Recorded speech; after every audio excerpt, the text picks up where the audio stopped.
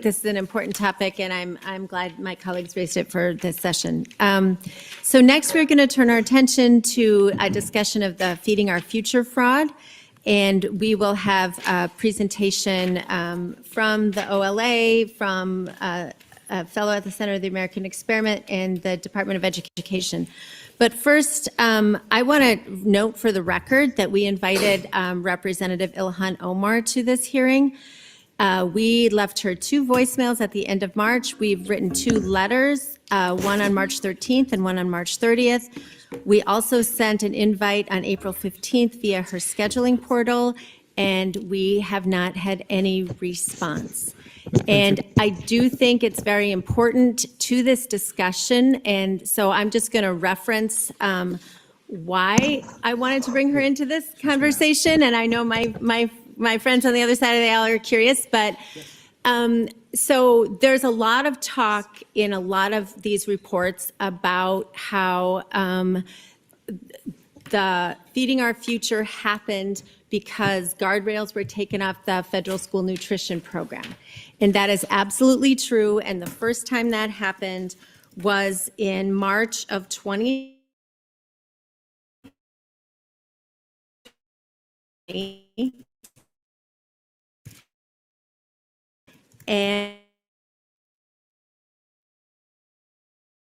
And it was a sexual bill that she got incorporated into this larger coronavirus package. And that Meals Act is what took the guardrails down on eligibility, on using the meals no longer had to be consumed on site. They could be for a group, not for an individual.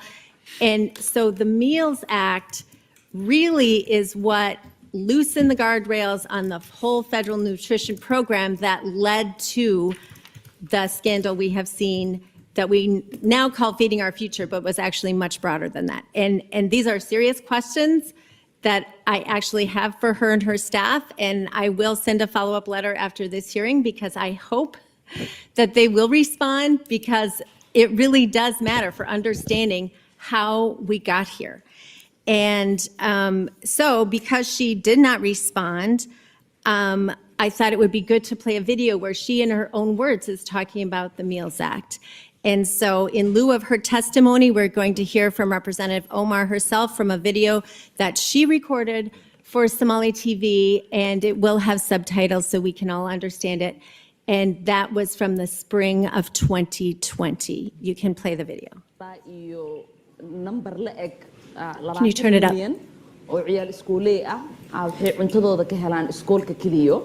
marka waxaan fursad u helnay in aan sharci soo gudbino oo la dhahayo Meals Act oo u fududeynayo in waqtigaanay pandemic aan ku jirno dhalinyarada. This chick looking like a damn mummy, a whole mummy. Like a tiger. Look like a whole monkey, sound like a whole mummy, and sound like a turkey. Like, come on, man. Stop this scamming. Alleged scams, yo. What are we doing? Yarada iskoolka aynan joogin oo guryahooda ay joogaan aynan gaajoonin oo familkoodii wili ay fursad u helaan in cunto ay helaan oo meelo qaarkood laga qaybinayo ay cuntada ka soo qaadan karaan. Marka aadaan ugu mahadcelinayaa Safari in ay tahay meelaha Haiti oo diyaarinooyo cunto maalin kasto dhalinyarada ciyalkii iyo familkoodina ku taakuleynaayo cuntada Haiti.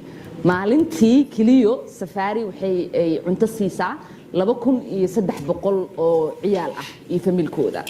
taas waa mid muhiim ah sida aad u ogtihiin dhalinyaro badan gaajo ku nool wadankaanayti ama in familkooda fursad u helin in quraac qada iyo casho ay siiso. marka in qadada Haiti ay meel ka helaan aad ay u muhiimsan tahay. bishan Ramadaanka oo familiyaalkeena badan iyagoo aan shaqo haysanin, iyagoo aan taakuleyn kale helaynin, in aynan ka walwalin ciyaalkooda yaryar sidii ay qado ku siin lahaayeen waa muhiim.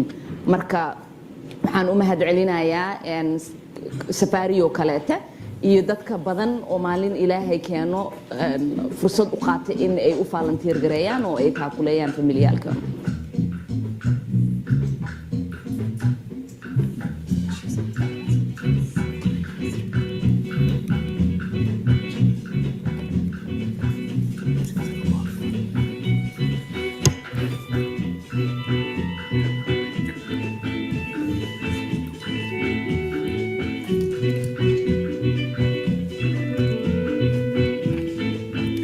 Yeah, she is really doing the most. Hey, people when they be allegedly scamming, they be really acting like they working. They got her with a plate of food, trying to give it to some alleged homeless kids. Hilarious. Let me go back. I made a mistake and click the button. All right, hold on, family. Let me try to go back. Dang, where the hell were we? Okay, right here. Right over here, right here.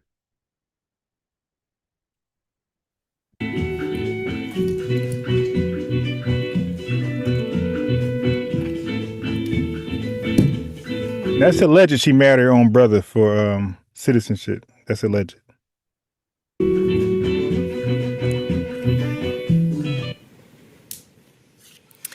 Thank you. So as you saw in the video, she talks about using the Meals Act as a way to make it easier for families to get access to food during the pandemic.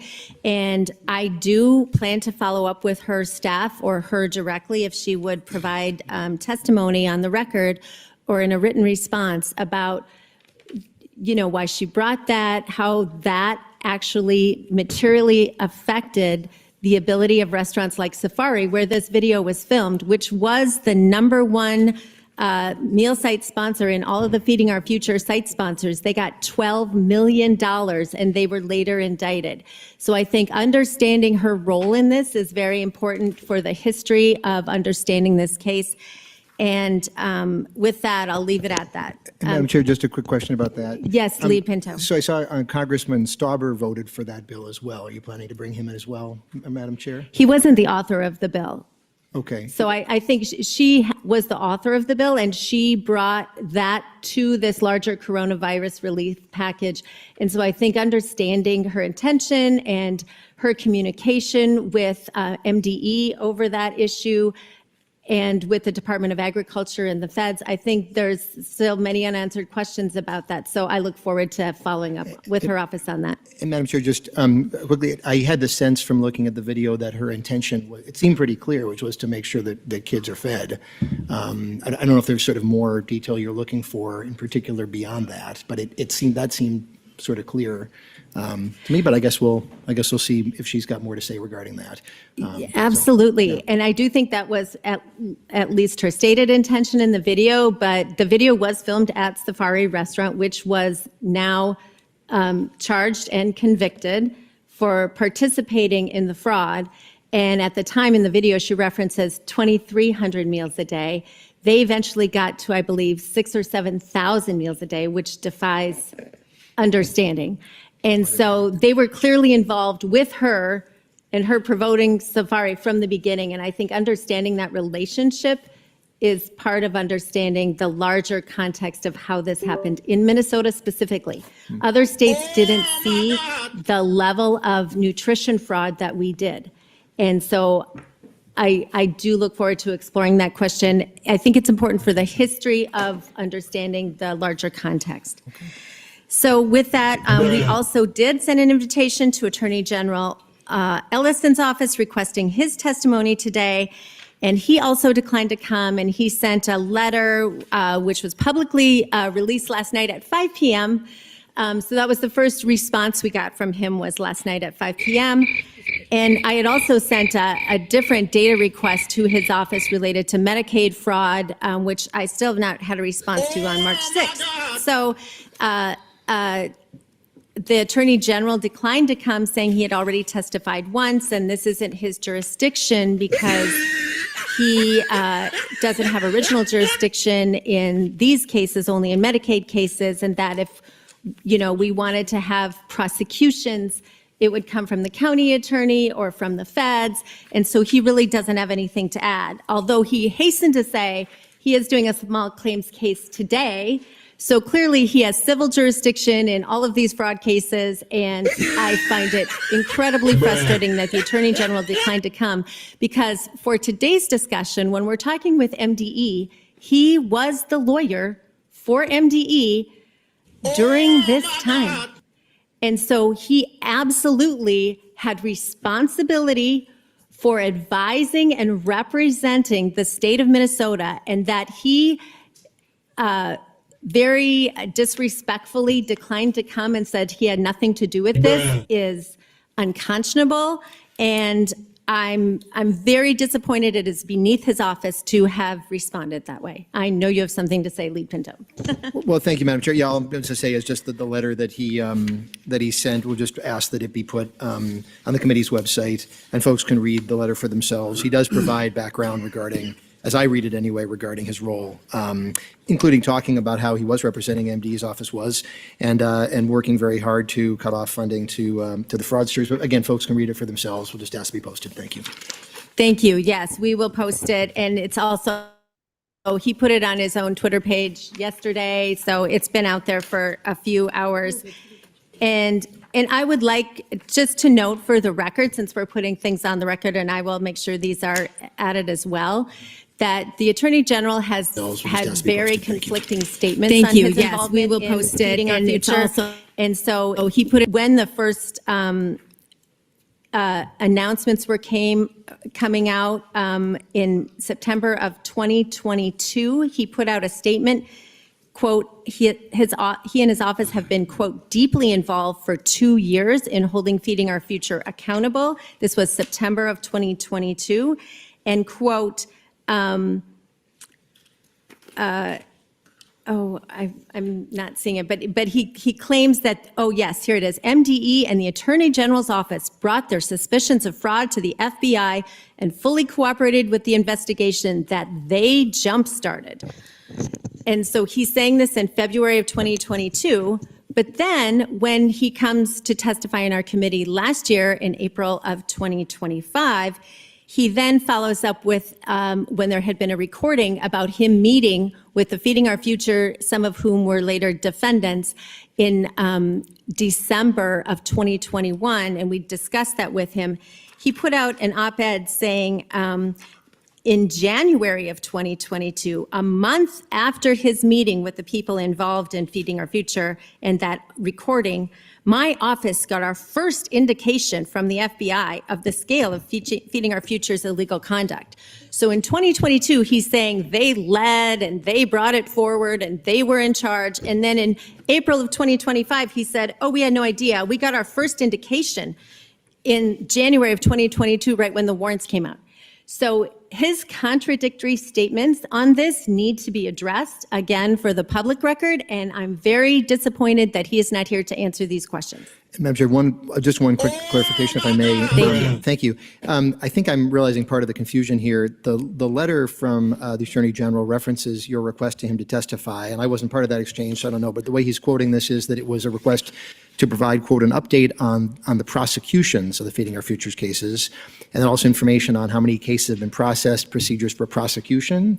So his office's role in civil matters relating to this, the letter gets into, he's referenced that a number of times, but it seems like the request to him to testify today related to the prosecution of the cases, and as he points out in the letter, that's not a role the Attorney General's office has been involved in the case. That might at least help to explain some of the confusion here.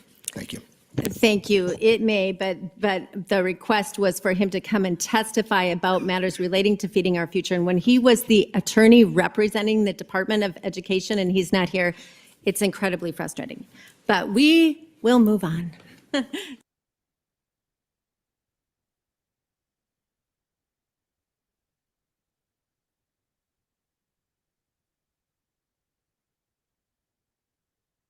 In your household wealth tied to your husband's company. Here's Lenny. Some people call him Charlemagne the God. I just can't do it. It's Lenny over there with his radio show, and he had Ilhan Omar, a woman who married her brother, which was in violation of federal immigration law. That'll burst forth eventually. People just keep sitting on it. Perfect example of what I was talking about at the top of the show. Lenny asked her about some of the fraud in Minnesota. I think it's, now 230 million? That has been they say, 250 is what they say. Yeah, misuse funds meant for child nutrition. Yeah, 230 to 250. There's been about 77 or so 75 defendants. That have been indicted. Many of them have taken plea agreements. That makes it. They got to make it hard for you, right? Just in general, not because you got anything to do with it. Yeah. But when you can point and say, well, this actually happened.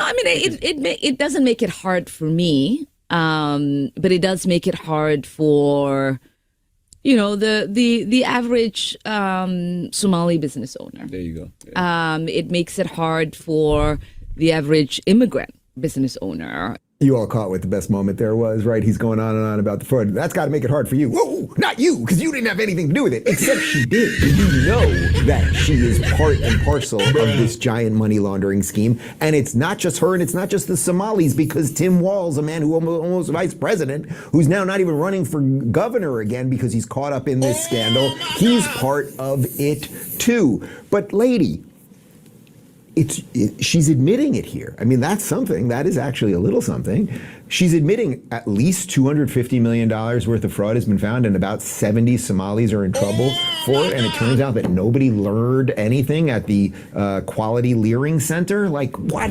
Do you owe back taxes or have unfiled returns? No matter how it started, the problem's only going to get worse. Penalties grow, interest adds up, and the IRS is already taking action through wage garnishments, bank levies, and more. That's where Tax Network USA can help. With over 15 years up to get you back on 856-6604. That's 866. And then he asked her, of course, this was pretty good, Lenny, I'll give you credit. He asked her about how she went from having virtually no money, about $50,000, to filing taxes that say she's worth about 30 mil. And watch this little doozy. Yeah, is there an investigation? If you know of some, let me know. I wouldn't call it an investigation. Yeah. There's just been a focus on the rapid increase in your household wealth tied to your husband's companies. I want you to understand, overstand, and understand what I'm saying right now. I want you to understand, overstand, and understand what I'm saying right now. Well, they have to make a choice to investigate, right?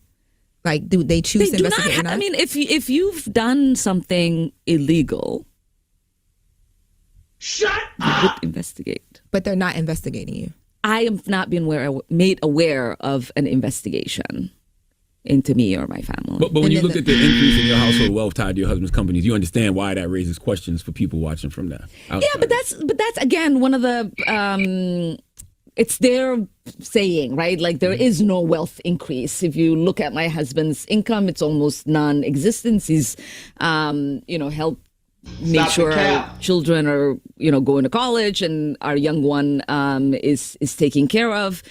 There is no wealth. There are ranges to businesses that he was invested in. I'm pretty sure. I don't even know what. Well, they say. Well, correct me if I'm wrong. Yeah. They said you reported a net worth between $6 million and $30 million, and they said your 2023 disclosure was roughly $40,000, between $40,000 and $250,000. Yeah, but they're not net worths. They're like the asset things for the companies, and so I don't know what percentage of it my husband actually has investment in. Like that's not, you know what I mean? It's not a full picture of the numbers in the way that it is presented in the document, because in the documents we have to do ranges and we have to like report in a way that is not detailed. It's not like your tax return that you're submitting for the public record to see. But that is a big increase, though. So you could understand why people would ask questions. Yeah. But I'm pretty sure it'll get like adjusted at some level when those ranges are looked at. And I think I saw that your husband was asked to turn over some documents but didn't comply. So is that true? No. From who?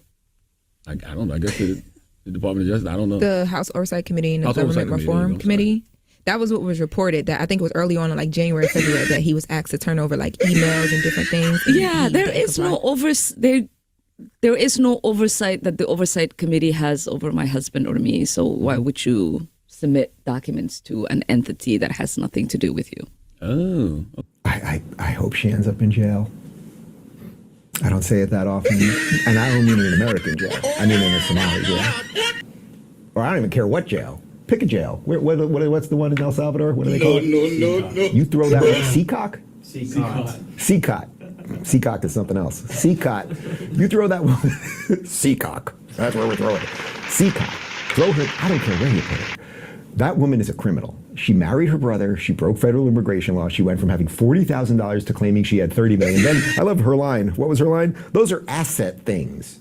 I'm going to talk to my accountant later. I just have a bunch of asset things. By the way, pretending that it's a range and all of that, it's like, lady, you are the ones who want to tax people for unrealized gains, right? That's what you guys want to do. You understand what an unrealized gain is? Meaning you invest in a company. The company might become worth a lot more. That's the hope of investing, right? A lot of times when you invest in something, it becomes nothing and you lose your money. It's sort of a gamble. You guys want to tax people on unrealized gains, meaning that if the company hasn't actually done what it thinks it's going to do, but thinks it's going to go there, you want to tax people on that, even though they don't even have that cash liquid. But meanwhile, these are just estimates, $30 million.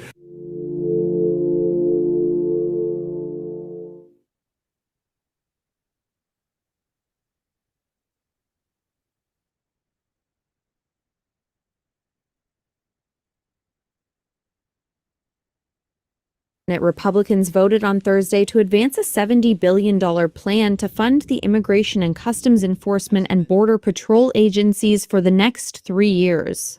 Republicans are moving forward with a budget resolution that will allow us to fund critical functions that Democrats refuse to support.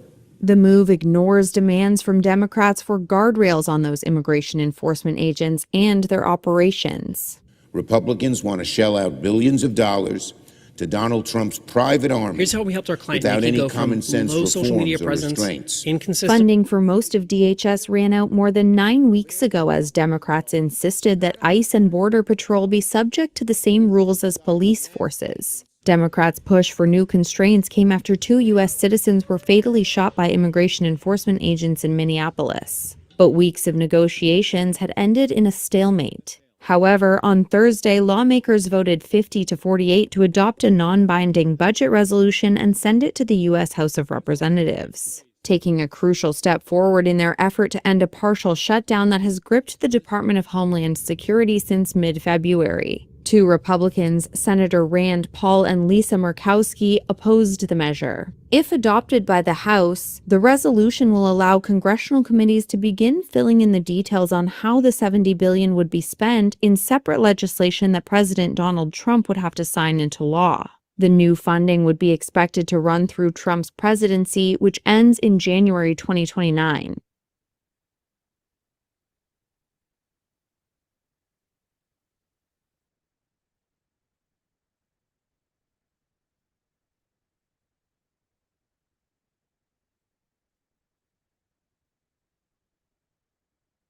Oh yeah, I did fix my phone. So yeah, I did had to re-upload Zoom and then restart my phone. And that's why I wouldn't share the sound, because there was like no reason for that. Sleek Bay, thank you for the $9.99 super chat. Lena's love early this beautiful night. Yeah, man, got a lot of alleged scamming going on, man. A lot of alleged scamming going on with the tether class. You dig? Okay. So now okay, so we cooked on her. Okay, so now let's go to Buddy in the thumbnail. What did he do? What did Buddy do in the thumbnail?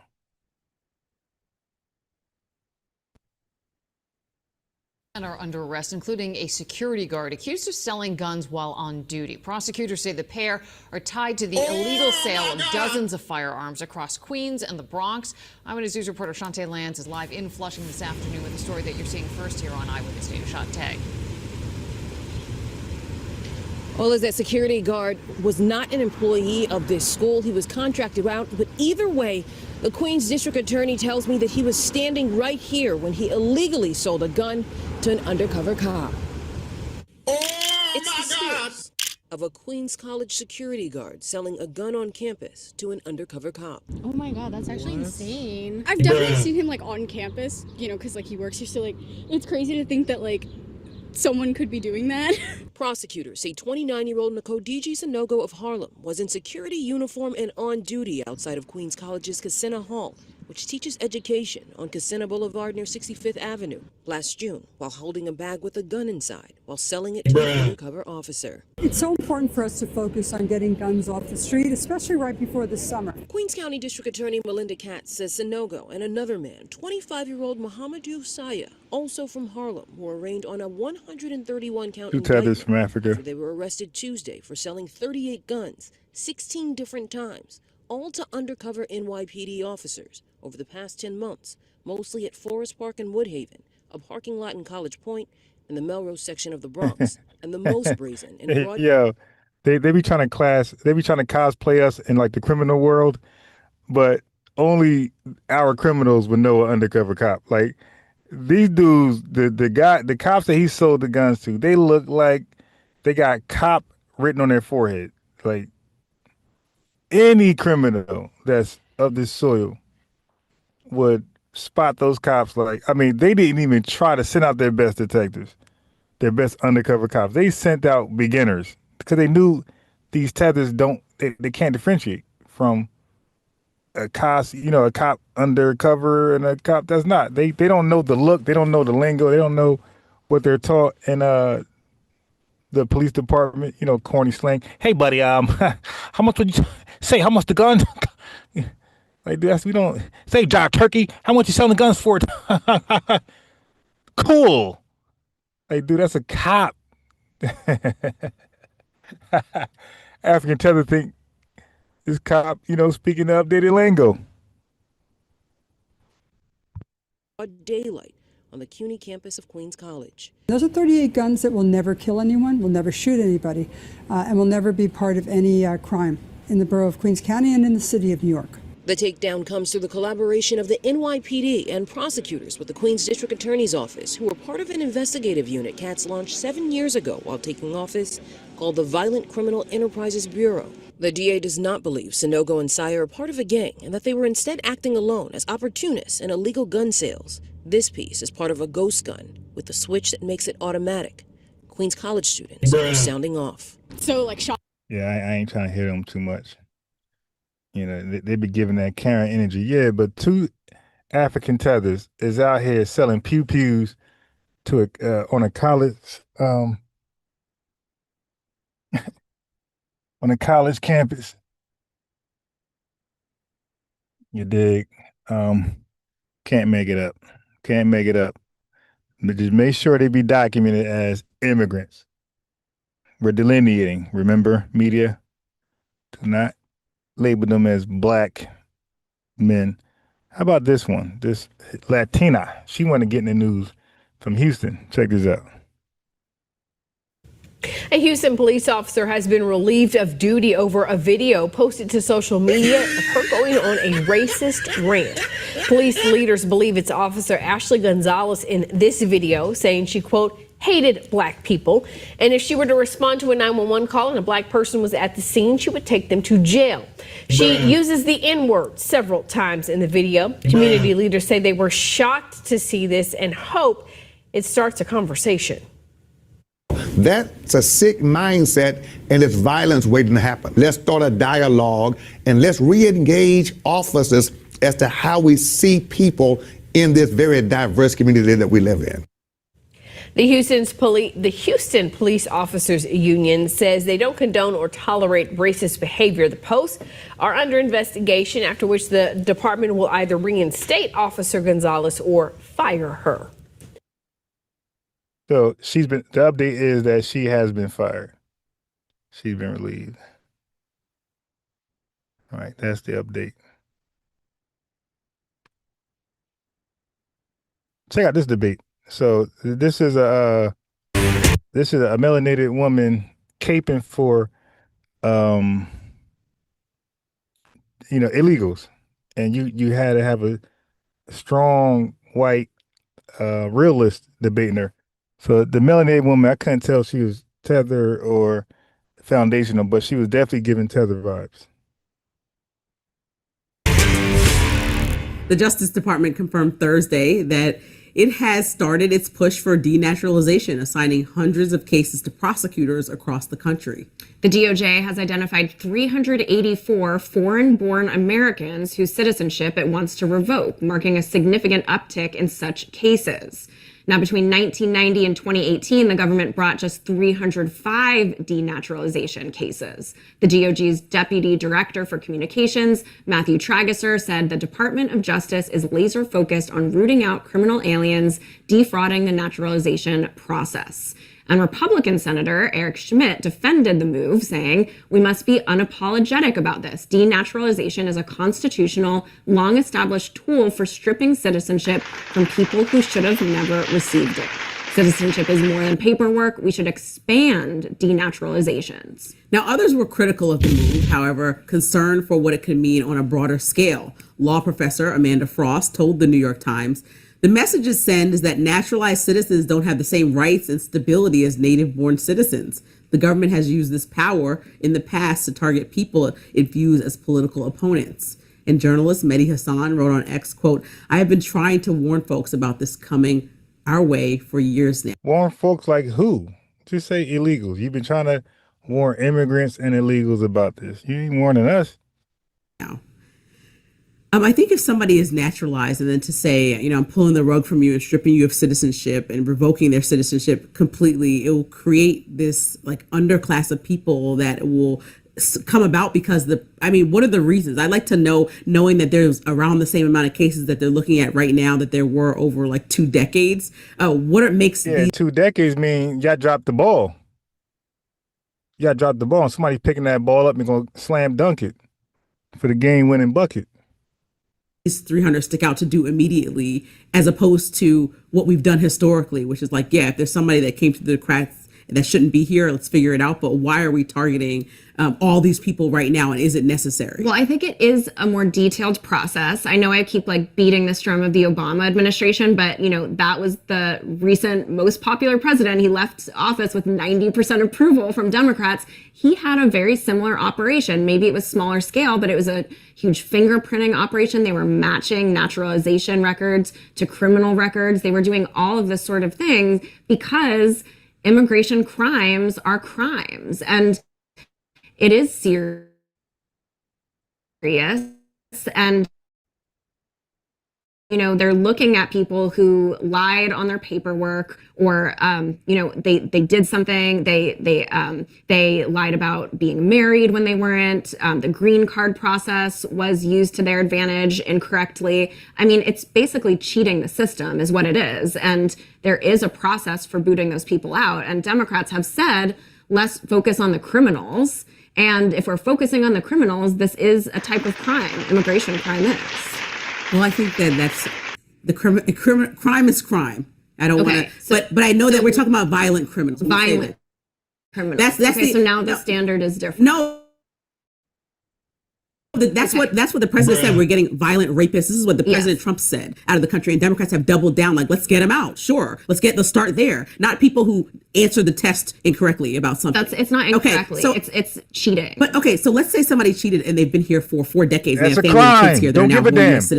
If you escape prison for 40 years, you've been free from prison as a goddamn, what they call them, a fugitive, and you got a family, and your family got a family, your family got a family. You get a pass.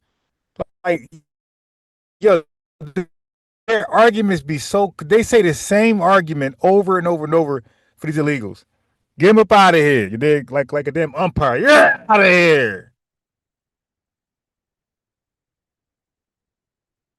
Citizen. So what happens in those cases? It's which is why a long drawn out court process that could require money and paperwork for people that also have lived here now. Let's say their kids are now 40 years old, because like I said, they lived here 4 decades, had a kid at that time. These kids are old, grown people that are American citizens. Their status is now up in the air because of the decision that their parent made. Is that acceptable now that they have contributed to our society? That don't count.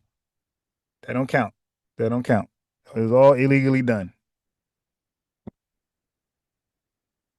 for several decades in a positive way, maybe went to college, paid taxes for years. Like, these are all things that we're going to have to answer to if we open this can of worms in this kind of way. But previous presidents have opened the same can with much less fanfare and criticism, and it is a standard process that the government has authority to revoke citizenship from people that got it with, ill-begotten means. I don't think it's that controversial. I really don't. I mean, I completely understand what you're saying about the slippery slope and how it affects their kids and their grandkids. But if you lied when you applied to be a citizen of this country, there are consequences to that. I mean, how do we remain a fair immigration process if we don't enforce our own laws? I mean, for sure. I have people that are naturalized citizens that are close friends of mine. They have went through all the extreme talking. You one of them too. Amounts of paperwork it takes to get here, which is why they even get frustrated at people who decide to risk their lives and maybe come here, or some other migrants that come from other countries that fly here and never leave. They get frustrated by the people who do that way because they did it the correct and long-term way that took the time and energy to become an American citizen. So I totally understand that perspective, even from asking people in communities that are directly involved. But I do think that when you get into this, it sounds easy on paper, but like I said, it can become this whole nuanced and layered process where a lot of people are going to be infected, and then these people are going to be like, they have no home of origin. Like, if you have people, the home they fled, that's exactly where they're going back to, and they don't want to go there. We'll see you in Eswatini in South Africa somewhere, or Venezuela. That's being taken. You probably can't go there, but we got some places for them. I just know that. That won't be a problem at all.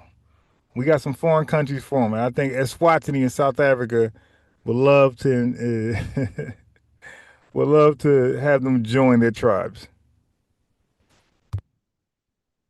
People that are born here that now have no statehood because you told them they're not American because their grandma lied. Where are you from? Where's your passport then garnered from if you are kicked out of the country? Yeah, that's so you're why just it's in such limbo. a serious crime. But then now these American citizens are like, that's why you don't do the crime, because of the domino effect that goes along with it, right? That's why you don't do that. You're selfish. So the person, listen, don't blame the law and the law being executed like it should. Okay, blame the selfish individual who decided to put all those people in harm's way when they get caught. In limbo, where do you even send them to? To the home country of their great grandmother? That's what I'm saying. There's just a lot more here. To the home country of their great grandmother. Yeah, exactly. Once they get there, those people know that they're the same. You dig? Tasked with able to figure out. So amnesty, right? Right. Isn't that what you need? That's like a blanket amnesty policy. If you're here and you're law abiding now, and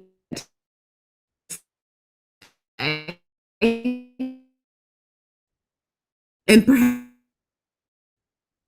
the president can tie these two things together. I think that we often implement. Sold out completely. All right, if she is, like, she picked her side, she sold out completely. She's a pawn. She's a talking vessel for them, where they're using a colored face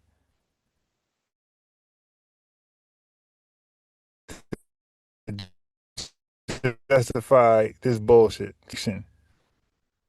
No emotional connection. You coming over illegally. You take our jobs, you lower wages, you work against unions. We already went over this earlier today, and I'm going to go over it a little bit tonight before I log off. Like this, because I've seen this come up where I don't think that somebody, by a choice of their grandmother or parent who may or may not even be here anymore by the time this court case is done, should have to have their citizenship revoked of a choice they didn't even make. That's going to be unpopular. I understand your argument, but I think Americans look at this on average and they think, if you committed a crime, no matter the severity, there must be consequences.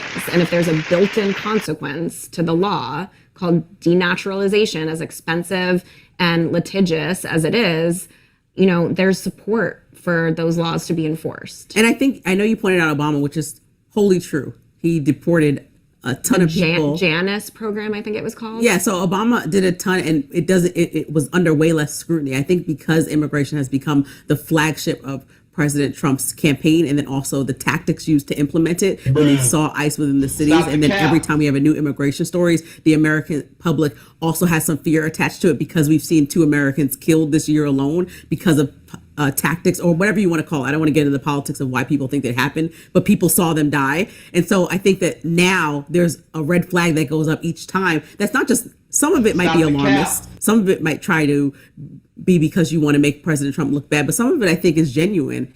And saying, we'll have a rough year and a half as far as immigration. So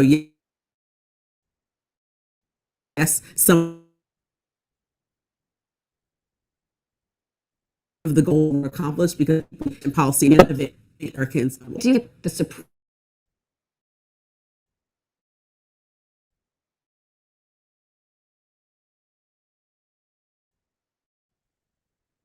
Court? Didn't our sister People's rights were being violated when they were being Black America, and we suffer. Everybody like, hey, man, not great. And Black Americans were being affected by that. You know what I mean? Some we're probably living, and you come busting in the door, they think you the op coming to rob them, because they probably are living an illegal life. But no knock means I think you the op. I'm shooting back illegally with my legal gun. Turned out you the feds. You did. The SWAT team. I wouldn't have done that, and now I'm a sitting duck right now. Now they got all the right to delete me. That was a no knock. Now kids getting, targeted by the things flying around. Hey Jonathan, you can click the link, but when I'm playing a video, I usually let the video finish playing, then I invite y'all on, right? So nobody don't talk over the video. So you come back in. The video's almost over. I just don't let people on as the video is playing. But yeah, I do want your input. Thank you.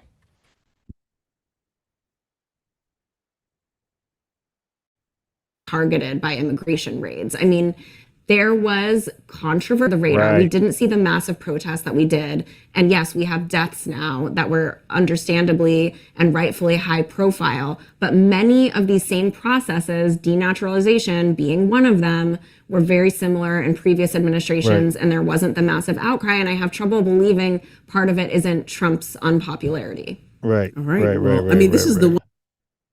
Yeah, I'm telling you, family.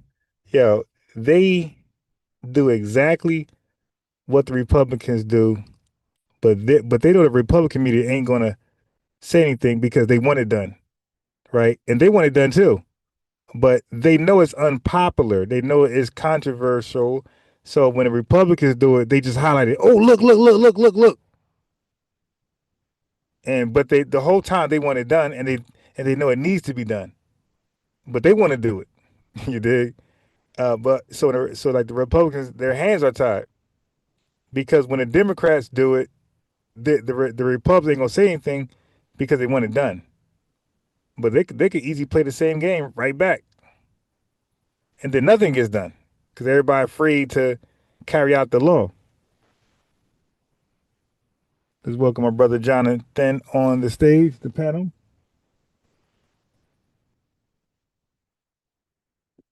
Brother Jonathan, you can unmute.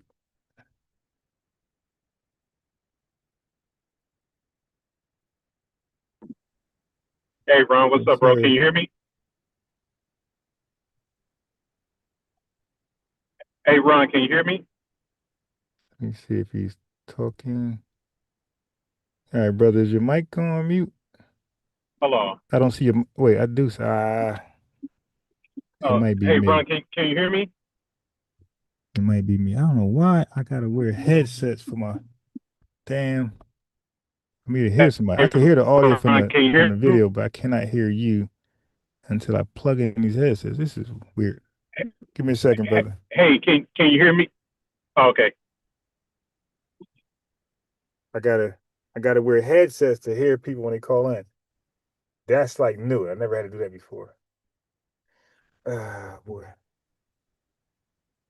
Weird, really weird. Uh,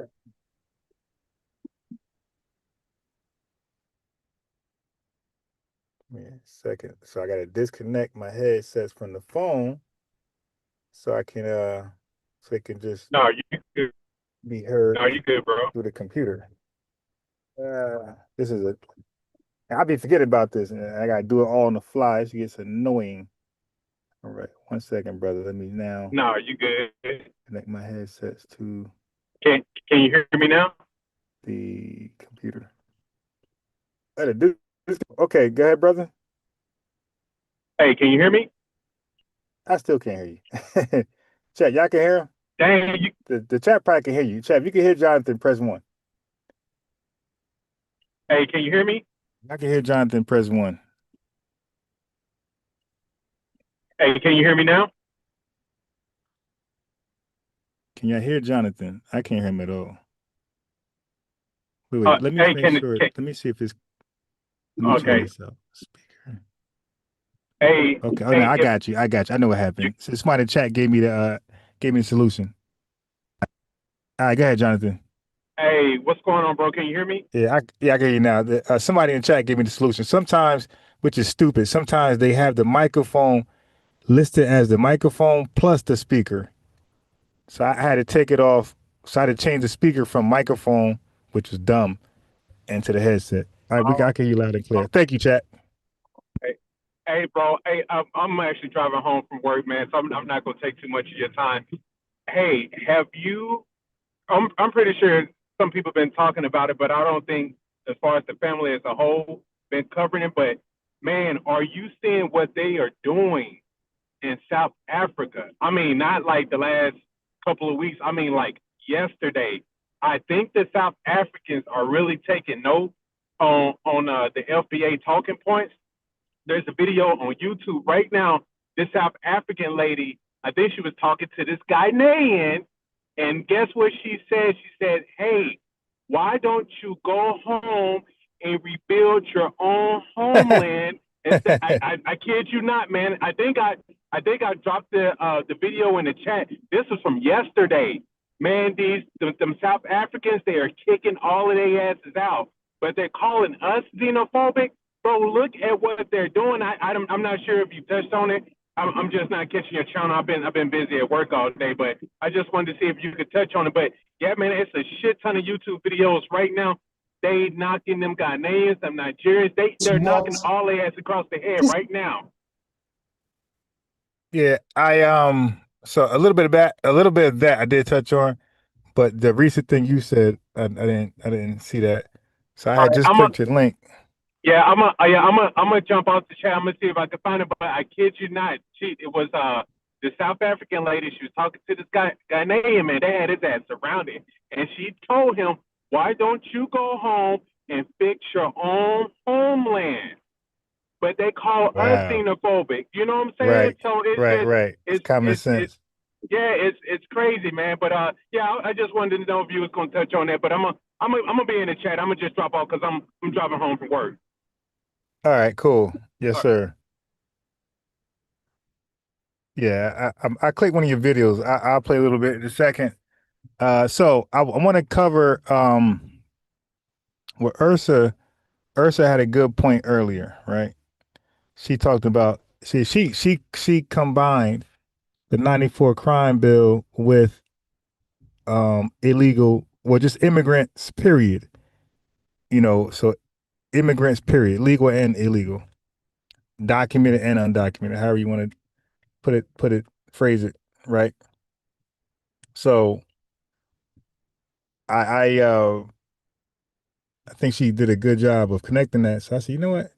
Let me use that based on what I know. So while she was on a panel, I was trying to explain Jim Crow. I mean, the new Jim Crow, by Michelle Alexander, and the Ursa heard a name and went crazy, like, "Oh, Michelle Alexander, she's boule."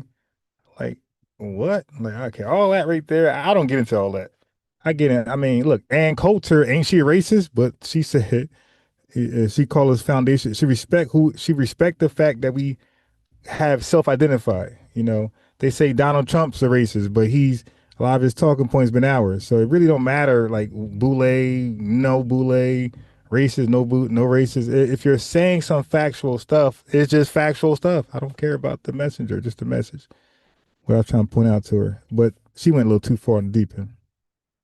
Another thing, if y'all call in and y'all tipsy, drinking or smoking, just let me know. If you disclose that, I won't be so hard on you. I will have room for you to have fun and be humorous and talk your trash. But if I don't know you're impaired, then of course I'm gonna be a little annoyed. Yeah, so just let a brother know hey, look, Ron, I've been sipping a little bit, so I got some things to say though. All right, go ahead. I give you 3 minutes. Go. You know what I mean? Something like that. But let me know so I don't be caught off guard.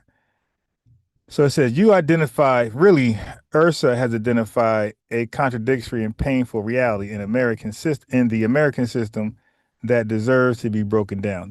Now, her information, I tied with what I know. So I put it all together. So me and Ursa both identified a deeply contradictory and painful reality in the American system that deserves to be broken down. The situation that you and Ursa are describing creates a fundamental injustice that helps explain why many Black Americans view immigration enforcement differently than other groups. So Ursa brought this up right here, 94 crime bill, the impact on Black employment. Now, I didn't really connect this. She did, but it's clever. So once she said it, I knew exactly how powerful it was because these are things I talk about. 94 crime bill, stop and frisk on a regular. So when she made the connection, I immediately got it. Like, oh, wow, yep, that makes sense. Because that was Michelle Alexander's talking point. I was trying to express to Ursa, like, hey, once you get locked up or arrested, once you get arrested and charged, you don't have to do 1 day in jail. What they do is they get you to plea. But they get you to plead to a felony to make you a felon. Once you're a felon, you can be legally discriminated against in America. People can say no to you because you're a felon. They could legally discriminate against you and say, no, I don't want to hire you. You're a felon. No, I don't want to house you. I don't want you to seek residence over here. You're a felon. Like they can straight up tell you no because you're a felon. So that's legal discrimination, right? So that's the thing that Michelle Alexander was exposing, blowing the whistle to.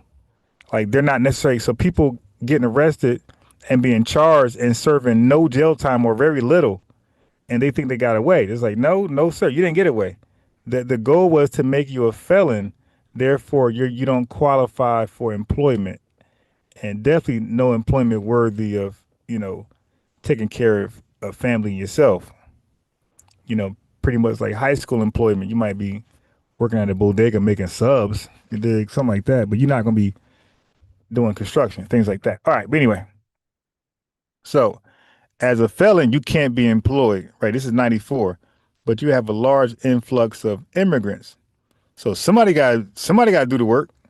So you got all these Black American felons who've been targeted against systemic racism, right? Been targeted to be felons. That's why they had to stop and frisk, all these things to trump you up with charges. And they want you to plea out to a felony charge. Okay, but somebody got to do the job. So this provided employment for immigrants without any competition. There's no competition now.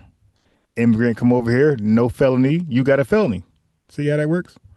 So that's what she was saying, and I got it right off the back. So anyway, mass incarceration effects. The 1994 crime bill, championed by then Senator Joe Biden, contributed to a dramatic increase in incarceration rates for Black Americans. It provided funding for 100,000 new police officers and $9.7 billion for prisons. Okay, so to set the stage for these felons and these people who need to arrest the felons, of course, you got to over police places. When you over police places, of course, they're going to make arrests that they would normally not make. A police officer doesn't catch every criminal, every crime. They're going to miss crimes. A lot of us ran a stop sign, red light, turned, when it said no turn on red, a lot of us did a lot of traffic violations and we got away with it because there wasn't enough cops in the city to catch you. A lot of us stole. A lot of us did crazy stuff that resulted in maybe an arrest had a cop been watching us. But because our cities wasn't over policed, nobody caught you. Okay, but now if your city is over policed, that means they're going to catch all of the petty crimes and serious crimes. But nothing goes down without them catching you. So implemented, all right? So implemented 3 strikes provisions and expanded the death penalty. So now that affects Black Americans because so many Black Americans are on death row when the evidence exonerates them. And sometimes they get exonerated and sometimes they don't. They get executed. Okay.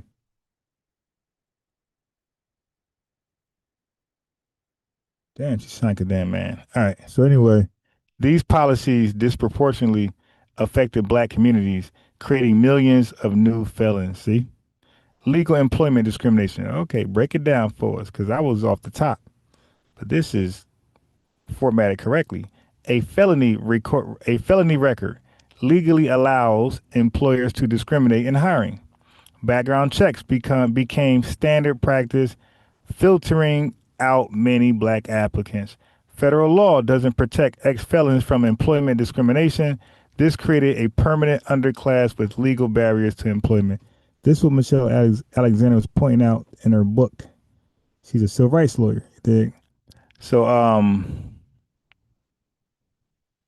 you have jobs that'll say, "Hey, man, we want to do a background check. You okay with that?" Now you're qualified for the job. You're a grown ass man now. You caught a charge at 23.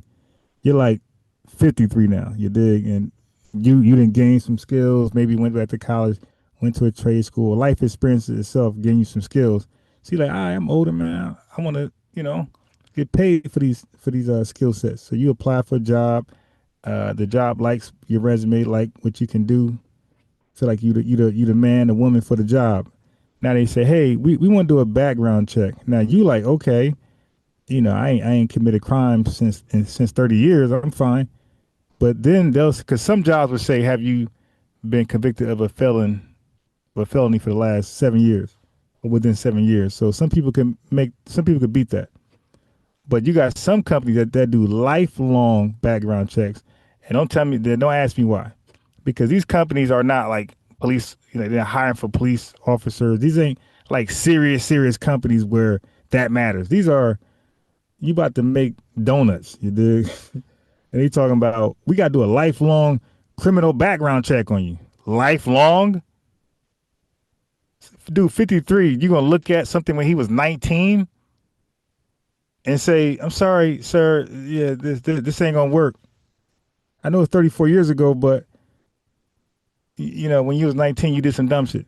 So that's why some states, I think Massachusetts, don't get me lying, but some states don't do this at all. Like they don't do the background check at all. Like they made it illegal for companies to do background checks. But let's go.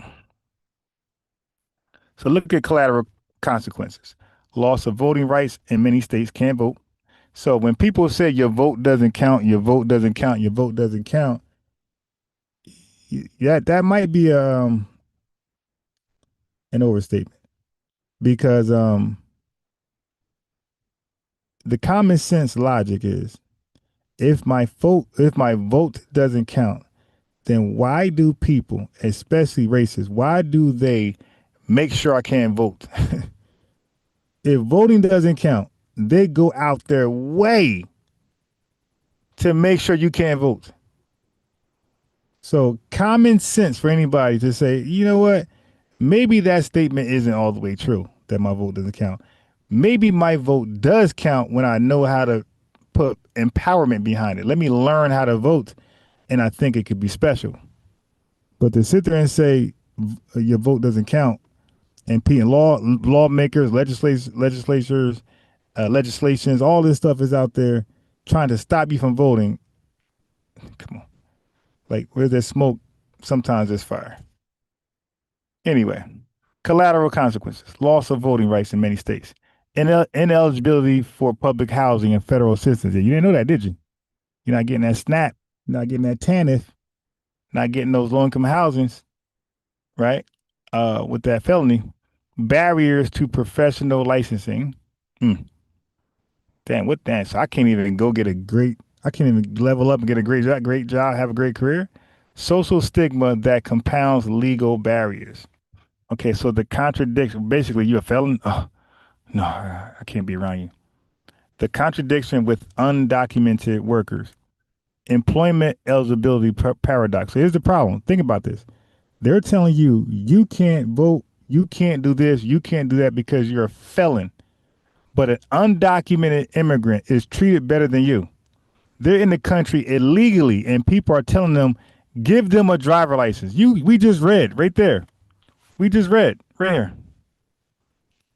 Barriers to professional licensing. So certain things you can't be licensed for, but an undocumented worker can get a driver license, CDL, right? They get CDLs. They be deleting people over the highways. So undocumented people are treated better, illegals are treated better than American citizens whose ancestors built this country, laid the foundation. They get a felony, and an undocumented illegal immigrant have more rights than you, get more preferential treatment than you. Okay. Employment eligibility paradox. Undocumented workers, despite their illegal status, can find employment in various sectors. Many employers knowingly hire undocumented workers, creating a shadow labor market, right? They don't hire you, you're a felon. But an undocumented worker, yeah, you're top tier. These workers may be paid less than legal workers, but still have access to employment opportunities. Don't you think a felon who can't get a job will take one of these jobs right here? Hey, man, look, you're a felon, so I'm going to have to pay you a little less. You got to work a little more hours. It's going to be rough, but you definitely got a job. You don't think that felon would be like, man, F it. I got to take care of my family. I got back child support, rears and stuff. And then I want to get my own place. All right, whatever. I'll do this until I find something better. You feel me? You don't think that they will take these jobs? But these racist people that are against the foundational Black American lineage will say no to a felon and say yes to an undocumented illegal person. Okay, so meanwhile, Black Americans with felony records face legal barriers to the same opportunities. Selective enforcement. Immigration enforcement is often separated from labor enforcement. Companies may face penalties for hiring undocumented workers, but continue to do so. Meanwhile, background check systems automatically screen out Black applicants with records. You see that? So the background check family. So even though the guy want to hire you, the background check they won't allow. It says no in the system. Can't. That name is doo-doo. That name is Taharka Bay, basically. It's a no-go. Cannot put that name in the system. So like that's what we call systemic. It becomes systemic. That name is doo-doo in the system because the system said I got to flag it because the background check came up. But the illegal with no background check because they're illegally in the country, there's no flag for that person. They come in here with fake social security numbers or borrowed social security numbers. 10 people are using the same social security number at one job. Economic displacement. Let's look at this. Industries that traditionally employ Black Americans, construction. They try to act like we don't do construction. So you see all these illegals in construction.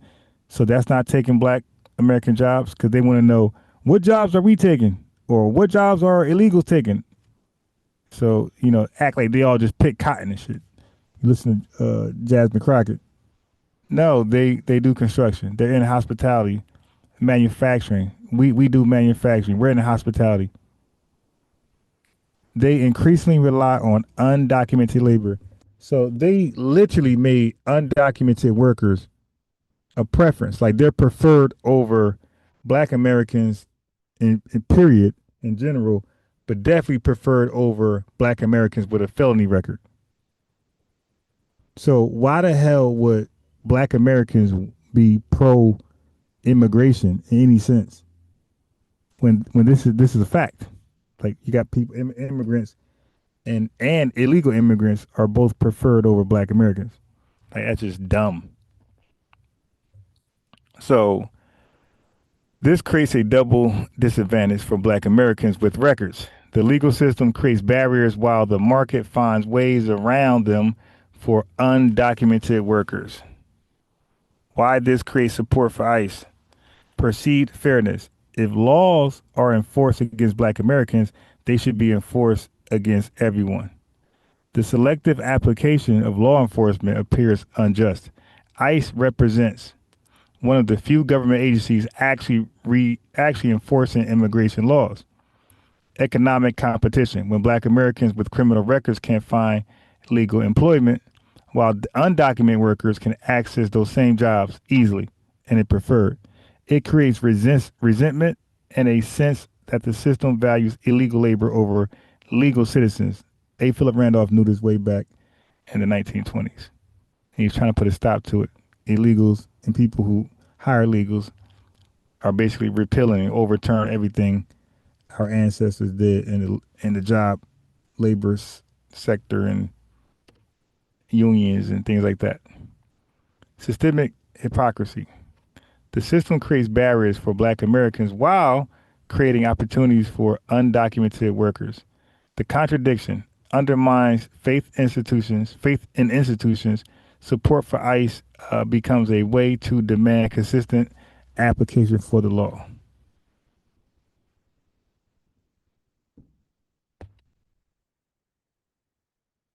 Okay, so deeper injustice. This situation reveals several fundamental problems. Criminal justice as labor control. The criminal justice system functions to control Black labor, creating legal barriers to employment while maintaining a pool of exploitable labor. This serves corporate interests by depressing wages across the board. Immigration as labor policy. Law immigration enforcement functions as a de facto labor policy, creating a vulnerable workforce that can be exploited, undermining the labor protections that Black Americans fought for, divided communities. The system pits vulnerable communities against each other, creating resentment between Black Americans and undocumented workers, diverting attention from the systemic exploitation of both groups. It's a lot of, damn. The fundamental contradiction. The core contradiction is this. Black Americans who are citizens with criminal records, often for nonviolent. Black Americans who are citizens with criminal records, often for nonviolent offenses, face legal barriers to employment. Undocumented workers who have violated immigration law can access employment opportunities. This is like, can't make this up.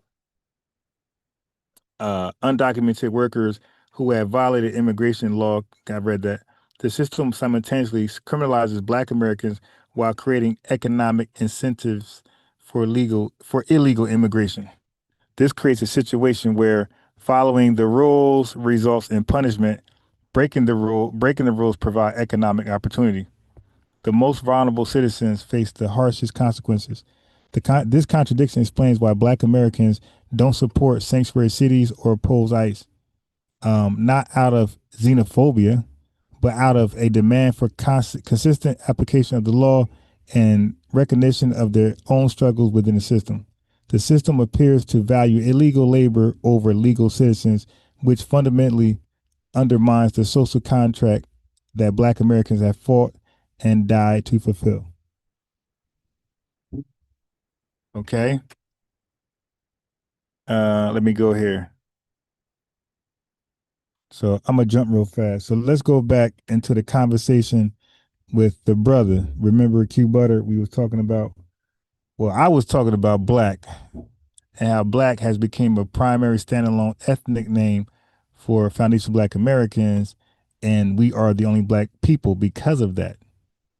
Everybody else already have a name, and they're the only people of that name. Jamaicans are the only Jamaicans. Haitians are the only Haitians. Igbos are the only Igbos. And Fulanis are the only Fulanis. Black Americans are the only blacks. I mean, it just follows the logic. Okay, but for some strange reason, the Fulanis, Igbos, Jamaicans, Haitians, everybody has took on black, the name we called ourselves, with a positive self-respect and definition tied to greatness. They all put that name to their name. So they don't replace their name with our name. They add our name to their name for clout. So now they're not only just Africans anymore. They're black Africans. They're not any longer just Jamaican and Haitians. They're black Haitians, black Jamaicans. They're no longer Igbo. They're black Igbo. It's like, yo, why?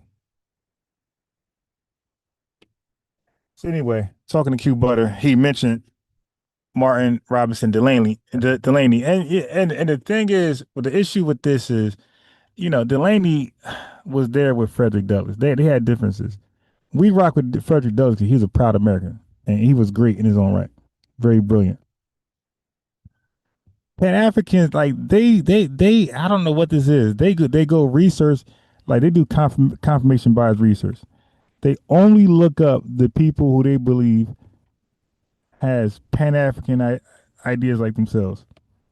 So he mentioned Martin Robinson Delaney and not Frederick Douglass, and they both was in the same time period. They both knew each other, and they debated. They had separate ideas. Anyway, so when he mentioned Martin Robinson Delaney, he said something that stood out in the conversation, and he let it. I think it slipped out because he really just ain't. He let it go, and I said it. I repeated it.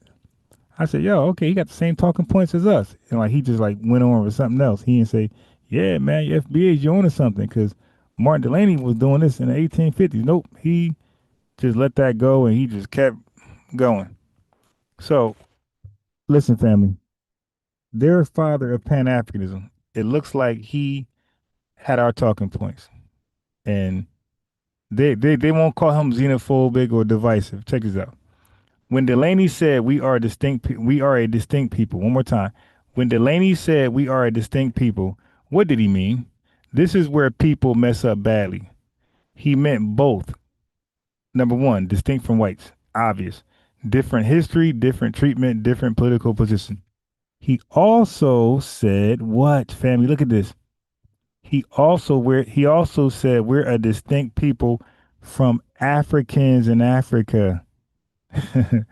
He's recognizing, identifying his ethnogenesis. So we already knew Frederick Douglass already thought like that, but you would never knew Martin Delaney thought like that the way these people be talking. Delaney recognized that Black Americans had become a new people formed in America, family. That deserves an ovation.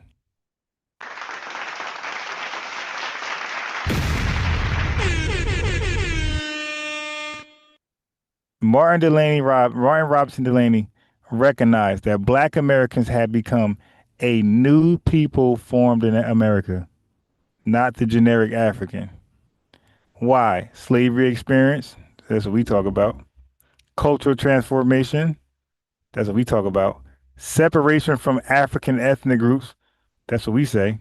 Development of new customs, religion, and social structure. We say the same thing. Yeah, so that's why I say every time they talk to us, their arguments like usually side with mine. It strengthens my argument. It doesn't strengthen theirs. So he brought up Delaney, right? But shit, these views coincide with our views. It's like, yo, thank you. Now we got to claim Delaney as one of ours. And when we explain delineation and self-identification, we could just use Delaney as a case in point. We ain't got to talk about Dr. Claude or anybody else. We could go straight to Delaney. Yo, we are talking the same talk Delaney talk.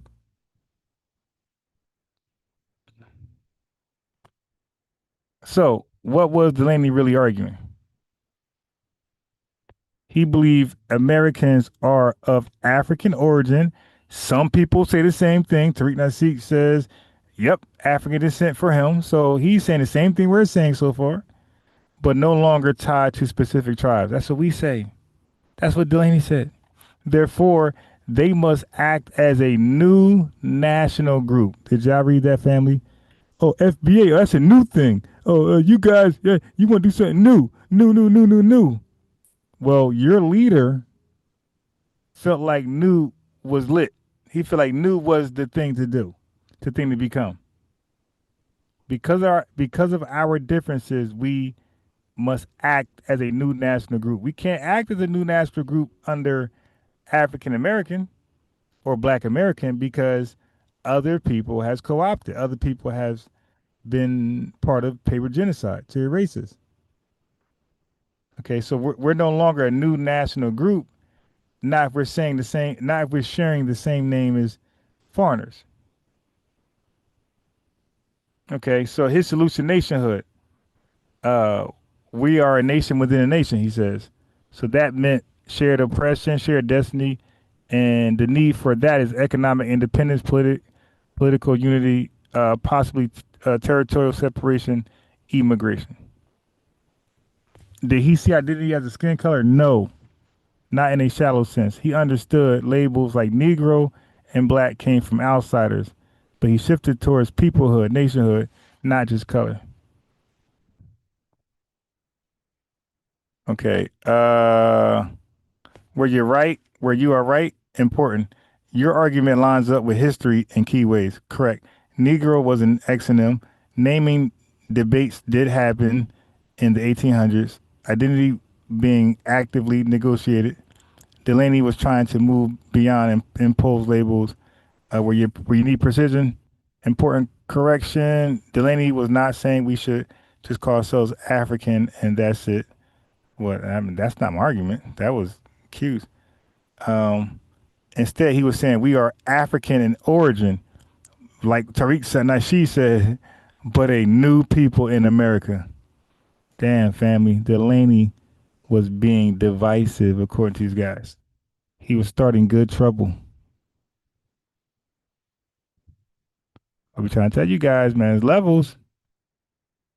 You come over here, give me information. It'd be good information. But the information builds our stance. It doesn't build y'all's. It always build ours. So thank you. So when I explain delineation and self-identification, I'm going to use Martin Robinson Delaney as my key point, as my key example of delineating, because we're a separate new ethnic group, like Delaney said, and I agree. Thread. Let me just, I'm gonna put a little bit of what was in this thread. I just want to put a little bit, and I'm gonna talk about why this stuff don't work, right? And the ADOS people in the thread was just lost. Well, I don't know what's going on. How come they that way? So, insane. As a Black American, I find these responses about Trump insane.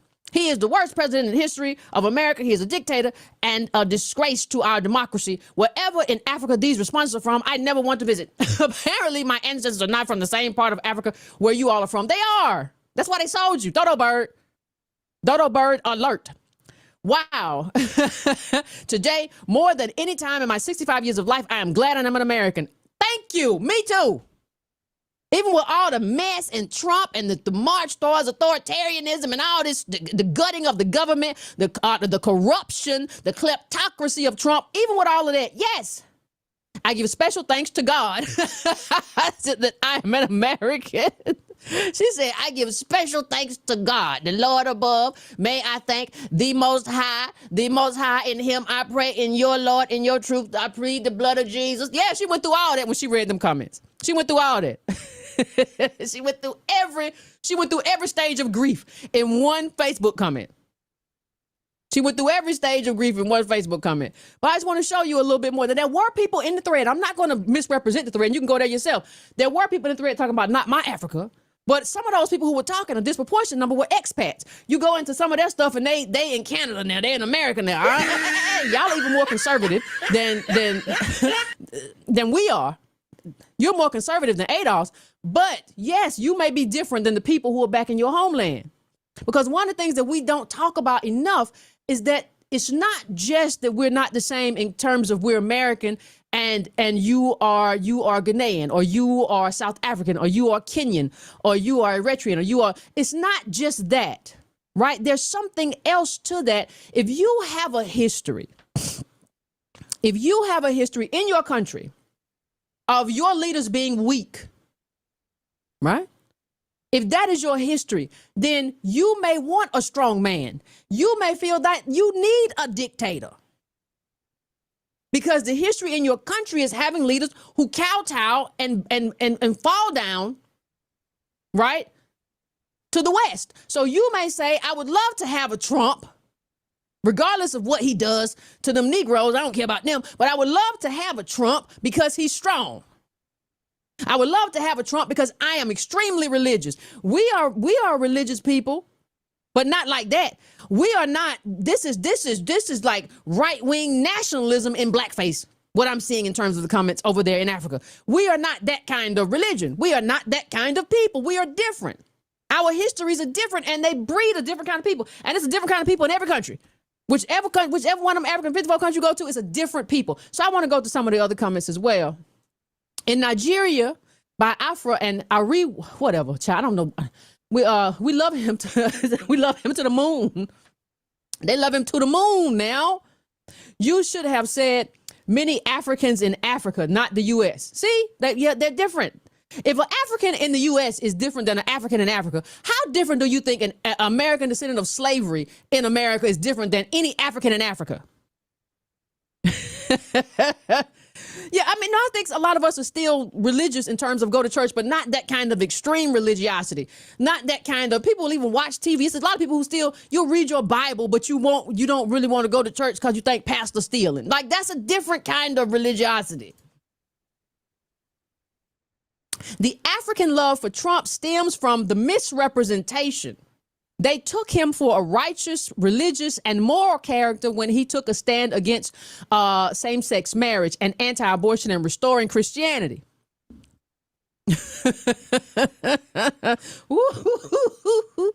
Woo!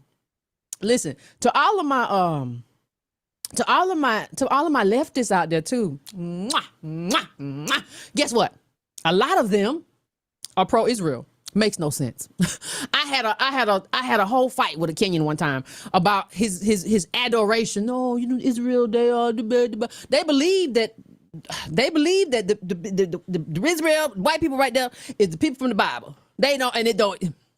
Hey, I don't know what to do with that level of propaganda. That's not my fight. But I had that fight one time with a Kenyan, and I never convinced him that Israel wasn't the second coming of God or something like that. He was on some other stuff. I don't know. I don't know. I don't know. I really don't. At the end, you just kind of throw up your hands and be like, well, I don't know.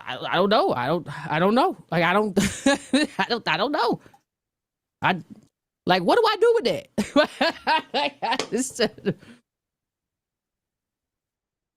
What do I say? Like, what do I say if somebody is telling me that and telling me that we don't work hard enough and it's opportunity and like, we got to stop crying about slavery? What do I do about that? They don't care about him being a PDF. PDF exists a lot. They don't care about that. I saw a whole video of a woman in I think it was Nigeria talking about how the whole thing. I wouldn't leave she was saying I wouldn't leave I'm not saying this represents all people there, but she was saying I wouldn't leave my husband if I found out he was doing something with my daughter. And there was a whole debate going on about whether you should leave your husband. It was a show. It was some kind of show about whether you should leave your husband if you find out that he's molesting your child. So I'm not saying that represents everybody, but I'm saying I saw it, and it is what it is. Let me go to another one real quick, and I want to discuss something else as well. All I can say, Trump got insights on a lot of issues that are global. Sometimes we misunderstand him, but when the reality hits, we realize he was on the right regarding so many issues, that can or that are causing global tension at the moment, of which in the future, if such issues are not resolved, can cause chaos in the future. What, child? That was that's an awful sentence. And only him is in the position to prevent that. See, you are importing Trump supporters. Those people, you're importing a disproportionate number of Trump supporters. And the man said it, not me. Don't talk about what Yvette, why are you saying this to everybody? He said it. You go fight with him. Go fight with the journalist. Don't fight with me. You don't think he knows? He travels all around Africa as a correspondent over. You don't think he knows better than you who is sitting over here in America? And stop comparing things. People flatten everything. Well, they like us, Yvette. They too have gone through oppression, Yvette. I don't know why you would act like that, Yvette. They went through oppression too. Don't compare colonialism to 246 years of slavery. Please don't. And please don't compare it to multi-generational oppression. Please don't do that. Because it's not the same thing. And your country was all African and got oppressed. We got sold from y'all over here into the belly of a beast. And they still got us. They still got us by the butt, winding us up in the wind. Don't compare that. We are not, this is a kind of sameness that doesn't make sense. Now, I'm not saying that when people come over here, you cannot educate them and do your best to get on the same page. But solidarity has to be based on a shared kind of set of values. I don't see a lot of the values that we talk about. This is extreme conservatism. Y'all saw that pastor? I think he's Trinidadian American. He has a whole line of people waiting in Atlanta. He has a church that's just based on a number. I don't know what the name of the church is, but it's just a number or something. It's like whatever. And I don't know whether it's a verse in the Bible or whatever. I consider him one of the most dangerous men in America. Because we have, and he's in Georgia, we have as ADOS and as Christians and as Muslims and Islam, whether it's NOI or whether it's strict Islam, people have gotten along, right? He is going around telling people that the biggest threat is this Islam 2819, right? Yeah, that has come into America. Child, you ain't been here long enough to talk about what a threat to you. Your line don't go back long enough for that. But this is the kind of thing that causes religious hatred among people that should be loving on each other and who should be supportive of each other. And I'm gonna tell you right now, if you go to that church, you should leave. This thing, people don't understand how quickly it is to cause these kinds of tribal divisions. We have never had these kinds of, I'm not saying there's never been some friction, right? But like Malcolm X wasn't the one who assassinated MLK and vice versa. They got together, they disagreed without anybody harming each other. He is setting the stage for this kind of tribalism that we see in other parts of the world. And he's also a bootlicker. Talking about what you just gotta submit to the police or whatever he says. You have to, some of the stuff that we import over here is very dangerous. And some of the reasons that we haven't hurt each other here is because we have the same line, we have the same lineage, we come from the same place, and we're not going to exploit divisions. Your grandmama knew a friend of my great grandmama. They got the same names. That was Annie Mae, that was Bella Lou. Like, we understand each other. We're importing people. Sometimes, especially in the case of this very conservative Christian minister, I'm just saying, who could cause that kind of division. This man is a white nationalist in blackface. And I don't want to see the kind of divisions that I see in terms of tribalism in these African countries and these other countries come here. Be careful. You have to know what you're importing. Just because something looks like you doesn't mean that is you. Just because somebody may resemble you in some way or be of African descent does not mean that you share the same values or that you are in solidarity. Some of these people are right-wing Republicans. And they perform for the white gaze. And just saying that we're Pan-Africanists and I stand with all other Africans is the most foolish thing that I have ever heard in my lifetime. It's just foolish. It's just stupid.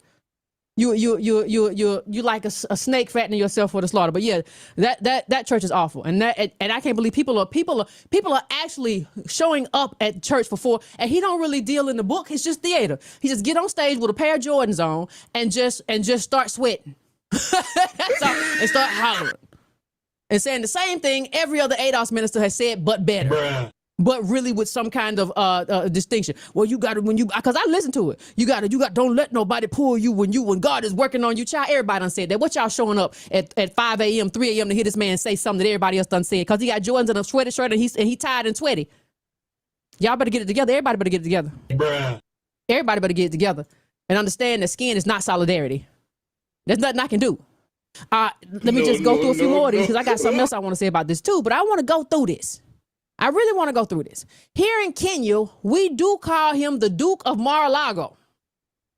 The Duke of Mar-a-Lago, y'all. This man is gutting everything in America. He is gutting everything. He is hollowing out all the programs, and they're calling him the Duke of Mar-a-Lago. Thank you for your attention to this matter. Ooh, he be watching the tweets. They love this stuff. They love this stuff. We over here outraged at all the programs and all the stuff that he's getting rid of. We over here outraged at how we're at the bottom. We're going to fall. And they over there calling him the Duke of Mar-a-Lago. And you going to talk to me about how you a Pan-Africanist and how I'm wrong for not being a Pan-Africanist and I'm the problem. Only Nigeria love him in Africa. I mean, only. No, that's not what I'm hearing. That's not what I'm hearing. Homage. Homage. That's not what I'm hearing. They in there fighting, though. They in there fighting. Look out. Well, the argument is true. This is what Grace says. Africa loves conservative values and action. Donald Trump is conservative and a man of action. Therefore, Africa loves Donald Trump. But y'all gonna make it out Yvette is the problem. This Yvette and those ADOS people, they're divisive. How much more divisive can you be? I could list off everything Trump has done that is going to harm ADOS people. You know how many people in the government he has fired who are us? I'm talking. Listen, I'm not just talking about. I'm talking about policies. Yes, but he's just firing Negroes, just taking them. Heck, still just taking people off the list who are us to be 4-star generals because you don't really want no Negroes to go up that far. This is the man that they're loving on because he's conservative values. He believes in God because he's anti-LGBT and he doesn't believe in abortion. I mean, it's just like, what are we doing? And listen, like I said, I understand how if you had weak countries, something, maybe you think that works for you, but there is no concern. Like, go look at these comments. Nowhere in these comments does anybody talk about us. Does anybody say, hey, I don't like him because of what he's doing to ADOS people? The people that come from slavery, I feel like I owe something to them, and I don't like what he's doing because I feel like it harms ADOS. Nowhere in this thread is anybody thinking about us. So please tell me, please explain to me why we're thinking about them. Please explain to me. Listen, let me show you something real quick. We'll come back to this. Let me show you something real quick. See, if you don't care about yourself, I don't care about you. I can't. I gotta worry about, I got too much to worry about. This America. Trump referred to, this is back when, y'all remember when this happened. Trump referred to Haiti and African nations as S-hole countries. Now, in this country, everybody got upset. Oh my God, I can't believe Trump called it. Can't believe Trump called all these places S-hole countries, African country. I can't believe he's restricting immigration. I can't believe all that. They don't seem to have an issue with it. So this is what I mean. Focus on yourself. The people in Africa are focused on their values, their conservatism, whatever they want to focus on. Ain't nobody prioritizing you. You, ADOS people, American descendants of chattel slavery in this country, you have to start prioritizing yourself. Ain't nobody across the world thinking about you. And they're not even thinking about themselves. They don't care that Trump called them that. We over here, the only ones outraged. Oh, that's awful. That's crazy. These are wonderful countries. President Donald Trump referred to Haiti and African nations as S-hole countries during a meeting with a bipartisan group of senators at the White House. Democratic aide briefed, what was this, 2019? What year was this? Somewhere around. I can't remember. On Thursday's meeting told NBC News. According to the aide, when the group came to discussing immigration from Africa, Trump asked why America would want immigrants from all these S-hole countries and that the U.S. should have more people coming from places like Norway. A source familiar with the meeting told NBC News the president was particularly frustrated during discussions about the visa lottery system, a program Trump has railed against repeatedly in recent months. Another White House source explained the language Trump used as his way of trying to emphasize his support for merit-based immigration. If you don't care that Trump said this about your country, and if you don't care that immigration has been restricted, and if you don't care, right, then I have a hard time trying to figure out why I should care. Because domestic policy is always going to be my main thing because I'm always going to be mainly focused on my people. So I'm always going to be focused mostly on domestic policy. I focus on foreign policy when I look at how much money you're spending and where you're dropping bombs and how that money could be spent otherwise. That's my main focus. So when I talk about Ukraine or Israel or whatever, why are we spending billions doing this and nothing has been done for my people? See, that's my concern. Even when we talk about that, nobody's concerned about us over there. They're not concerned about themselves. They don't care if they don't. And most doesn't mean all. But what I'm telling you is that I saw what I saw in that thread, and you can go see it for yourself. It was probably like 35% of people saying, no, not my Africa. Not here. A disproportionate, not here. But it was a lot of love for Trump in that thread.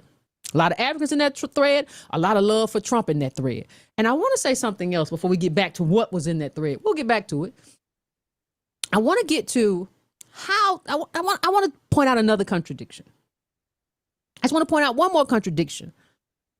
See, I tend to know when stuff doesn't make sense. So when Adar says, hey, let me just say, when I say, I think how the cruelty of ICE is problematic. They're stripping away people who in the cruelest ways possible, instead of, and that's what Trump does. He likes that kind of cruelty. And instead of saying, hey, going forward, this is our immigration policy. We're not doing all this H-1B stuff no more. We're going to try to pool and prioritize our own people. That's not what he was doing. He was just doing stuff because he knows that his base enjoys cruelty. That's not real reform, and that's not something that I want. But here's something I will say. How are you mad at us for saying, hey, maybe we need mass immigration, especially in the age of AI? Maybe that's not the way to go. How are you mad at me for saying that, which I feel is a very moderate place to be on immigration, but you're not upset that once these people are deported, some of them are deported to African countries? Like, where's the accountability? So it's okay. So, like, are we going to stop our criticism of ICE at the border? Because there are African countries who you're Pan-Africanist, right? Like, where is the criticism when they're deported to African countries? Now, I think Nigeria and Somalia push back against this, right? Kudos to them. But I'm saying there are other countries who have formed deals to kind of transport people, and they arrive in places where they're not from, and you go to the Congo and that's not where you coming from. Where is the voice, all this anti-ICE stuff? Right? Where is all this anti-ICE stuff when you talk about you're sending the deportees to the Congo? How come ain't nobody going in on the Congo? Because it's not just the people, how the people get deported or they're deported. If you're anti-ICE, you need to be anti these African countries who have cut a deal to be these little third parties for people who have to go and then be routed to the country they're supposed to go to or something like that. Right? Imagine, I don't even care if it's for 24 hours. Imagine being from somewhere and you get deported somewhere else. Like, I don't care whether your country say we ain't taking you back, whatever the case may be. Imagine showing now you got to be. Now you in the Congo. Child was self-deport so fast. Listen, the first migrants deported from the United States under a recent bilateral agreement arrived in the Democratic Republic of the Congo early on Friday, according to one of the migrants, a lawyer in contact with the group, and two airport sources. The plane carrying deportees from Colombia, Peru, and Ecuador landed in Kinshasa at 1 a.m. Flight tracking data show. A Colombian woman among the group who spoke to Reuters said there were 16 migrants. You said a whole plane for 16 people? 9 men and 7 women. Airport source put the number at 15. A whole plane. What a waste of money. A whole plane for 15 people. It is the first transfer of so-called third country deportees to Congo, a country grappling with widespread insecurity, displacement, and a fragile asylum system. The deportation agreement coincides with the Trump administration's efforts to implement a U.S.-brokered peace deal between Congo and Rwanda aimed at ending fighting with Rwanda-backed M23 rebels in eastern Congo that has... So I don't know about... what they call them people. All right, so we about to get messy. All right, so we're gonna run from seriousness and get messy. All right, let's get messy, man. Let's see if anything I need to talk about. Anything I had to. Um, I would love to know what was Martin Delaney and Frederick Douglass arguing about. Because Pan-Africans, like, did they really say nothing about Frederick Douglass? That's hilarious. Everything's always about, if they say Frederick Douglass, it's by mistake.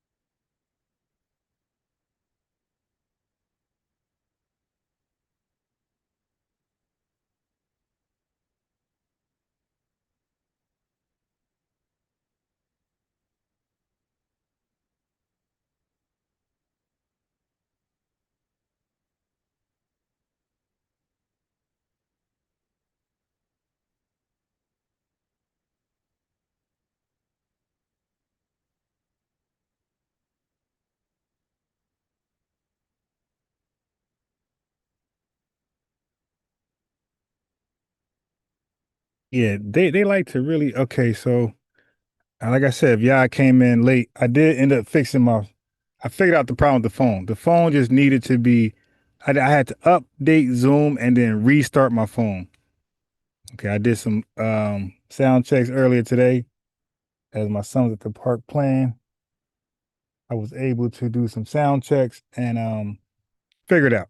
I just had to restart the phone, which I did. Okay. So so the phone should be good money. Let's try it out.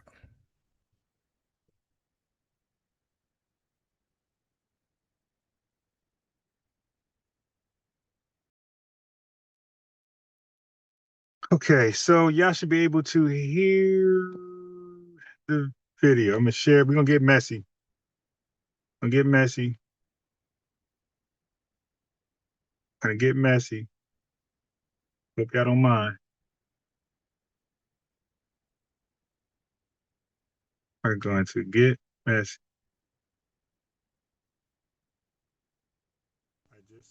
Audio. So we should have audio. Audio to audio. I gotta name Gizmo. That's how it is. You can ask. Okay, hold on. I think it's right here. Let's get messy, family. Oversee a gym taking Maddie Boo, Maddie Pat. FBA.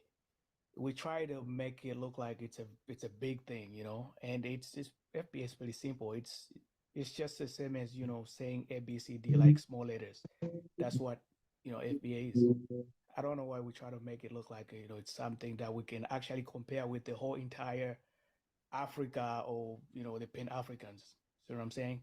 So now, when it comes down to who defines the Black identity in the Americas, um, I would probably say that it's not. I'm not gonna put it like on a specific group of people. I'll probably say that it's we all represent Black identity in different ways. All right, so everybody has a role to play. Africans represent Black identity in their own African way. You know, the Black Americans, they present the Black identity in. Hey, hold on. I gotta switch it back to the phone now. I forgot. I gotta I take the Bluetooth. This is weird. I gotta take the Bluetooth back off the computer and add it back to the phone. So, all right. 1 second, family. And this is gonna be retarded, I guarantee you. Guarantee you can be retarded. God damn.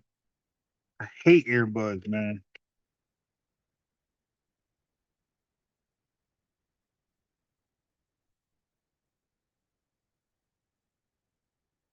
Okay. Yeah, yo, that was deep about the mass incarceration, 94 crime bill, stop and frisk tied to undocumented workers. That was some deep stuff.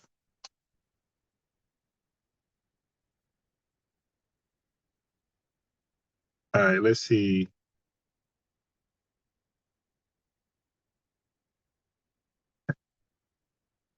Let me share the screen again.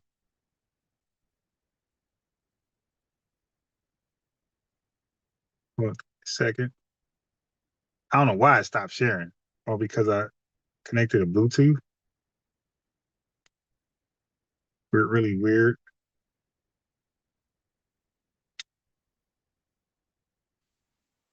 The audio is sharing.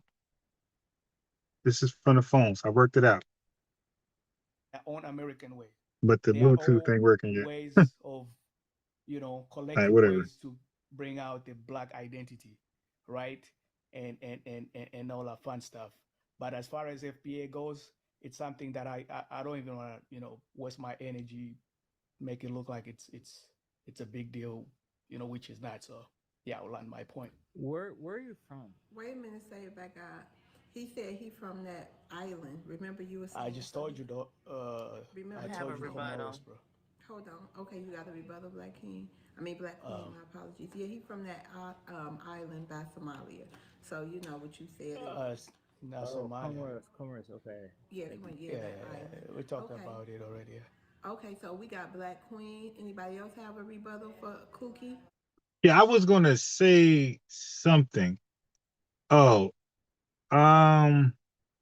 we talk about Black Wall Street. We talk about Black Wall Street, but then we allow to be gaslit about Black Wall Street. Like, there's nothing wrong with Black Americans. Like, sometimes you have somebody in the chat, they might provide a link where it's selling apparel. Maybe FBA's on apparel, maybe it's not. Maybe it's just fun, summertime stuff. Maybe a sister sewing something. Maybe a brother got his own design. He's a artist, right? There's nothing wrong with selling to your own. Like, people try to gaslight us to act like selling to our own, doing business with our own is taboo and that's the opposite of culture vulturing. Culture vulturing is other people targeting us and trying to sell to us, what they take back to their neighborhoods.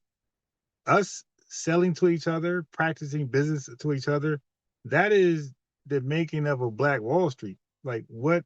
I don't like. I don't get it. I don't get how we're getting gaslit.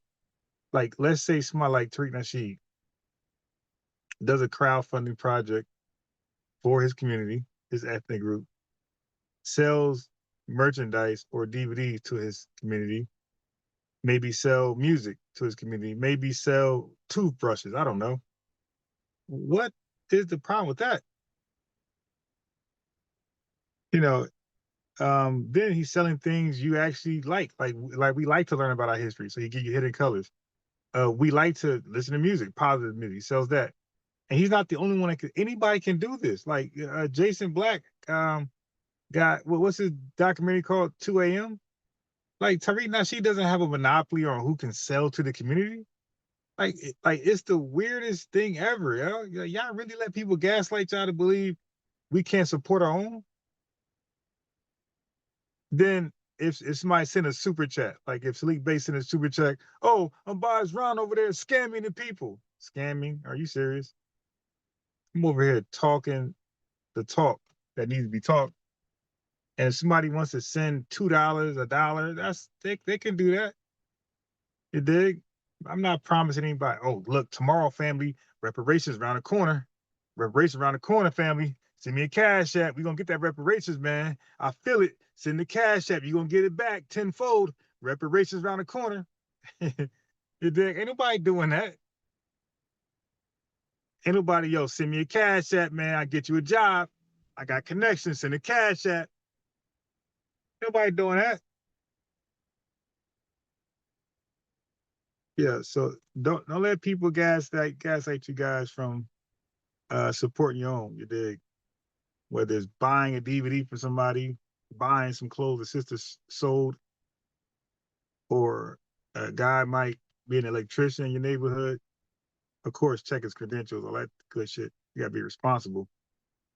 But do not let people gaslight you to not support, especially within the lineage, not just the ethnic group. Because the ethnic group, if they're not on code, like they probably some bullshit. But if they within the lineage, like they still got to be fact checked within the lineage, right? Just because they're in the lineage don't mean they're all of a sudden trustworthy people. We got nuts too. So make sure you do your due diligence and never take nobody for face value. What's going on, Swerving?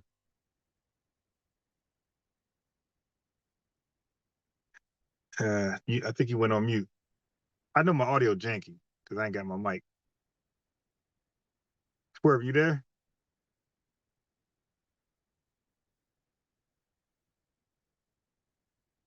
Swerving. Yeah, he hopped off. He'll probably join again. No. Okay, go ahead, Black Queen. Okay, Cookie, I want to ask you a question. Do you know who Beyonce and Whitney Houston is? I'm very selective when it Yeah, comes on I don't to. I like don't where that listen to convo is going, so I'm gonna fast forward. You don't know who Beyonce and Whitney Houston Oh my God, we're still there. And people who commit this whole diaspora abuse thing against our people. So we should be separated in Shit. our own lineage to fight our own battles. We have a lot of work to do for our community. We fight white people constantly. We are in. Yeah, now this setup, I really got critique for it because I just believe is giving Tethers a platform to say the most disrespectful thing towards us with uninterruptions, right? They're given like 2-3 minutes just to say whatever's on their mind. And a lot of them be Africans and they really say what's on their mind. And like, this is their way to it's like therapeutic for a Tether. Like they feel, you know what I mean? They get it off, they feel good. FBA's listen.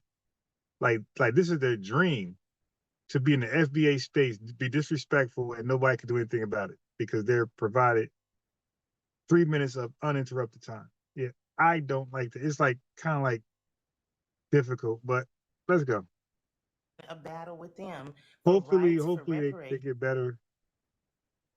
And we have people coming, foreigners coming from other places. But I don't like it. I don't like it. I feel like it's selling, like really, if y'all want me to be real, I feel like it's selling the lineage out. Like this is like selling us out to like to white T man again, or reverse, selling us back to Africans for clicks and views. Like we got to have more self-respect. I don't know who could sit there and allow Tethers, out of all people, to say the most insulting things possible. You just got to take it. I don't like it.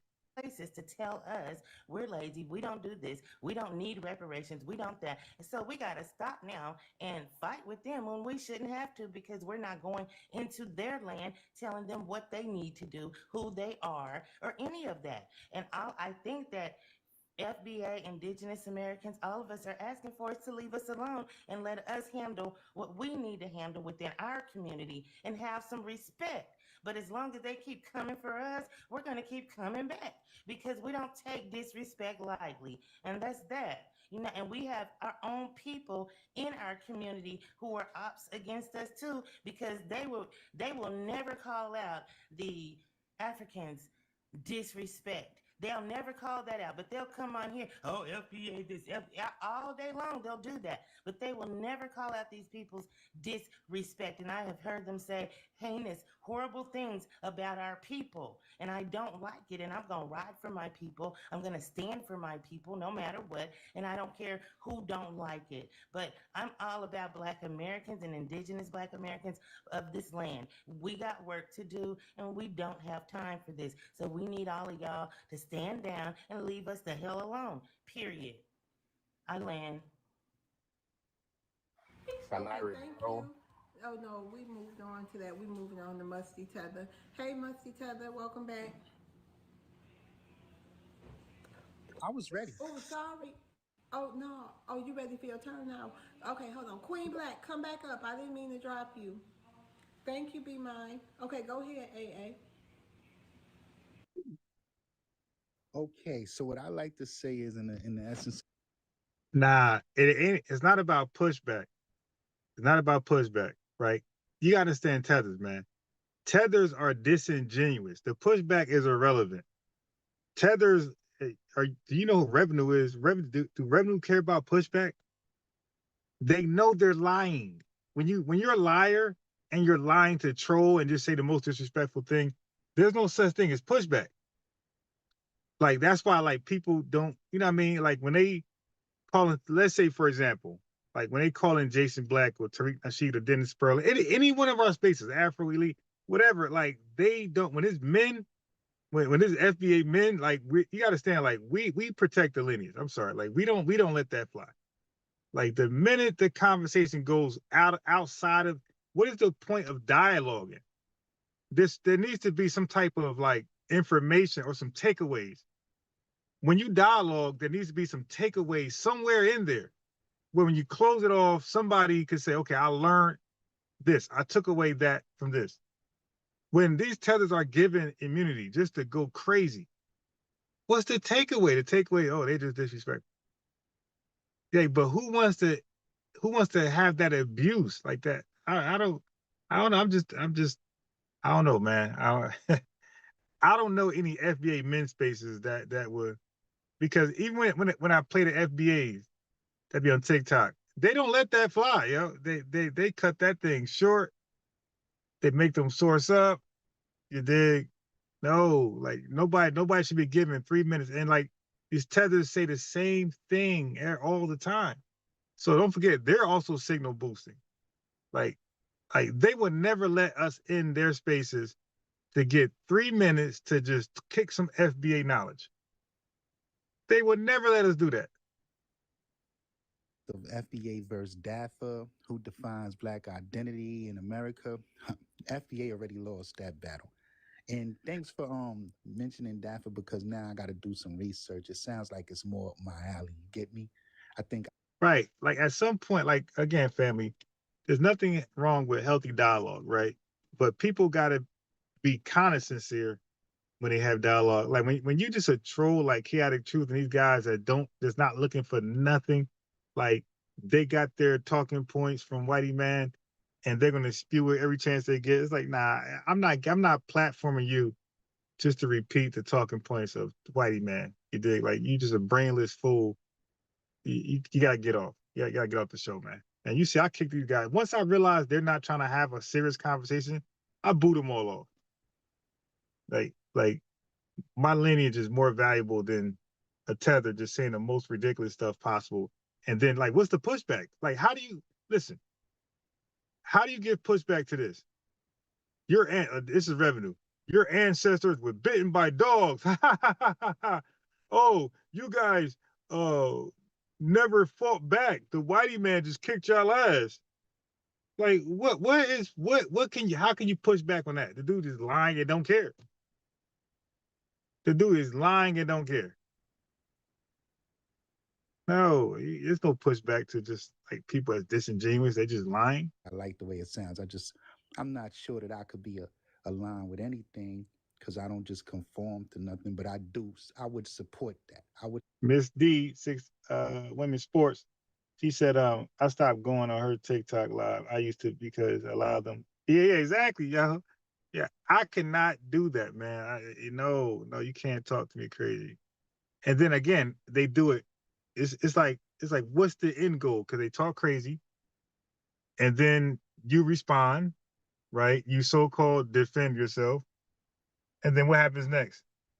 They're given 3 minutes to talk crazy again, and then you defend yourself, and then they talk again 3 minutes again. It's like, wait a minute, we just argued that, and I debunked them. Why is he saying it again? I debunked him. I debunked him 3 times in a row, and he's allowed to say some weird stuff, false information, disrespectful things, I mean, for them, I believe they get off in their own way. They get off having a space. For them to have their own spaces, it don't work because nobody goes to their spaces. So they come to FBA spaces because our spaces are lit. We are letting them use. I'm sorry, we are letting them be who they are. Leechers. They can't get a space lit. So what they're gonna do? They're gonna do what a Tether do. They're gonna let FBAs put on the hard work to get a lit room, right? And then they're gonna come on the backs of your hard work. Does that sound familiar? They're gonna flee from their social media platforms, their spaces, because it ain't lit. They don't want to put the work in, and they're gonna come to your space that you built from ground up, hard work, dedication, and then you platform them to be heard from an audience that they couldn't provide for themselves. Like that's what they thrive on. That's a huge deal for them. Like all of them will go for that. Man, I get Tether New over here and these damn disgusting tethers. Man, I control every mute, shut up, answer this or get off. You dig? That's how you do a tether. Nah, we ain't talking about that. I got a question for you. If you ain't gonna answer it, get off. That's how you handle a tether. Like you handle them. You don't let them handle you. They 3 minutes to say some reckless shit. Nah, you're gonna answer these questions and only these questions or you're getting off. Because we lit without tethers. They're not lit without us. And we gotta know our value. Support DAFA. I wouldn't support FBA. You get me? I'm not going to support something that's simply lineage based. But being that this is more Pan-African, I support that. My thing about it is it's pushback. It's pushback against the division. It's pushback against what FBA does, what ADOS does, because Yeah, she cut you out to let the tethers go. It's like, nah, in her mind, she thinks she can't have a lit show without tethers. It's like, yo, how often do we do great? We have lit numbers without tethers. Barely call in over here because they know they're not gonna get free reign. But family, if I gave these guys 5 minutes to talk and they could say whatever they want, whatever hate come out their mouths, they can say. Tether New, Jamaican Dream, all these guys would be calling in every day because when they try to go live themselves, Jamaican Dream be having 3 people live. It'd be him, Tether New, and that BSIA guy. Okay? And then when the BSIA guy go live, 10 people. Tether New, Jamaican Dream, and some weirdos that the reject from this channel go over there and listen to him.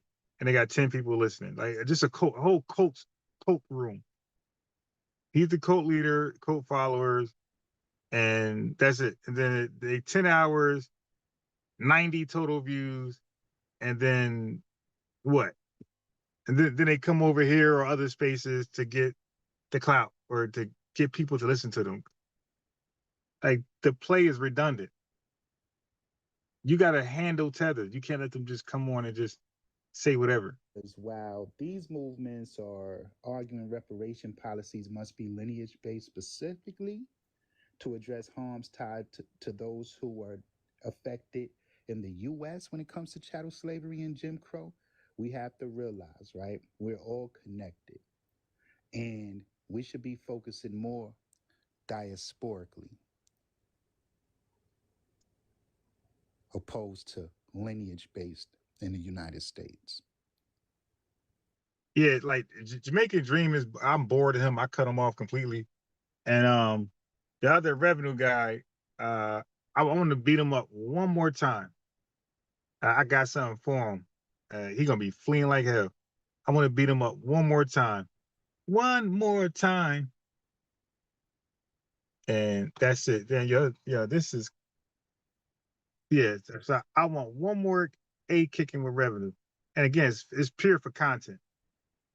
Like I'm gonna set him up real nicely because he called in Tariq with some crazy stuff, and I'm like, yeah, I'm gonna get you for that. Like, big bro, I got you. Okay, AA, quick question. question. So, what should people from the continent be focused on?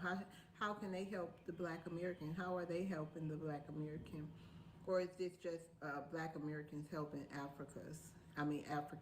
How is this working Well, between us? a black American has never helped nobody. A black American has never helped Africa. A black American is struggling with helping themselves. You get me? Oh, okay. Um, So it's like basically I speak for the coalition African. building. I speak for the African American community. I speak for the Oh. African family. I'm for the African family. That's what I'm for. So I when never you seen talk about African American, can you tell the people who you talking about? African Americans are people who came here by way of the transatlantic slave trade.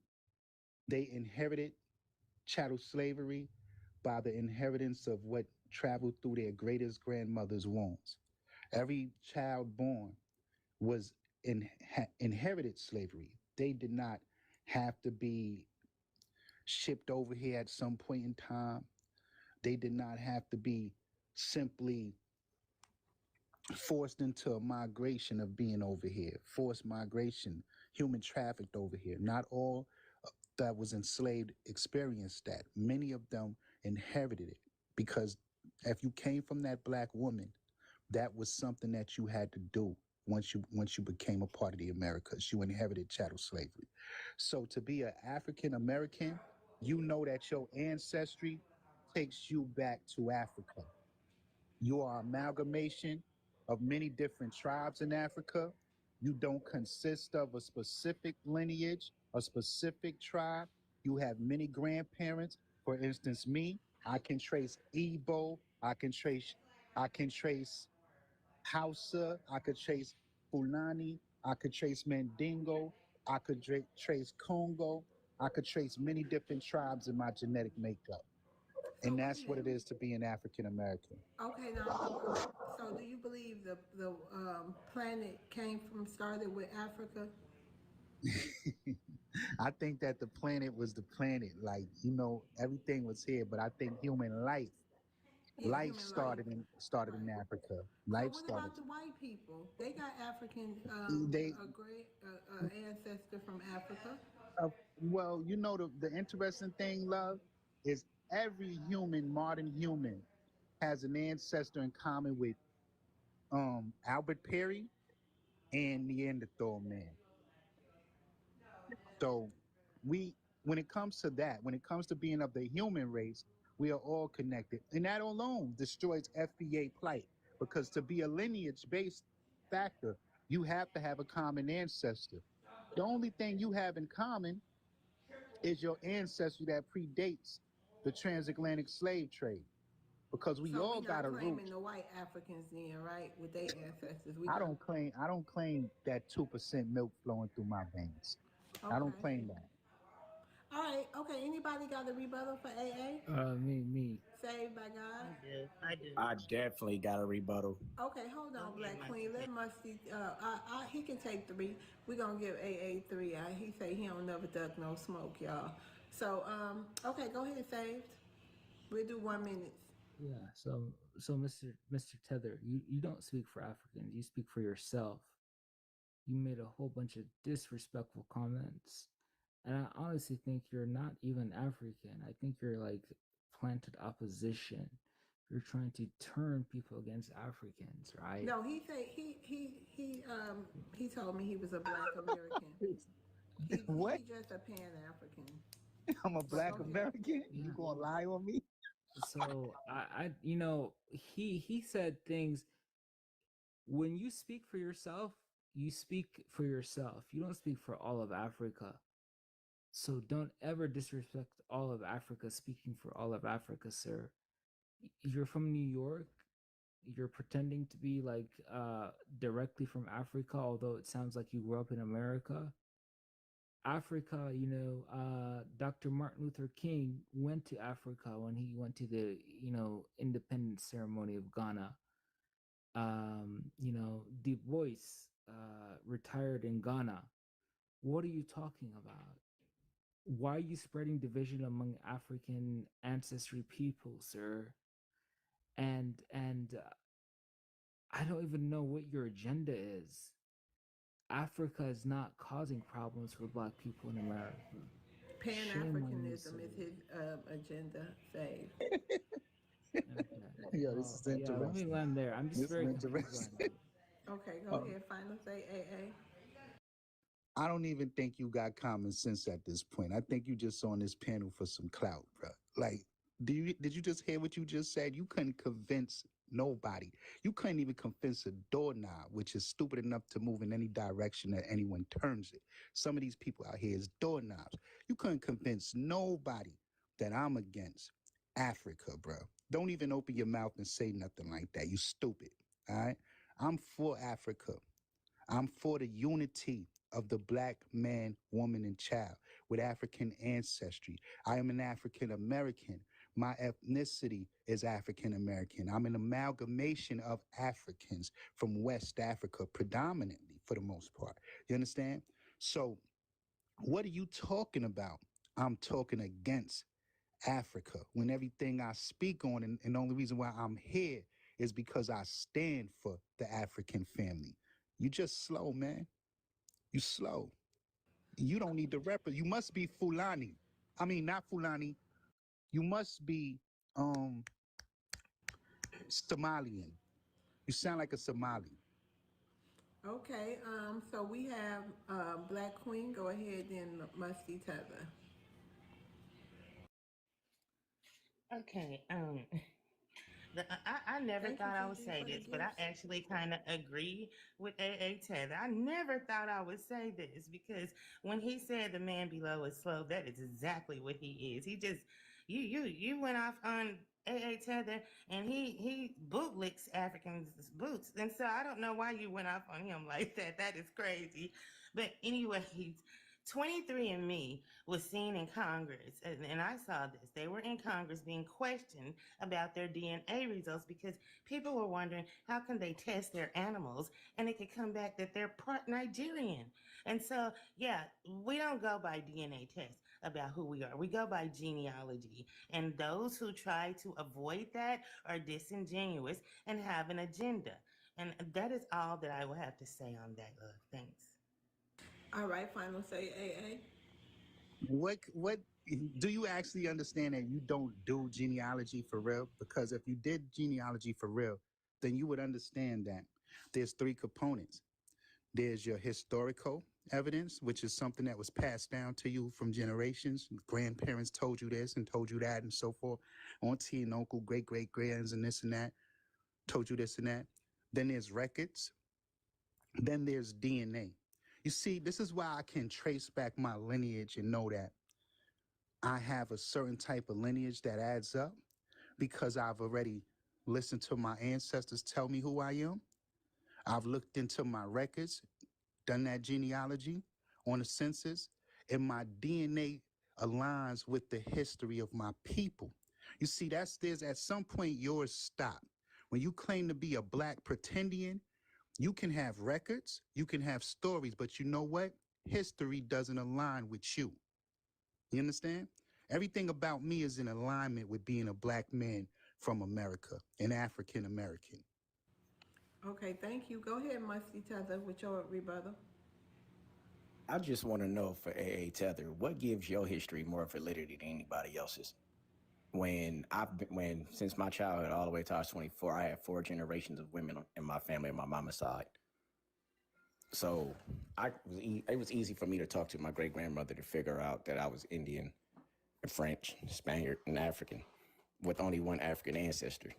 It doesn't make me African inherently, I would say. I'm a person that is mixed culture. So at the end of the day, when it's all sliced and dissected, I'm not going to sit here and tell you what you are, and I don't expect you to try to tell me what I am. It's a matter of respect. And that's really just kind of what it boiled down to. Now, I do agree with what he said as far as the unity of Black people, but at the same token, how are we going to have some unity when we've never had it to begin with? That's what I really want to know. And I'll land my plane right there. Okay, AA, final say, then we're going to get to then we're going to get to your question, then Musty Tether's get no love. Now, here's what I want to say to you. I'm not here to judge your ancestry. If you mix with this and you mix with that and you mix with this, that's you. I'm not here to judge that. But it's weird for you to say you have one African ancestor. Who lied to you, bruh? First of all, if you even got an African ancestor, that African ancestor has an African ancestor that has an African ancestor that has an African ancestor, bruh. So how do you only got one African ancestor?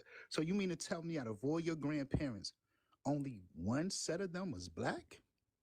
You don't make sense, bruh. So I'm not telling people.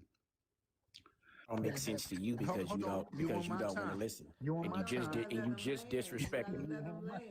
You on my time. Go ahead. All right, now listen, bro. Land your plane, though, player. Do your thing. This dude right here. Can you? This messing up. You know we can't do that. Now I got to give him more time. Yep. Go ahead. Thank you. Thank you. All right. So listen, man. You got African ancestry. Most likely it's predominant. And you want to know the funny part about it? I bet you're afraid to take a DNA test. You know how many pretendians have tried this with me? I have helped Geechee Slomeezy. I know y'all know who Geechee Slomeezy is. I helped him find his African relatives. His cousin. He got a cousin that looks just like him. I helped him find him, me and a few other people on my page. Let's talk about the weirdo. I don't know his name. He got the squeaky voice, the high-pitched dude. I don't know his name, but he's very loud. There's a video on my backup page with him showing me his ancestry. You know how much African is in his DNA? But he talks about he's indigenous. You guys are always African at the end of the day. That's all I have to say to you, bro. All right, AA. So your question tonight is, if Africa is the ancestral homeland, why don't more Pan-Africans move there? Well, being a Pan-African doesn't mean that we have to move to Africa. That's the thing that y'all have to understand. We are in solidarity with Africans because we are all African. We are of the African family. That's who we are. We don't have to live there, but we have the pure understanding that we want to see the betterment of Africa.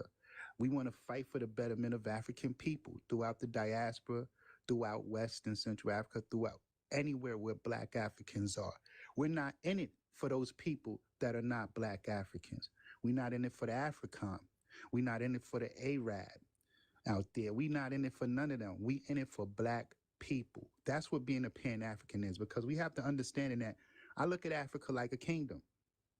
And all of us throughout the diaspora and throughout these Black African areas in sub-Saharan Africa, we are a part of that royal bloodline. And if our kingdom is not respected, the world not going to respect us. So we fight in solidarity for our kingdom. That's how I look at Africa. Okay, thank you, AA. Hey, Musty Tether, you want to address?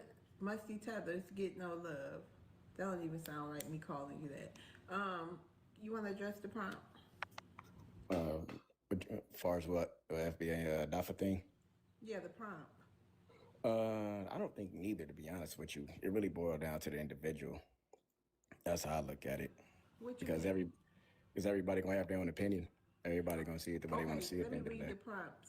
Let me read the prompt to you. FBA versus DAFA. Who defines Black identity in America? Yeah, that's what I was saying. I don't think neither one defines defines Black identity. I think it boils down to the individual, because everybody's gonna classify themselves based on their own, what you would say, historical, based on their own, oral traditions, basically, based on their own genealogy, however you want to say it. People are gonna go based off their own feeling with that. So I'm not here to tell somebody who they are, but I'm not here to let somebody try to tell me who I am. That's just how I see it. Okay, that's all you got to say? You got 1 minute and 30 something. Yeah, that's all I got to say. I don't got much to say. Oh, okay. Anybody got any rebuttals for him? Thank you, Rebecca. I do. All right, go ahead, Faith. Yeah, I think he's very disrespectful, first of all, with his name, which is divisive, which is offensive just to read. I think he's on panels to, get that name read out loud. And he is, by his very name, when he calls people tethers, defining or delineating who is African versus who is FBA. So he needs to come out and like state the reason for it instead of saying host. When you say to him, well, I don't really know, you need to like, explain why you want to delineate, sir. And because your name is a offensive delineation, and I'm gonna land there. Musty Tether, Musty Tether, get no love. Final. So you said my name is disrespectful. If that's your opinion, that's how you feel about it. Great. And if you feel upset about me delineating, great. You have no control over what I choose to do with myself. So at the end of the day, feel how you want to feel. It is what it is. Okay. I have your question. Should reparations in America be based on lineage or global Black identity? I say it should be based on lineage, just based on what we went through in this country, based on my ancestors, based on everybody's ancestors that were here. I don't think it should be global because nothing that came out of Pan-Africanism has helped us over here in this country. That's just my personal opinion on it. Until they can get unity on their continent and their countries, don't ask for unity over here. That's how I see it. We should have reparations based on lineage. Thank you, Matumba. Okay. You landed? Yes, ma'am. Okay. Let's see who we have. Okay, let me see. Okay. Y'all, tap the screen, share the live. Don't forget to do your daily heart meet. Shout out to my chat, y'all. We want to get to at least 100K taps tonight. Like always, please help me get there. I appreciate y'all so much. Shout out to all the gifters. Thank you for gifting me. Thank you, Mad Moolah. Thank you for gifting the panelists. I know they all appreciate it. So thank you guys. Okay. Let's see. Saved by God. You want to? No, we're gonna go the original since you already addressed the prompt. Saved by God. Original. Hey, you want to address the prompt? Yes, yes. Hey, how you doing, love? Hey, original. How you doing? Okay, All right, hold on man. real quick, original. So we got. Let me see. Oh, we have a lot. Okay, so AA Tether, Black Queen, and Musty Tether, we're gonna rotate y'all down. Thank y'all so much for coming up. You guys can come back up if you want to. I need to rotate the stage. Thank you. Go ahead. You're welcome. Thank you. Go ahead, original. Thank you for being patient.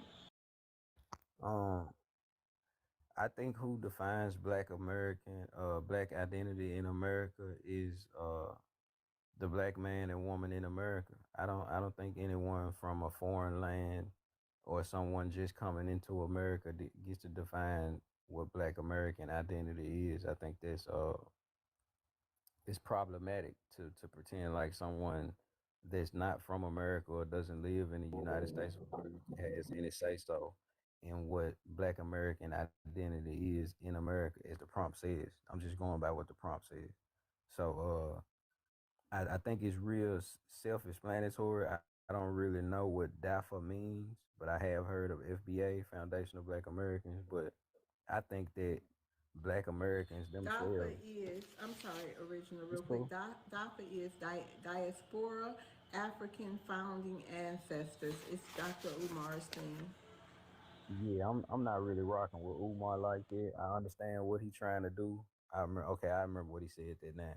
To combat the FBA rhetoric and how they are presenting themselves however online. But I don't think anyone outside of Black Americans who have ancestry, identity, and heritage in America should have any place in describing who is Black or what is the Black identity in America, because you're not from here. That would be like me going to some foreign land and explaining to them what their Black identity is in their land. It doesn't make sense at all to me personally. Now, someone can make it make sense. I do understand. I will try to understand, but like trying to pretend like Black. We can't leave our country and go to anywhere else. This is it. But we made it possible for you to leave your country and take advantage of something.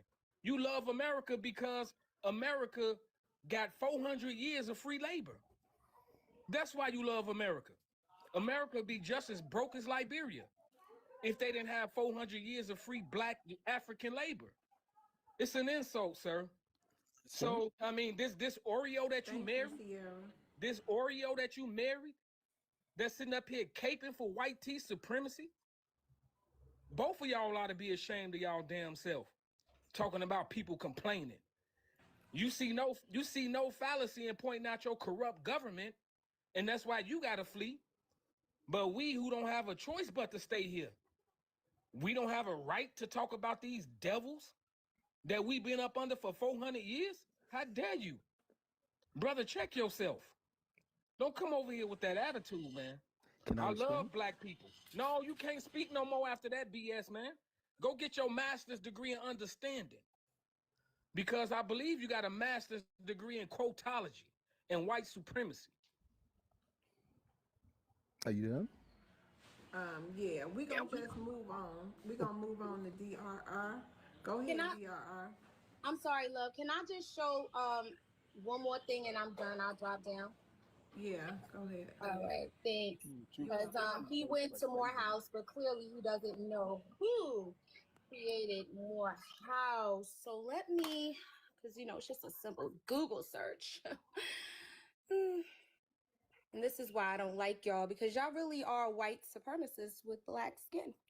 So Morehouse College was, oh wait, hold on, let me save it. So Morehouse College was founded on February 14th, 1867 by Reverend William Jefferson White, an African-American Baptist minister and journalist in the basement of Springfield Baptist Church in Augusta, Georgia.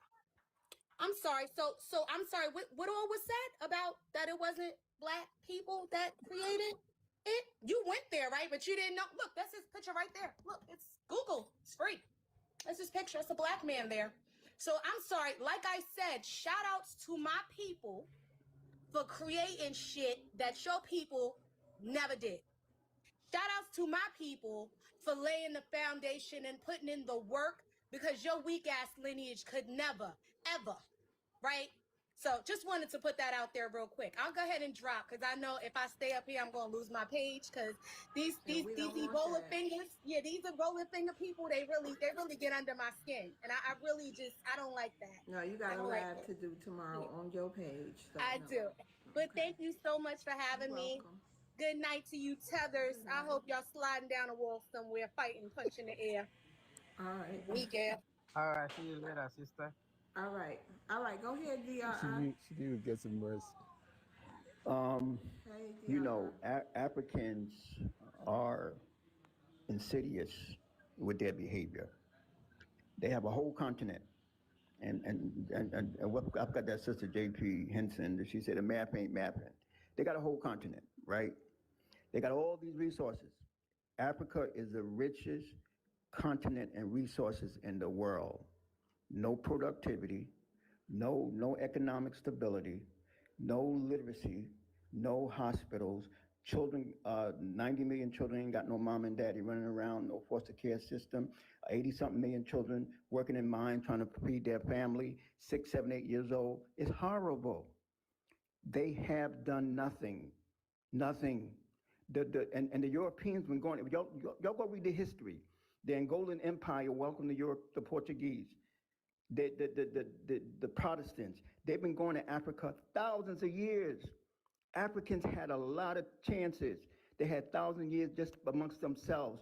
They did nothing. They sat dormant. And now they are the poorest economically in the world, but the richest in resources. Now, y'all make it make some sense. Somebody do the math. The math ain't mathing, like the sisters say. Make it make some sense. It tells me, sir, Africans are unproductive. And now y'all have to leave the richest continent in the world with the resources to come to Europe, America, Asia, and Canada, looking for a soda, sandwich, and shelter. It's pitiful, sir. It really is pitiful. Then y'all come here and try to act like you're using the Queen's English and that you're so eloquent and you know what you're doing. Y'all ain't got nothing that says anything productive, sir. If you live in the house next to me and you tell me how bad my house is, I'm gonna look at your house. And if your house is falling apart, I'm gonna talk about it. The continent is falling apart, sir. Y'all have nothing productive. Y'all will never have nothing productive because you know why? As soon as those Europeans, Asians, Canadians, and Americans leave, y'all done. Because y'all beg every minute for everything that y'all can get from the Europeans, the Asians, the Canadians, and these are the people that y'all lean on, and the Americans. Y'all lean on USAID. They begged 3 years ago for $10 billion to build a vital record system because 500 people in Africa don't have a vital record system. Okay? And they took the money. Where's the vital record system? Okay, they got the 10 billion. Where's the vital record system? Africa's been getting trillions of dollars over a period of years from Europe, America, Asia, and Canada, the UN, and every place else, the IMF, the World Bank, and they do nothing, and they have nothing.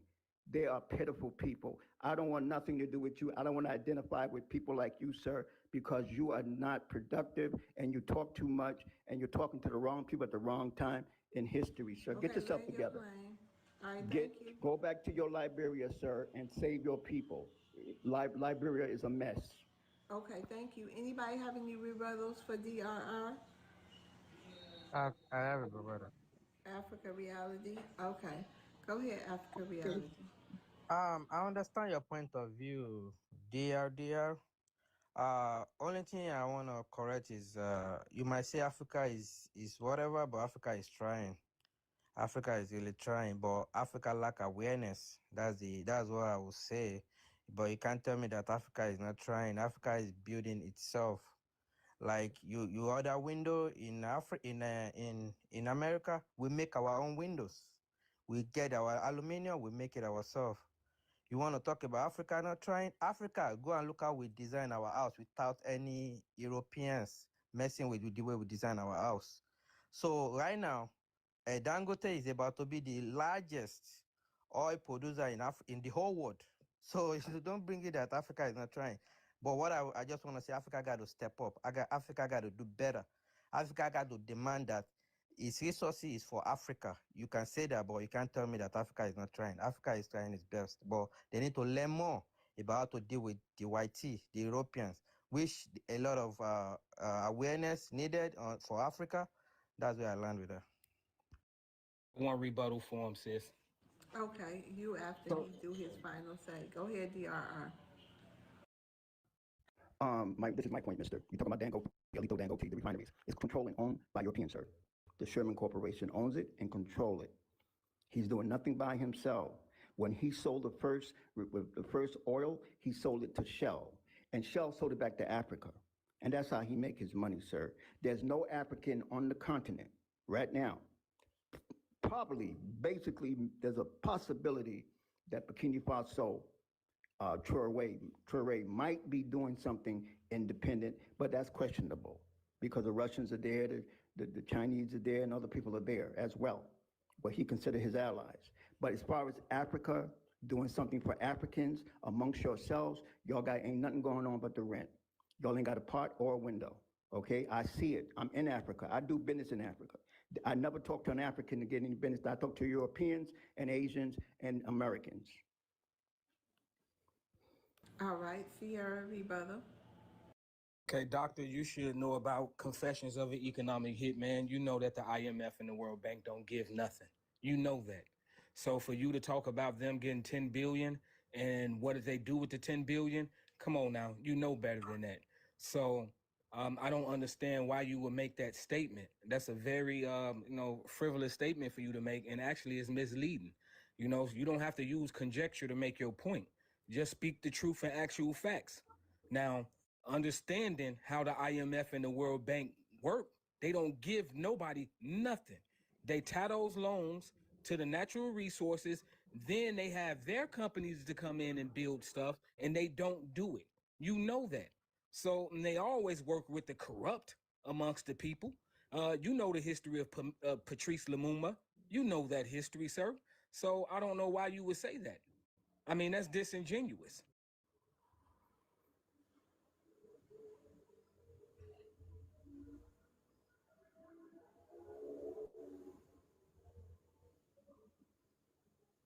Are you there?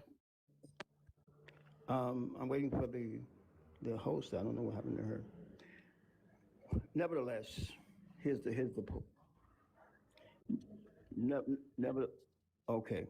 Nevertheless, here's the point. Africans pretend too much. They make up a good show.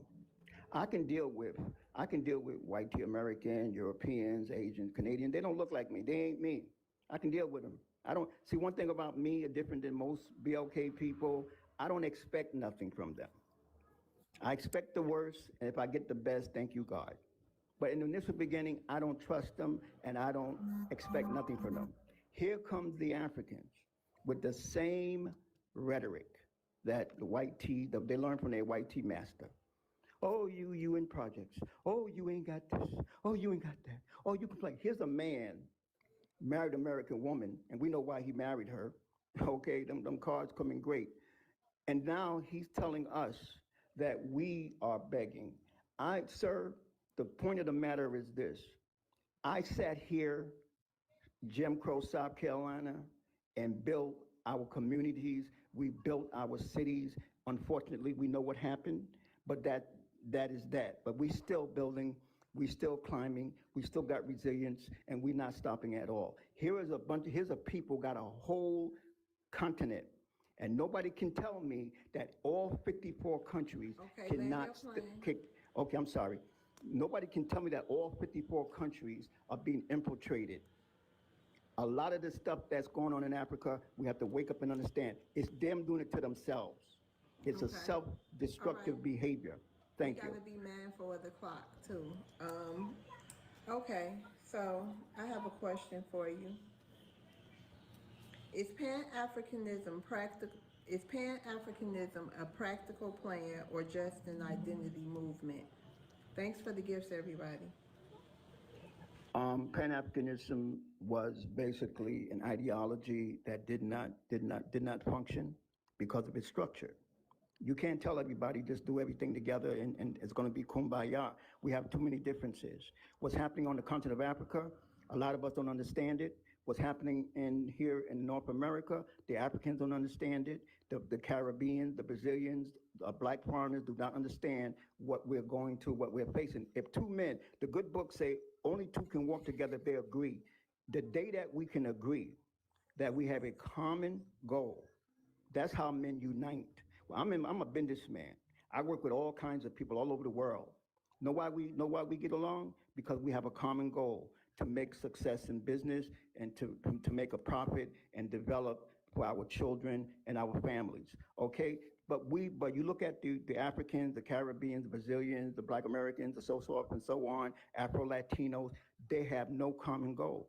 And you're all over the place because the Africans want you to do their thing, the Americans want you to do their thing, the Caribbeans want you to do their thing, the Brazilians want their thing. Everybody got their little thing, but nobody knows what's that one thing that you can do together that will resolve the issue. And until you find that one thing, you're just dysfunctional, you're just illiterate, and you're just beguiling yourself. You're just playing with yourself because you will never see any level of unity until you understand what you need to do to change the conditions in which you are in. That is the problem. If you look at the problem over the period of years, there's nothing that they ever identified that was a unification idea. I never heard something that I, as an American, can participate with Africans. And Africans ain't never heard nothing that I'm doing over here in America that they can participate with. Until we find a common thing and agree on that thing and want to work for that thing and forget about who's tribal, who's African, who's indigenous, who's native, who's this. Forget about what I am. If I can help you out, what does it matter to you what I am or what I identify as? As long as we can work together and develop something, we're going to have to learn to come up with a common cause that we all can get behind, and let's get it done. Thank you. Okay, thank you, You Dion. just contradict yourself when you say the African cannot understand what is going on in Black American community.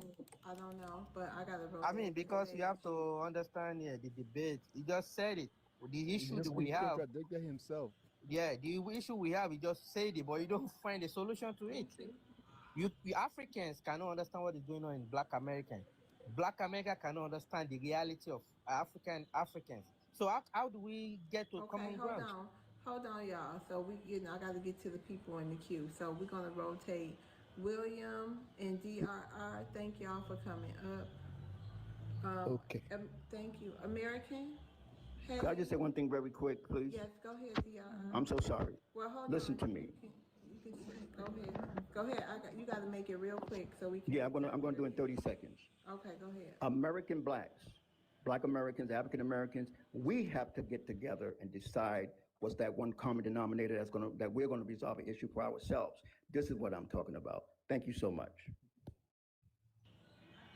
Answer my question though. What's your question exactly? You want him to answer? He said there is no way a Black American will understand what is going on in the continent. And he said Africans too cannot understand what is going on in the continent. So how will you blame me for being ignorant when I can't understand your history and you cannot understand my history? No, my point, sir, is this, right? If you really understood American history and how we got where we're at right now and where we need to go, you won't be talking like the way y'all talk. If I understand where you coming from and what happened in your history, because there's 54 countries, there's 1,000 languages, there's 1,000 tribes in Africa. Nobody know which way y'all going. Up, left, back, front, all around. You're running around like you turn on a light and the roaches start running. Y'all got no Pacific idea. When you talk to Africans, there's not a Pacific unifying cause to get behind because everybody got their different problems. We are only 50 million people. We can resolve our problems very quickly because we can organize very quickly. That's something that we do in a great sense of time. But since the Africans came here with all this Pan-Africanism and all these different ideas, we don't know which way we're going. So Americans have to come and deal with American problems, domestic concerns. We don't have time for foreign policies and immigration and all that stuff. It's not my problem. We have to stick with what's good for us here in America. And then once we have resolved our issues and we got everything together, then we can talk to other people about their issues. Okay, thank you, DRR. Thank you for coming up. You can come back up. I got to just rotate the stage. Thank you. Thank you. God bless. God bless. Let me see. Africa Reality, I'm going to rotate you down So, so you can come back up, huh? No, what you just said now is still don't say any single solution. Though. That's my urge because a lot of our Africa, I see you not getting the question that you've been looking for because every night you ask that same question. Can you repeat it to the room one more time? Okay, I don't know if they understood the question. This is the thing. I mean, I understand Black Americans trying to put their Black American first. I'm on board with that. I've go through it. But the issue I'm having is this. When you're saying that African is being ignorant, like a lot of history, they just learn it when you're talking about it. They don't know anything about America. Same as Africans. Okay, so it's a lot of Americans, I tell you, I answer this for you to the best of my ability. And if somebody else wanted to pull you to the side and answer, but for me, ignorance is no excuse to come here and be disrespectful. So you keep on saying they don't know about the culture. I don't care. I don't care. They need to, find a way to learn. They can find a way to learn all the negative stereotypes. They should find a way to learn the good things. I don't know what else to tell you. All right, go ahead, American. Okay. Hey, how you doing? Oh, I'm sorry, sis. Hey, happy Wednesday. Happy Wednesday. Hey, Miss Nisi. Hi, April. How you doing? This is not April. That's American, Mom. Oh, American. Okay. Sorry about that. It's okay. Okay, so FBA versus DAFA. I don't even understand. Speak in your mic, sis. It says FBA versus DAFA. Who defines Black identity? DAFA is, where's that paper so I can tell y'all again? That's Dr. Omar's thing he has going on for Black Americans / Pan-Africans. It is Diaspora, African Founding Ancestors. Okay. Diaspora, African Founding Ancestors. Well, I don't honestly, I don't give a damn who they are. These people are strangers to us at the end of the day. And I'm kind of glad that Miss T got up here and she spoke about that old map, because she is correct. Like, I've been saying that for a long time. And also, for us to keep being led blindly with these people that are indeed strangers, I don't care whether they have the same color we do or not. We're trying to figure out these people's motives. These people have a motive. Okay, so what is your motive behind saying we need to unite? Unite and do what exactly? Like, what is the plan after you are speaking all this, we need to unite with them and all this different stuff? No one is specifically saying anything about a plan after that. So you want us to uproot, leave our homeland with our families and all of this stuff, not considering cultural shock and all of that different stuff, to bring us to an unknown land? So no, it's mighty suspicious and it's mighty funny to me. And I wanted to read something also. Okay, so this is the definition of Hamites, these Africans. You guys, if you don't know, which most of you don't know your history, you are Hamitic people, you're Hamites. Okay, so the definition says the youngest son of Noah, born probably about 96 years before the flood, and one of the 8 persons to live through the flood. He became the progenitor of all the dark races, not the Negro, but the Egyptians, the Ethiopians, the Libyans, and the Canaanites. Okay?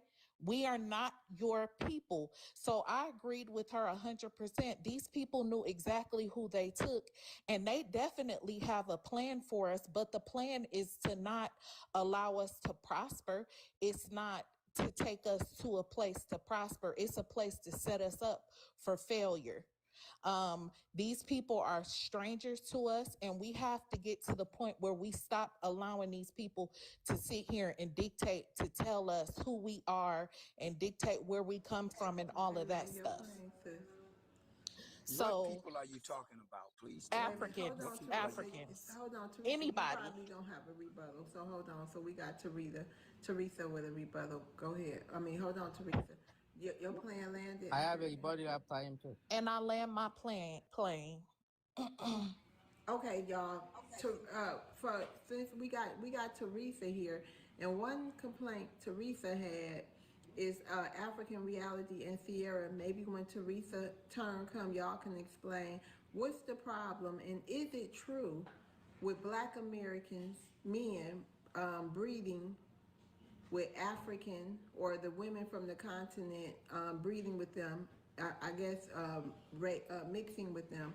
And is it a thing where you tell your women before they get to the United States, don't breed or procreate with Black American men?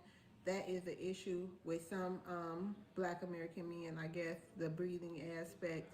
So we have your rebuttals. First rebuttal is Teresa. Go ahead, Teresa. Well, I heard the young lady say they want us to fail, and I'm trying to figure out who is she talking about. They, The people, I guess, immigrants. Okay, the immigrant. Is she talking about Africans, Yeah. particularly? Are you American?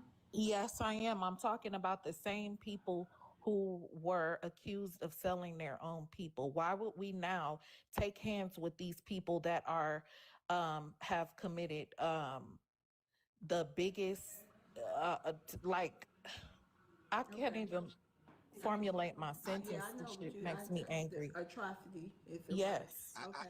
Go ahead, Teresa. I get all of that. I get all of that. But you also have to, and I understand about the African. Okay, don't get me wrong. I got. He's in such a way too. But we got big. See what's happening here, and I want you to understand something, is that the African don't hold not one seat really in Congress, no weight in Congress. Okay, no weight at all in the Senate. We don't even hardly own nothing in the Senate.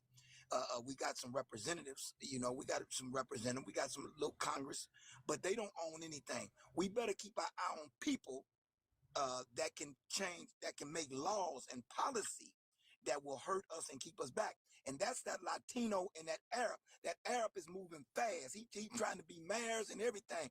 The Latinos, once they already pretty good in Congress. Once they really get their foot in Congress, Michigan.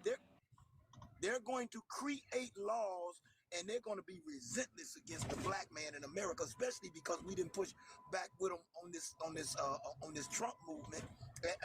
So we getting distracted. I understand that the African don't hold no weight in this country. Okay, he run around. He done joined up with the winning team, like they all do when they come here. They not gonna get on our side because we always complaining about how we being treated. Our land. We always saying that we are treated bad and we being discriminated against. So why would they come join forces with us when we already down? So they come right away and they join hands with the YTs, and that's where we at today. But don't get distracted with them Africans. They ain't holding no weight really. You know who holding that weight. Go to a temporary service around the country. Hispanics, Mexicans is running it. They send their people out and they make our people wait. Okay, and your our land turn with coming that. up, Teresa. I can't wait to hear from you. Go ahead, American. Well, my thing is, I don't trust any of them, period. Why should we constantly trust any of them, period? To me, that is a form of insanity.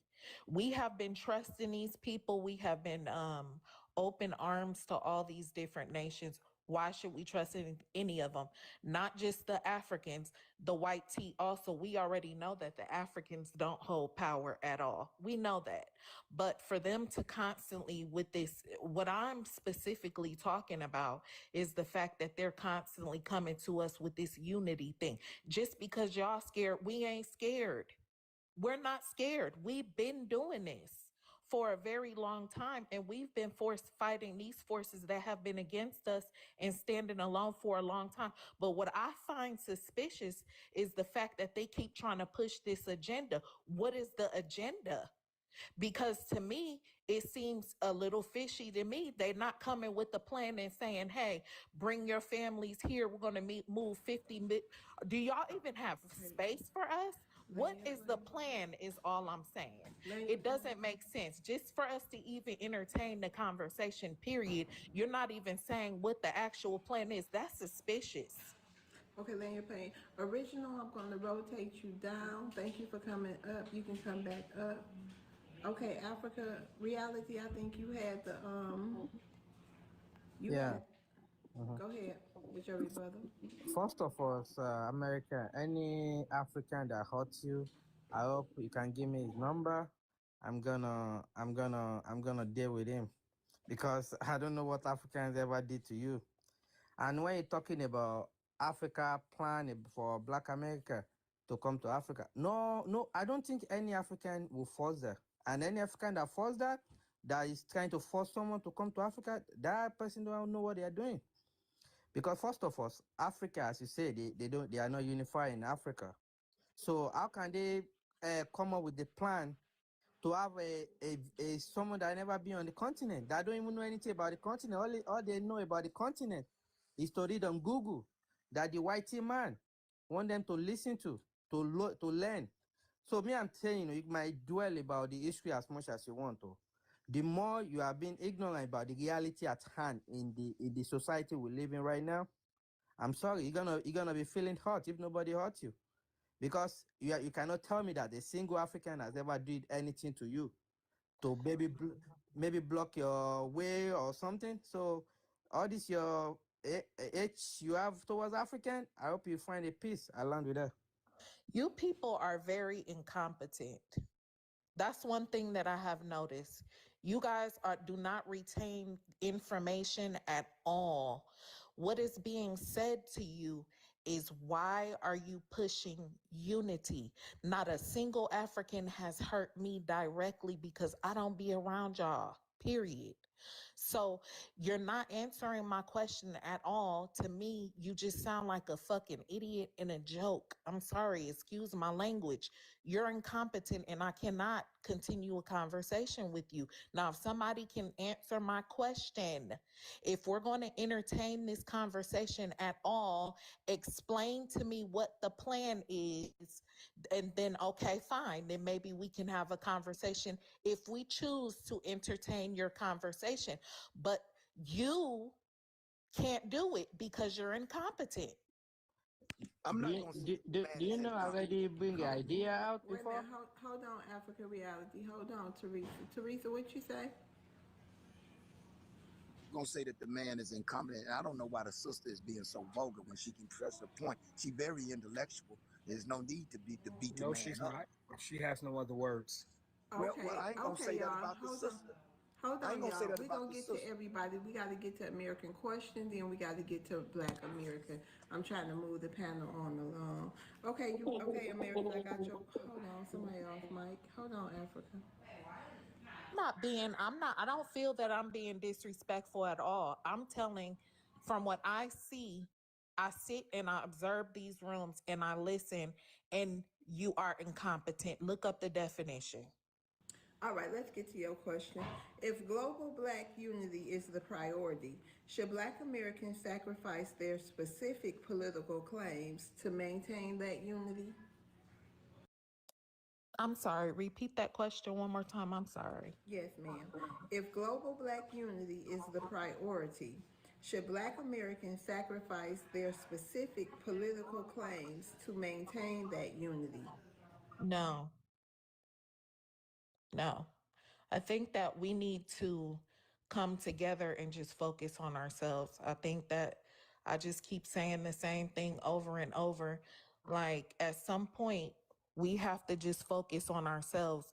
We have to block these people out and just continue to move forward. That's the only way that we'll be able to build a bridge and build with each other a better future so that we can, overcome all of these. Even entertaining this conversation is just Thank draining. you, Monarch.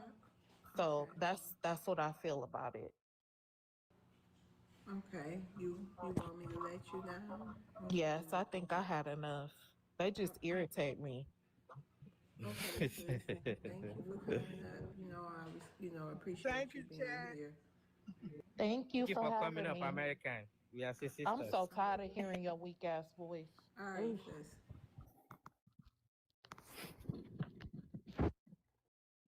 All Can I right, say Black something, please? America? No, we're gonna get to No. Black American, African. Thank you. Black American, hey, how you doing? Thank you for your patience. No doubt, no doubt. What's good, Sister Love? How are you? I'm doing good, and hope you're doing good too. I'm doing fantastic, and I'm just excited that my sister American and my sister Miss T went before me because they took a lot of the things that now I don't need to use my time up to say. So they read and did exactly what they needed to do when they was up here. So I'm glad that information and that response out in the ether. Now to go toward the prompt, FBA versus Jaffa. Who defines Black identity in America? I mean, this is not even really a versus because if you go by what Dr. Umar said, DAPA stands for, which is descendants of African I'm freedmen in sorry. America. I ain't started your Oh, time. I'm sorry. Africa Reality, I'm gonna rotate the stage. You can come back up. You'll probably be next because nobody else gonna be in the queue. But I gotta get this new person. You're welcome. All right. Sorry, Black American. I'm gonna start your time now. now you good, you good. Yeah, it's not really a real versus because, like I said, if you listen to Dr. Umar, who was the leader and creator of DAPA, it had nothing to do with Black identity. He was talking about African identity. His DAFA, which is DAFA, was descendants of African freedmen in America. If you go to my page, one of my videos, I addressed that when he first came out with it on that podcast and just debunked it and tore it apart using facts and figures of our Black identity because he tried to co-opt it when he saw that the same way his school is, this is a con to nowhere, right? Like he's not going to deliver on any of that thing. What I really want to talk about in regards to this conversation and toward the prompt too is that Sierra was up here to hear a William because he came up here and made a lot of false equivalence when it came to Foundation Black Americans and identity and things of that nature. Even when you ask direct questions, like about tribalism, he deflected into the usual trope about gangs. And so this is why Pan-Africanism is such a detour, distraction, and road to nowhere. The foundation of Pan-Africanism is anti-Black American hatred. And so it has to convince Foundation Black Americans that we're lost Africans or to take up a African identity, because you cannot destiny swap us while we know who we are. You can't trade places with us if we're having ownership and we know we got a stake in the land of the country that our ancestors built. And so Pan-Africanism is one of the longest cons and psyops ever done on our people to convince us that because melanin, we have some unity with the continent where those tribes sold people. See, there's something else that Sierra said that's just a lie. Those Ghanaian who become the modern day Ghana, those tribes in that region of Africa partnered with the European powers that came over. They built Elmina Castle together. They weren't enslaved. The Portuguese and Kwame Ansa of the Ashanti, they worked together and then they enslaved other tribes and held them in that castle. This game where we pretend that African slavery did not happen and there's no such thing as African enslavers, that is what we didn't know through Pan-Africanism when we didn't have the knowledge. Now that we have it, that's why it's falling apart. Thank you, Black American. Anybody have a rebuttal for Black American? I will rebuttal host, but you know, that'll be like beating up on the first grader. Okay, so no rebuttals. Okay, Black American, I have your question. If immigrants benefit from laws created after the civil rights struggle, do they have an obligation to support FBA political demands? I just want to see how y'all saw Sierra bitch out, right? I just want to put that on the record. So also on the record, yes, they do. And that's our problem. Again, going back to what Sierra saw firsthand. So I don't got to make nothing up. I could be a first grader because a first grader understands how disrespectful William was and tried to lie on who built the actual HBCU. So much so that Sierra had to put his religion down.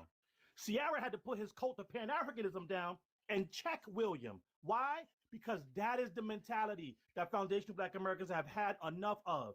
See, what Pan-Africanism does is it tries to convince us that that's the minority of the Africans or the Afro-immigrants that come over.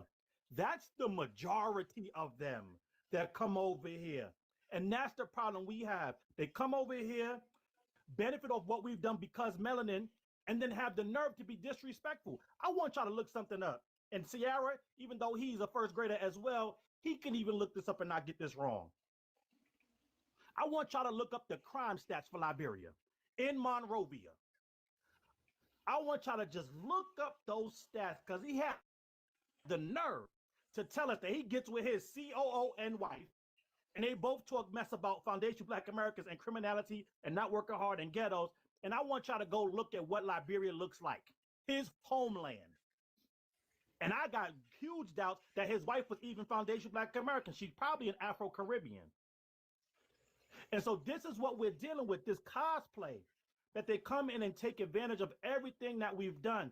And I'll land here because I want people to know, in New York, I haven't got a chance on our advocacy work here in New York. I haven't had a chance to fight a left-wing or a right-wing white supremacist since I got in the game. Our biggest fight is against the Afro-Caribbeans that are able to come here, benefit off our work, and then they set up political enclaves of power around our city and now use those enclaves of power to hold legislation for Foundation Black Americans hostage because they are the gatekeepers that get elevated by white supremacy. So I'll say this because somebody said even talking about Africans or Afro-immigrants is a distraction. It's not a distraction. When you are attempting to take down, address, and fight against white supremacy, you have to fight against it and all its tools. And immigration as a whole, including Afro-immigrants, is a tool of white supremacy. So when we call out these Tethers, when we call out these Asians, when we call out these Hispanics, when we call out these East Indians, Arabs, we are taking away the tools of white supremacy so that could be a fair fight one-on-one, because we already know when we fight them one-on-one, we undefeated. All right, thank you so much. Teresa, hey.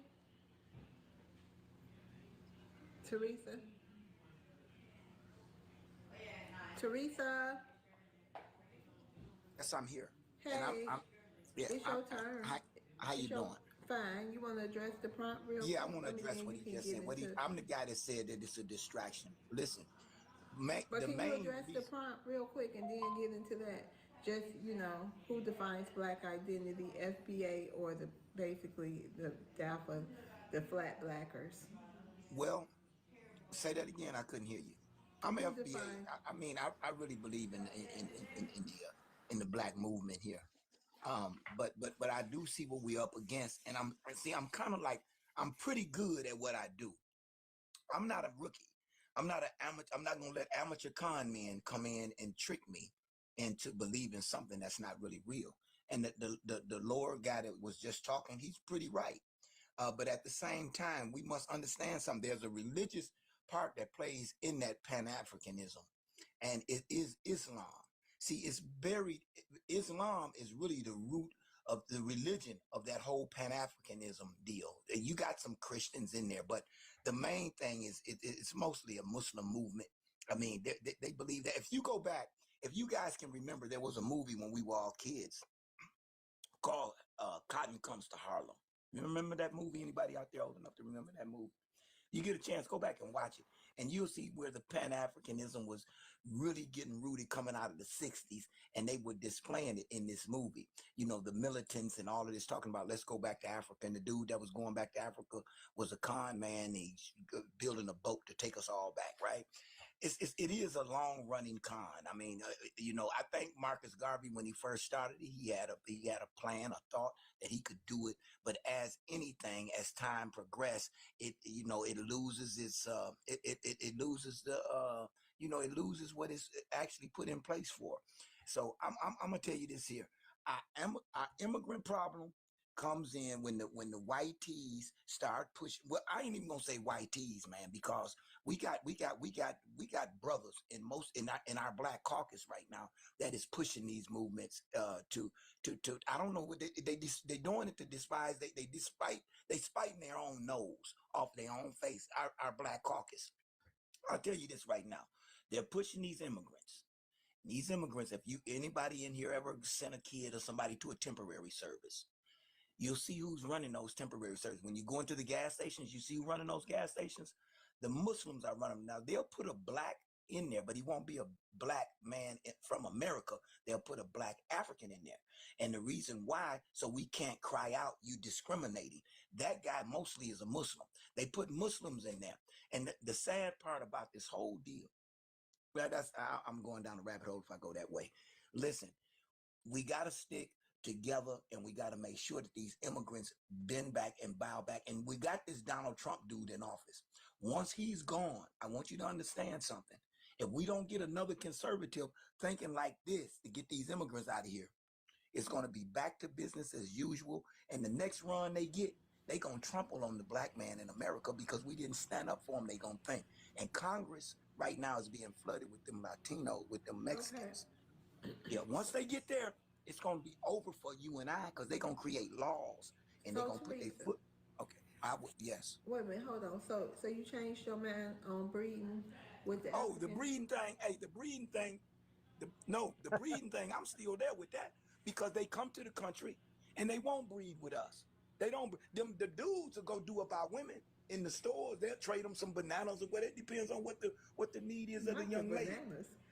What you mean they'll trade them some bananas? They'll give the black American women. I'm finna tell you something. I'm finna tell you a real testimony.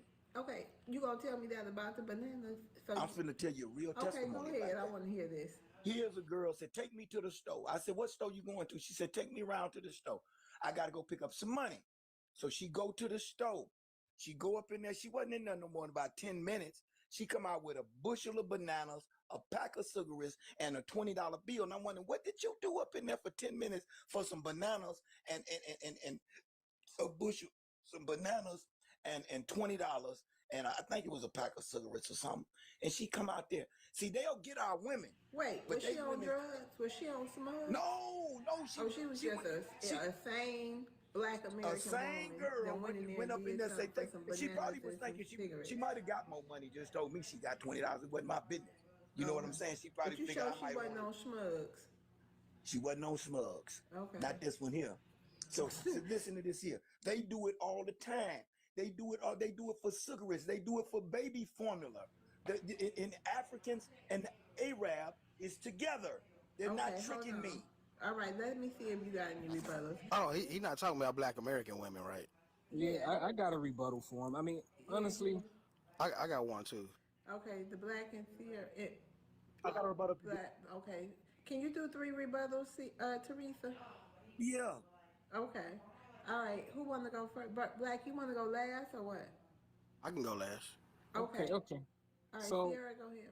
I mean, so his whole premise sounds discombobulated. It honestly was kind of hard to really follow his conversation.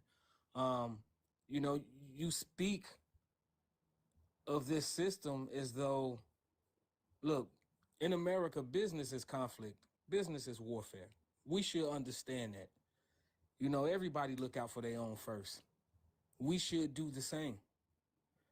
With that understanding, we don't expect them to set up business to look after our needs when they have a family to take care of.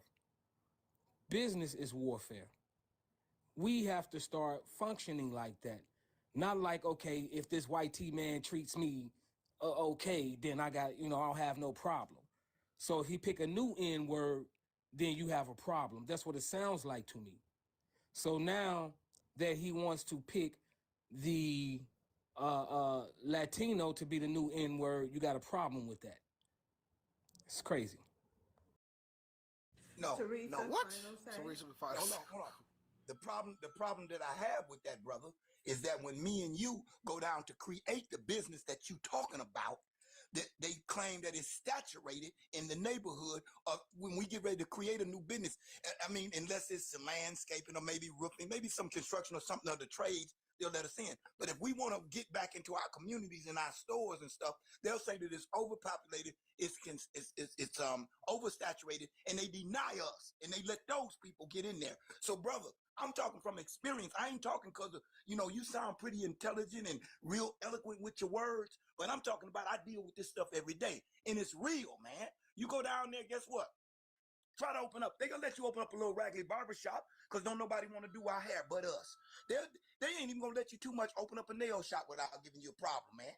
So these people come into our community, they've oversaturated it, but with their people. But when me and you come in to get one, they'll say it's oversaturated, but not with our people. Do you understand what I'm saying?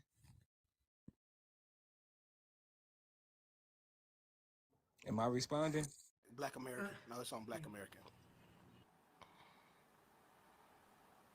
Yeah, so I know he kind of changed his tune up a little bit from it being a total distraction to now agreeing with me a little bit, but I do want to say this anyway to rebut what he was saying. Just because there's not any direct Africans in Congress or the Senate yet does not mean that the Congress and the Senate does not and is not aligned with the immigrant agenda, which we see that it is.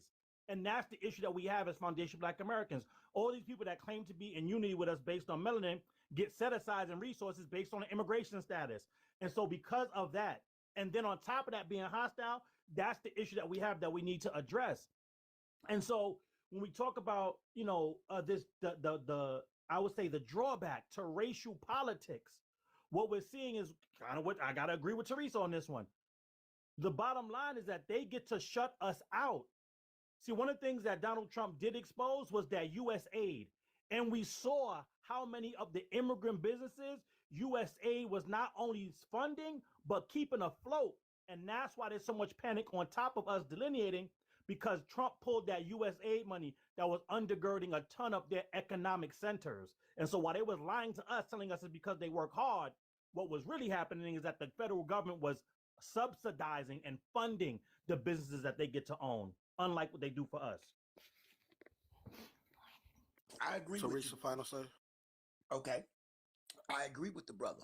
And I was talking, and the reason why I was talking so fast to the brother that said I was kind of combobulated is because I know that I don't have much time and I'm trying to pour a quart in a pint, and it seems real like I'm doing too much, you know. But the brother is definitely right, and this is something that goes overlooked. Do you understand that the food stamp card, the Quest card, and all of that is that right there? Every time you go to that store and strike that food stamp, that's real money, y'all. $10, $4, $8, $16. That the government has negated us out of the game. We can't even get this corner store because they've allowed them. This is another way that they fund these people, man. That's that money that me and you and our grandparents and parents used to get. Guess what? We no longer get it no more. That's another government way of funding that money, washing that money up. I get what my man was just saying with the programs, but that food stamp share program is the number one. It builds brand new houses in places that me and you will never live. It sends money to actually hold up foreign governments and probably some you know some conflict land your somewhere. plane, Teresa. Okay, I'm landing because I got so much to say when I jump in here, but I it's got just your one. question though, so you about to get another 2 minutes. You Okay, just well had I'm three gonna get back out of. All right. All With right, that, so I'll land this plane.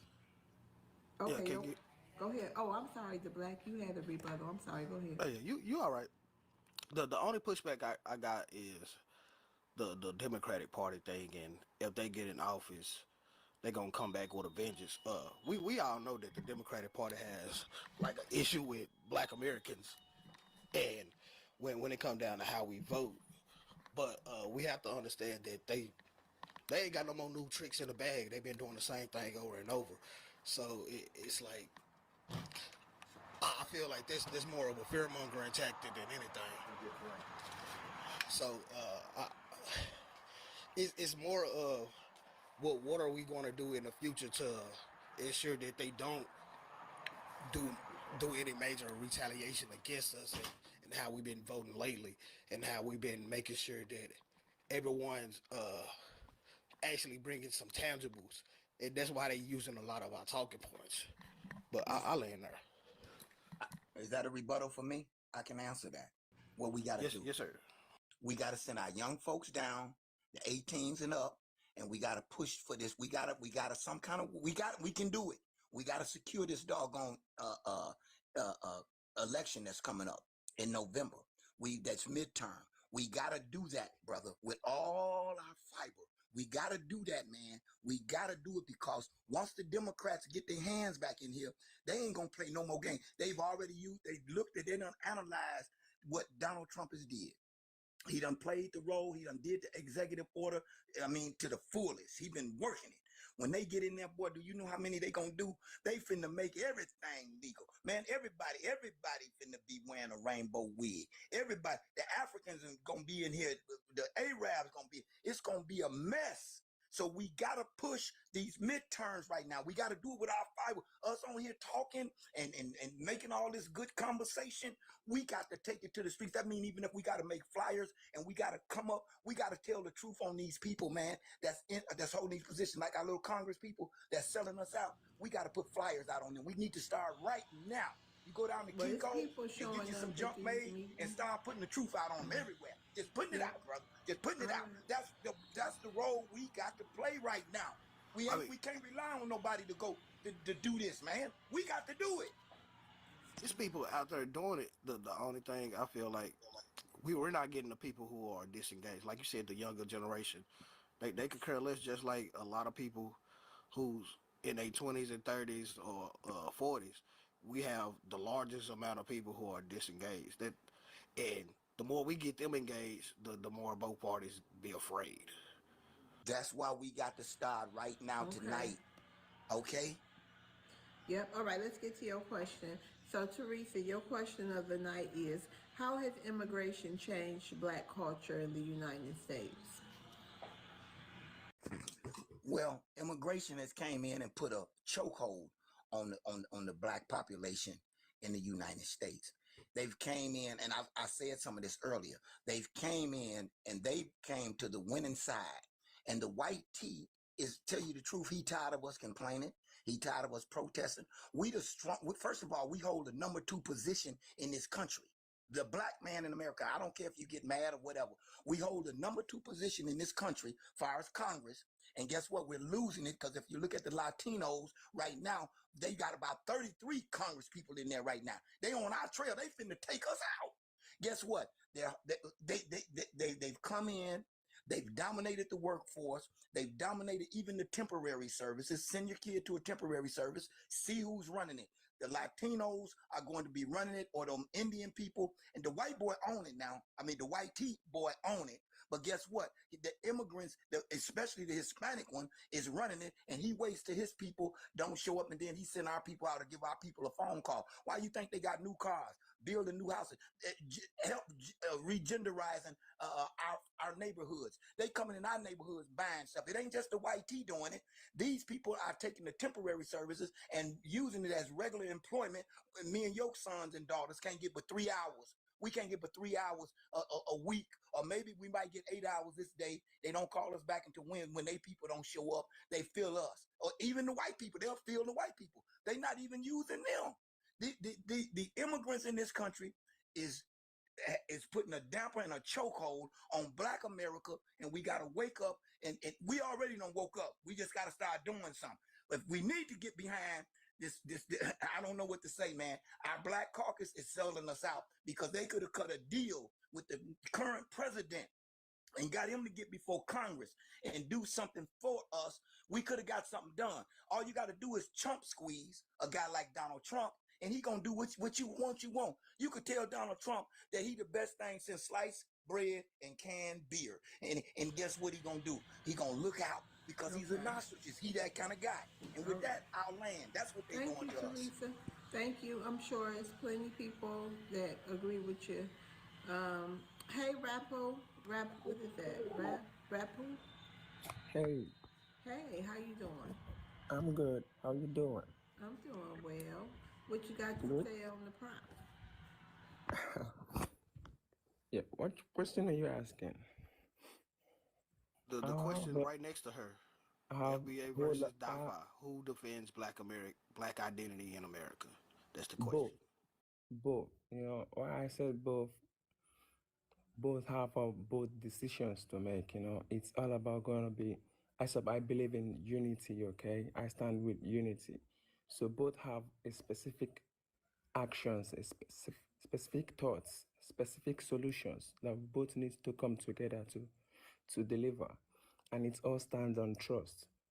When making a decision for both sides, both sides have to be one. You know, this can be saying the other one round, and this can be saying they have to be in conclusion. They have to come to a point of contact, a point of understanding, okay, to really do something tangible for the citizens, to really do something good for the country, to really do something good for the future, okay. And a whole lot of moles, or should I use that moles, you know, when let me say the FBA, and when they are making their decisions, and someone we will be among them too, we still go to the other party, the other DFWFA, there will be moves. So the moves are the ones we are really, really, really fighting about. Everyone is telling the truth, but who's telling the lie? You know, everyone. Do you know any, sir? Do you know any African woman that's got a baby by? Wait a minute, Teresa. Hold on. We gotta let him land his plane. Hey, Rappo. Yes, I do. Yeah. He want to know if you know any if you know any Black American that has a baby by an African woman. Yes. I have. Yeah. Yes. Okay, so yeah, he feels like you guys tell your women, Africa Reality and Rabu, that don't sleep with the Black American man, don't breed with the Black American man. He thinks that that's an issue, that Black American men should be able to breed with women from the continent. Go ahead, Rapu. Anybody got any rebuttals? Yes, I do. Oh, That's that okay. bullshit. Go ahead. Okay, so all three of y'all got a rebuttal. Okay, so Black, how you want to go? Uh, I'm gonna be quick, cause I go first. I'll be quick. I I was kind of lost on some of his submission, but the kind of gist I got from it was uh, we need to come together. Which I kind of feel it ironic that a lot of people be like we need to come together or form some type of alliance when they come over here to America instead of doing that where they at. So it, it's like people don't care about unity until it's putting the things that they feel like they benefit from at risk.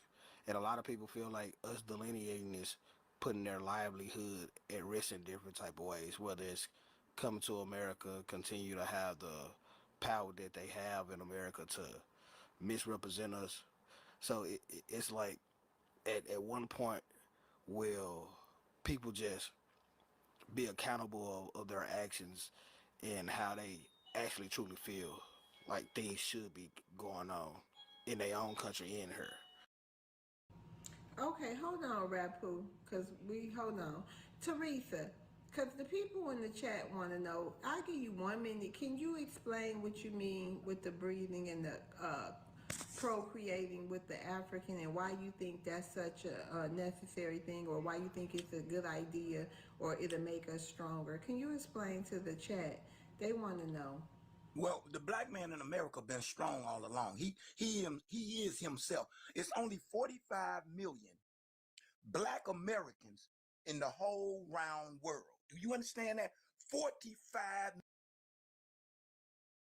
No, it's more than that because they don't count the people who not in America anymore. Okay, you got a few in Germany. You got a few somewhere else. Okay, just a few. But I'm talking about here on this continent. We count with the census. We counted 45 million blacks in America. Okay, when the white Did you people do the census last time? Yeah. Wait a minute, I just want him to finish. Then you can ask. I just want him to Listen. It's 45 million. It's 45 million black Americans in this. That's 14% of the population. Okay. Yeah, guess what? That's a very small number. That's a very small number compared to the Hispanics is now 20%, 18 to 20% of the population. Y'all can check my stats. I might be a little off by just a few. And they 62 million in the country. And what they did is they conglomerated the Hispanics all together and called them Latinos. That means any Spanish speaking person. They're lumped in a big group. There's 62 million of them. Me and you, 45 million. We've been here fighting. My great grandmother, probably before then, been here fighting ever since. Granddaddy, all of them, been here fighting ever since. So that's why if they come into this country, I seen an Arab mama got to messing around with a black brother here in Wisconsin. They beat the one. This been some years ago. They beat the mama Wait and a sent minute, her back to Teresa, the they old. just want to know, can you, because your time running out, they just want to know why you think it's a good idea and what benefits do we get from breeding with Africans. Can you just speak to that point? It raises the numbers. It brings back the dollars in the communities with the people that it raises up our numbers as black Americans here in this country. Okay, it raises up the numbers and it brings back dollars for us if we got the right people to distribute those dollars. We don't have we got some bad people right now and that's working for us and they black. But Teresa, why we gotta breed with them? Why we just can't do business with them?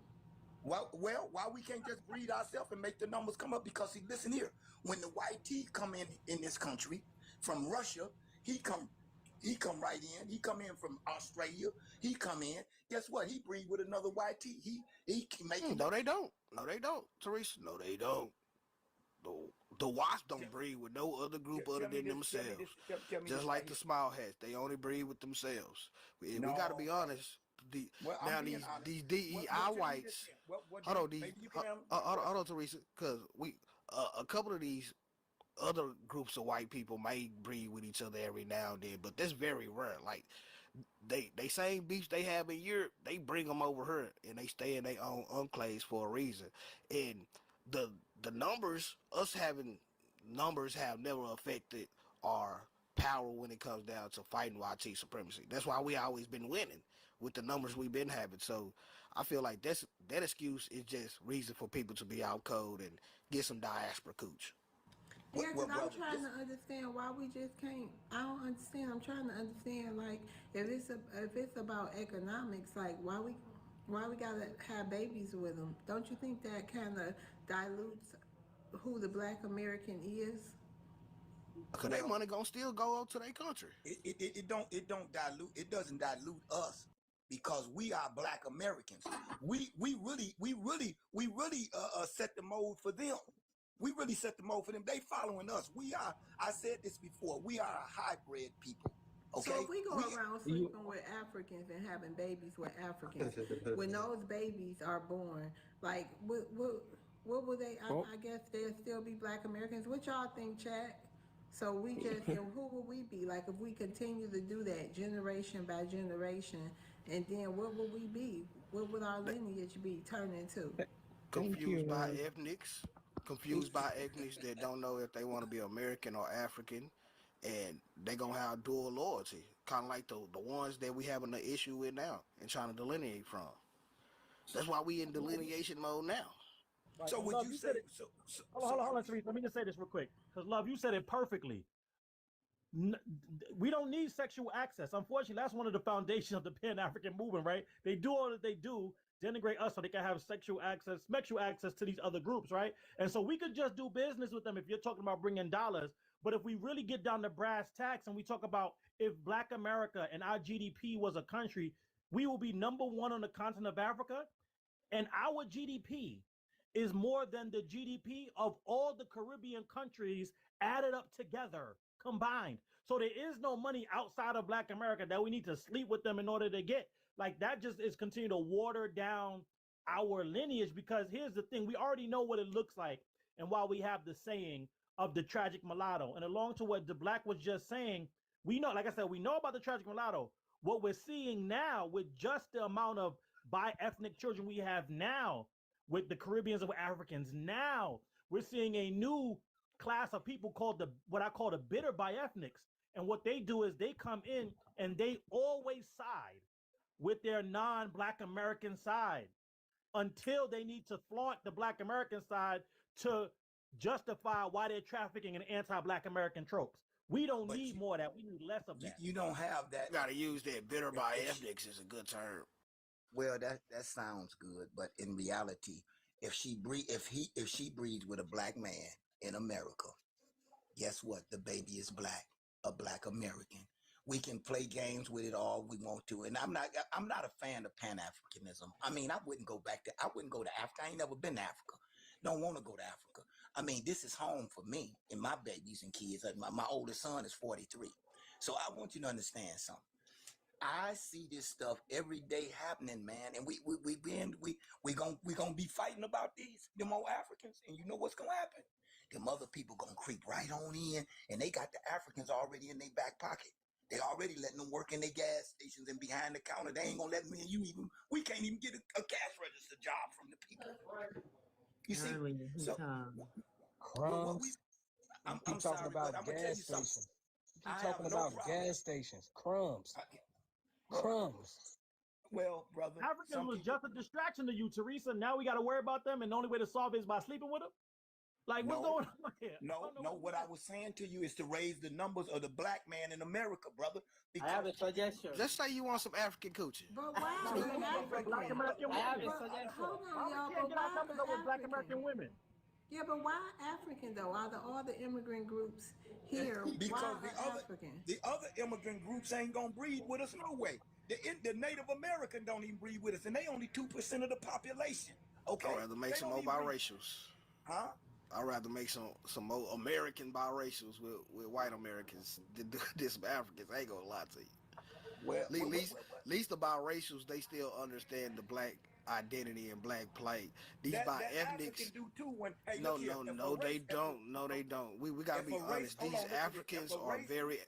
Teresa, hold on. We gotta be honest. These Africans are very anti-American and they're very anti-Black American. They do not like us. They look at us as we are beneath them, and they project what they think we think of them. Do you know why? Because of the religion. Because we know.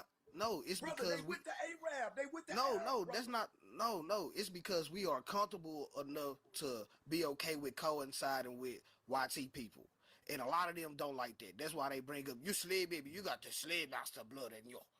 All that BS. We could care less. Like I could care Thank you for less. the gifts, revenue. And that's why I would rather deal with a YT person than an African, because at least the YT person, we gonna have our issues, but we always gonna be American first, and we'll get to the point where, hey, you stay in your enclave and I stay in my enclave, long as we ain't got nobody else. No, sir. You're an American first. You're an American first. Hey, if a Or we can race just procreate with Black Americans. I don't know what's the word that you got to use for TikTok to say riot. What's going on up To here? say riot? Oh, I'm Yeah. sorry. I don't know. I spell Okay, it. what I'm gonna say is yeah. if a race riot break Uprising. out, Uprising. Uprising. If a race uprising happened in this country, you ain't going over there to the white T side. They don't play that. You think okay? Africans play that? You're not going over there to their side. And guess what? The African with his dark-skinned butt ain't going over there. The Arab yes, he is. Going over there. No, he ain't. Yes, he is. Nah. Come on, Black. Don't say that. I Don't say think that. he's Black. fantasizing about having an African woman. Okay, that's what I think's going on here. You got some sort of weird fetish. I got you one there, African woman, Teresa. No worries.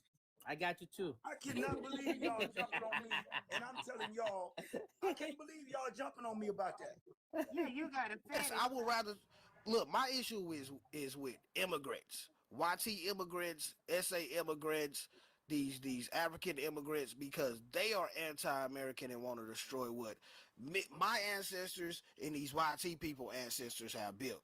Now, anybody that's not white and Black American from the 1870s on and before, I could care less, because they are not going to look at this country the same way I do. And most of these YT people who have been here since 1776, they want to sign that check.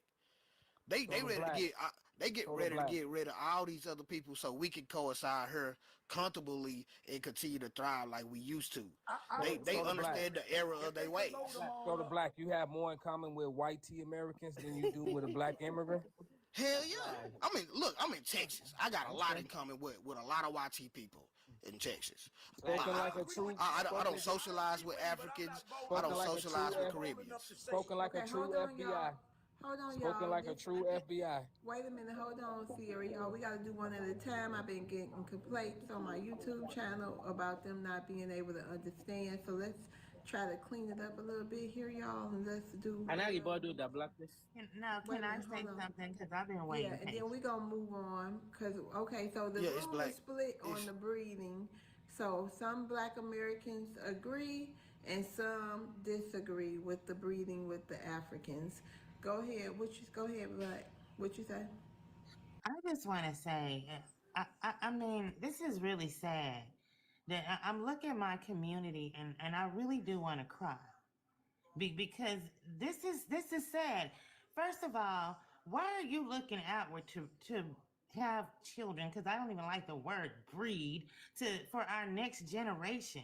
What are you looking outward for? Why are we not fixing our community and looking inward in our own community, like we don't have Black women with wombs in the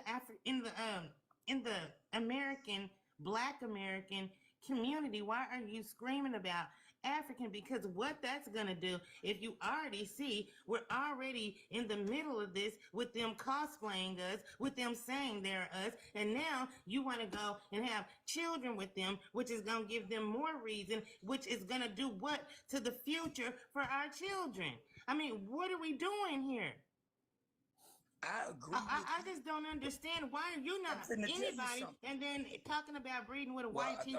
Why are we not talking about breeding with each other and building our community up? Listen, I understand what you're for saying. the record. So, and I never strayed from if we can put all the immigrants, I'm with Donald Trump. If we can get all the immigrants and put them on the bus and get them out of here, fine. But if they are here and they playing the game and they won't mingle with us, is what I'm saying to you, sister. They not a part of us. Okay? The Africans don't mingle with us. What they don't mingle with us, sir. And most of them don't even like us. And you want us to go and lay down. Listen, I got three. You got the wrong idea three about people in my family, Teresa. Hold on, because I have listened to you. Let me just say this. I have three people in my family who have mixed with them, and it did not turn out good. And so when you say this, they teach the kids to dislike the other side. You cannot go and lay down with people who do not like you. It doesn't make sense. You know why? Because it was a woman that bred with that African man. I bet you didn't know American What man. are you talking about? Why are you not talking about us having children in our community? Hold on, Teresa. You on some incel shit. I ain't gonna lie, Teresa. Talking about having children in our own community. Like we got all these black women who have wombs. What are you talking about? Hold on, Black Queen. Like, we want them too. No. Stop lying. Stop. Hold on, Black Queen. Hold on, Black Queen. Like, y'all incels, especially you old incels, like grind my fucking gears. This is reason why our black women today look at black men the way they do, because y'all wasn't man enough to actually stand on their side and fight with them. That's why they more aggressive and have more access than we do today. Cause y'all niggas gave up. Y'all niggas gave up and tucked tail. So I understand why a lot of women these days say the things that they say. They quick to say y'all DL or y'all just want some white women access to some diaspora cooch, because y'all have no spine no more. You good, man. You really good. I like that. No, that's I'm being honest. Like that's wrong. And to try to continue to find excuses and reasons to breed with other women other than our own women, yeah, that's disrespectful.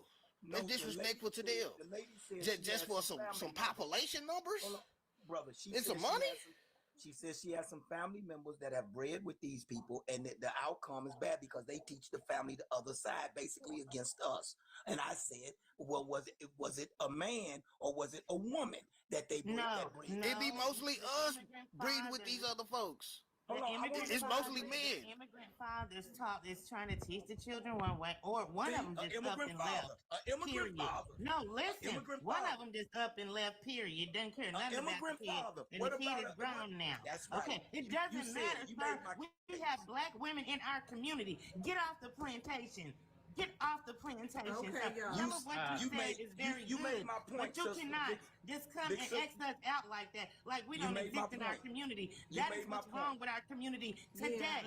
Okay, exactly. You made my we need point. to come together, I'm gonna get and on you out of trying here to put sit us back and apart. listen. I've learned a lot tonight. I feel like you made my point.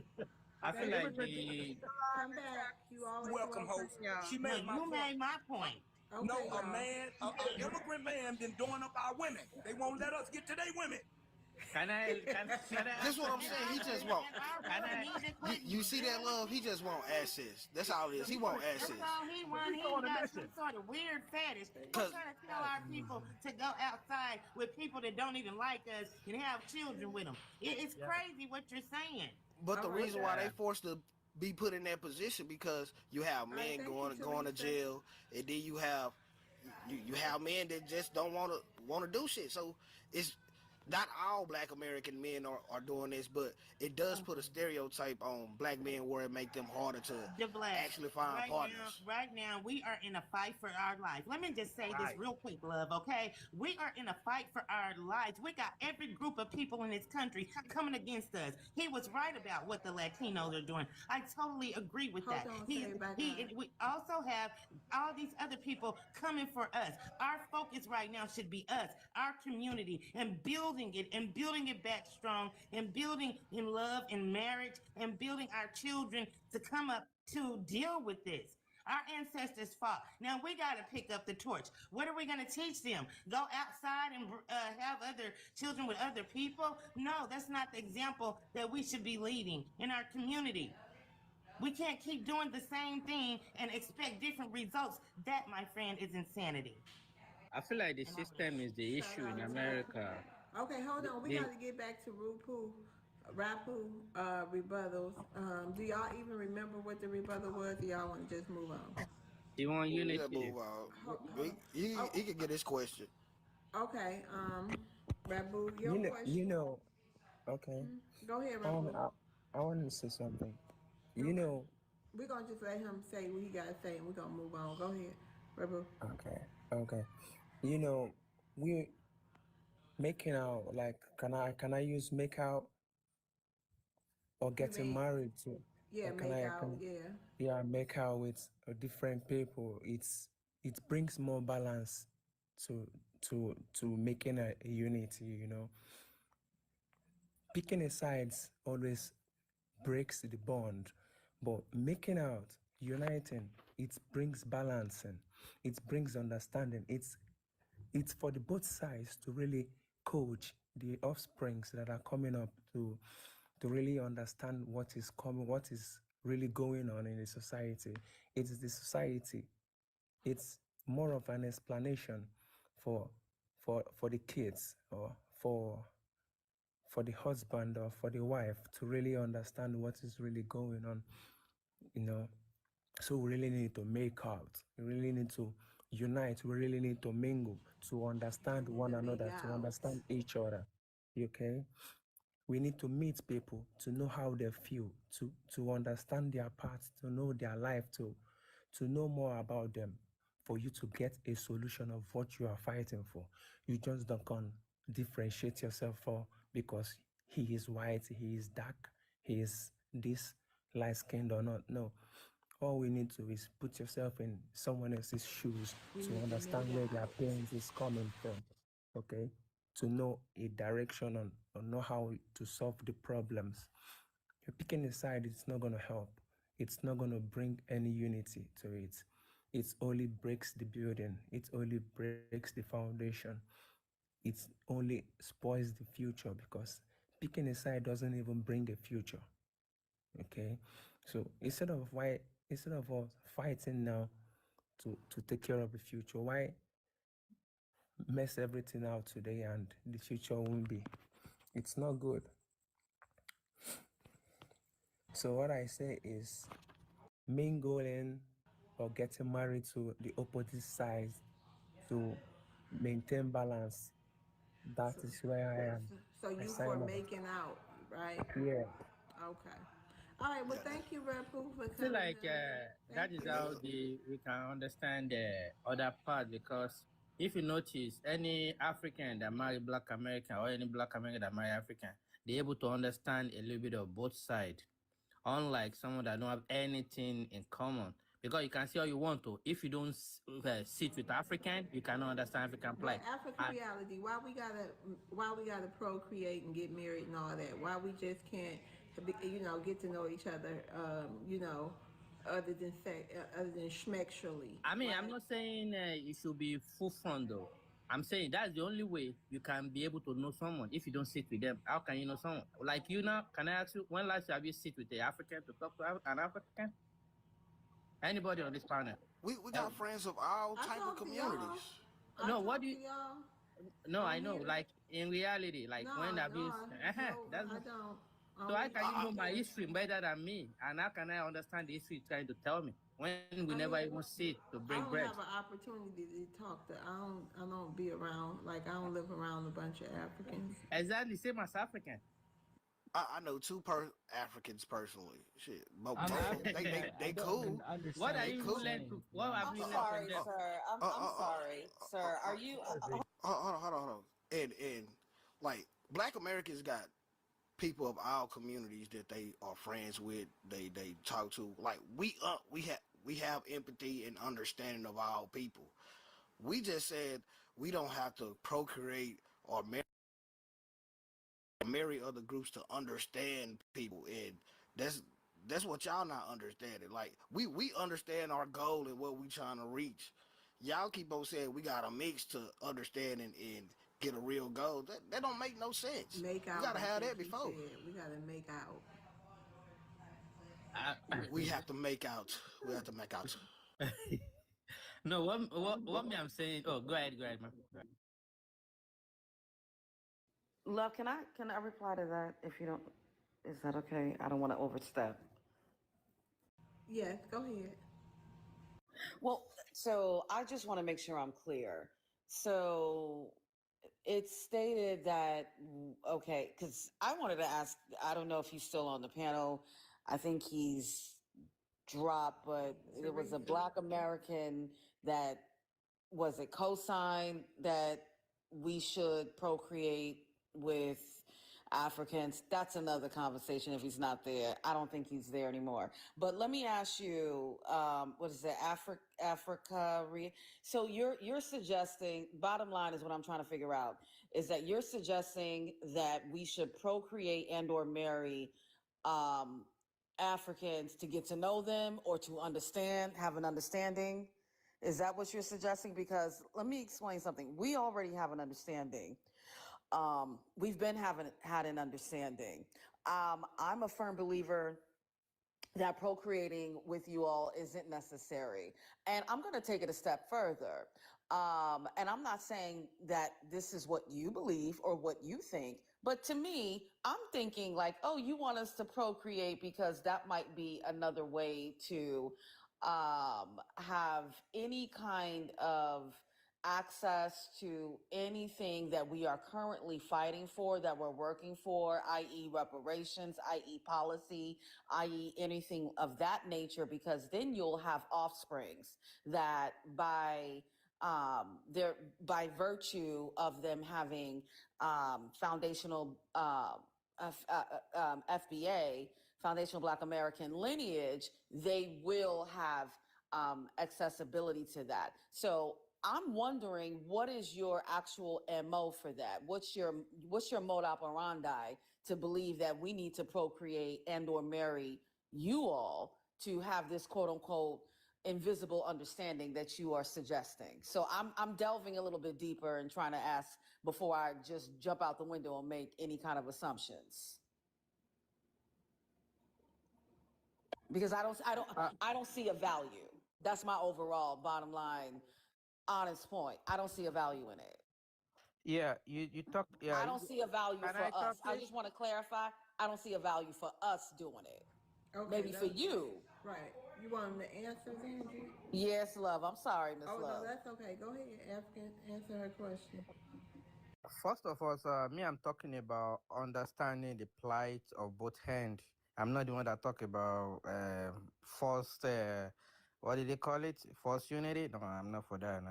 Because I can never, same as the guy said yesterday, I'm not in your shoe. I can never understand what you feel in your shoe. Same as you guys too cannot understand what I'm feeling in my shoe also. So you can say all the fallacy you want about Africa.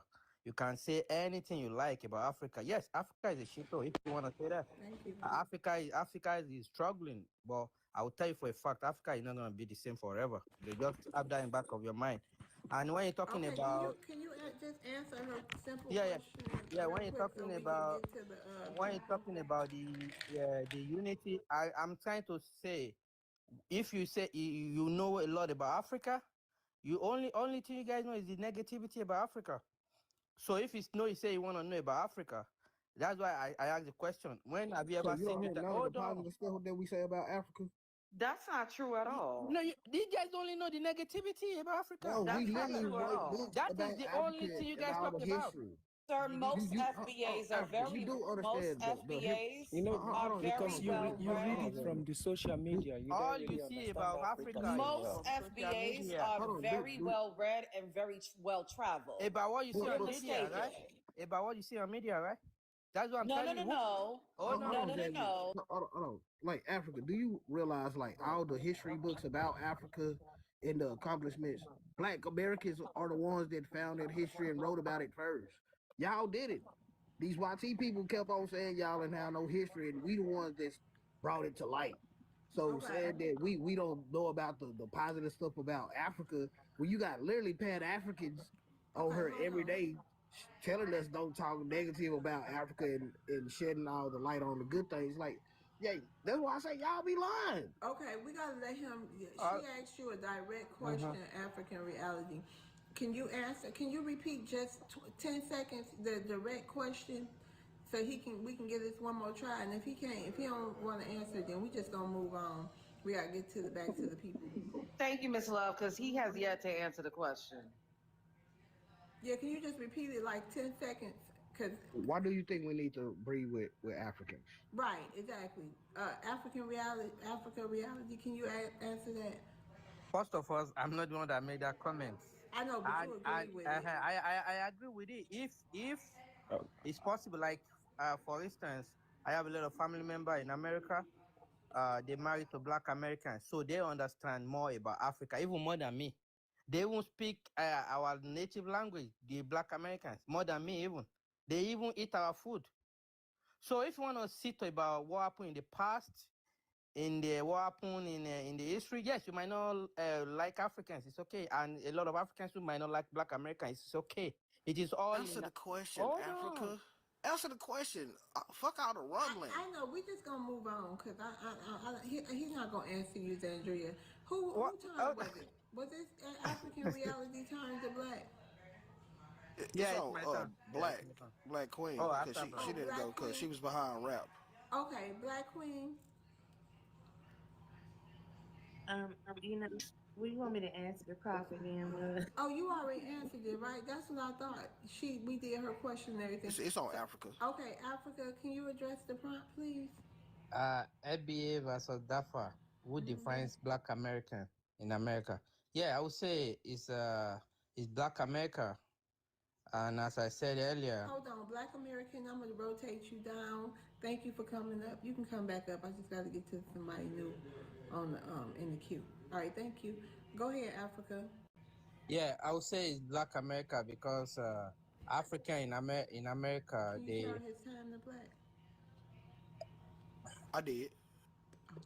any Africa in America, if you never understand truly what Black America have been through, is it can never understand, and again, it will never be able to understand it because I've been doing a lot of research about Black America. It's been a lot of stuff. Yeah, even you cannot even think about what they've been through, all those fight they've gone through.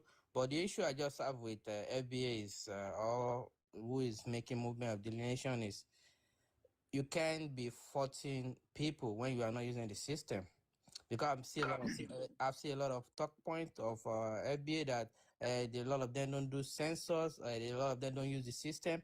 I'm like, how is that going to be an African issue?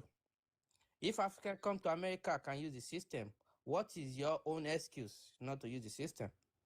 I'm not trying to step on anybody's toes, but that is the reality.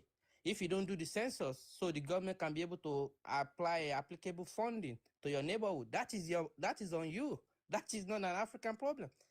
And again, when you talk about what you know about Africa, it is only thing you see on media. If you don't have any African that you can talk to, if you don't have any way you can fact check stuff, how can you fact check what is happening in Africa? Even I can't even fact check what is going on in Black community in America.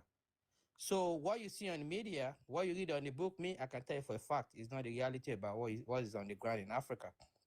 Okay, so all those your aid you're talking about is just going to the wrong people. The I won't say corrupt people because all the African continent is corrupt. So if you don't be in my shoe, you can never understand my plight. Same as other way around. But how can we find a balance to understand? Okay, that's what you've been through. That's what I've been through. Acknowledge each other. Along Okay, with that. okay, thank you. Anybody got any? I got a rebuttal. Okay, anybody else got a rebuttal for African reality?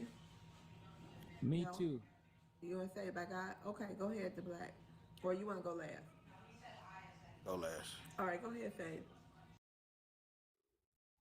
African reality, you're the problem for us Africans in America. You ranted for like 25 minutes. No one knows what you're talking about. I think you need to respect the history that happens in America, sir. What are you talking about? And what is your goal? When you come to America, what is the political goal that you have? Right? I can't even tell if you're from Nigeria or you're from like Congo or wherever you're from. When you come to America, you need to speak on code, sir. Speak on code. What are you doing? And what are you talking about?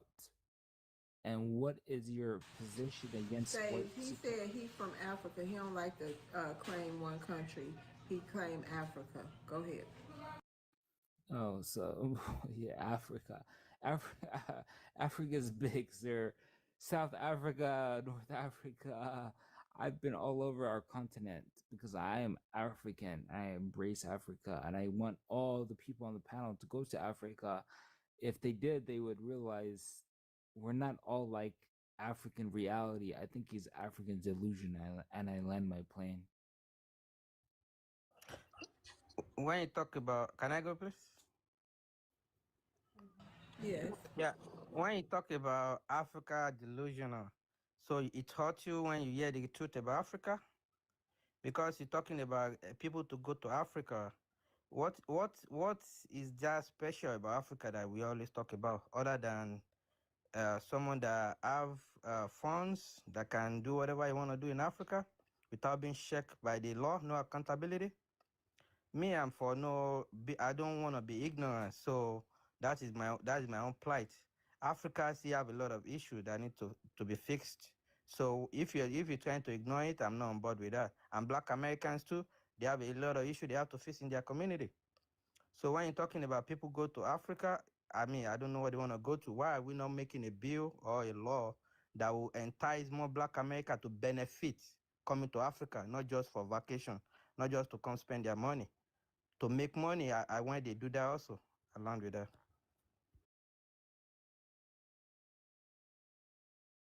The black.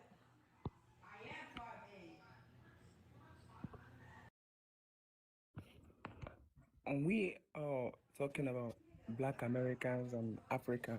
We are all one black, Hold on. You say we what? Okay. Go ahead, Rapu. You said we what? I say we are all blacks.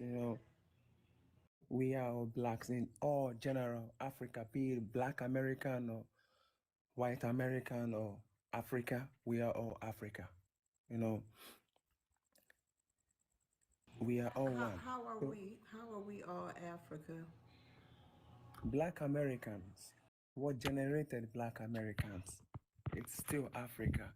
Our ancestors are all Africans. Okay, so You're Nigerian from your accent. yes, I am a Nigerian, sir. So we are our So you're not ancestors. even united in Nigeria. So how dare you speak to Black American people, sir? Okay, your okay, Black Americans are God that Nigerians cannot speak to them. Okay, and you want unity. How do you get the unity? You God. I'm not Black American. I'm East African, Somalian. Okay, I'm sorry, Somalian or saved. My thing is this: you can speak to Black Americans. Okay, we're not a monolith, and we absolutely welcome all opposition because we come prepared and equipped for that. My thing is, if you think that we are all quote unquote African as you claim, why was it back in the 15th century, the 16th century, especially the 15th century, when the Portuguese came and really invaded and did their number in certain countries in Africa, and the 16th century, when they were really heightened in the transatlantic slave trade? Why were any of you all who now think that we are brothers and sisters and we are quote unquote all Africans, you all have never sent any kind of SOS, any ships or anything in reference to see about even if our well-being, hell, if we need a tissue, how our family's doing,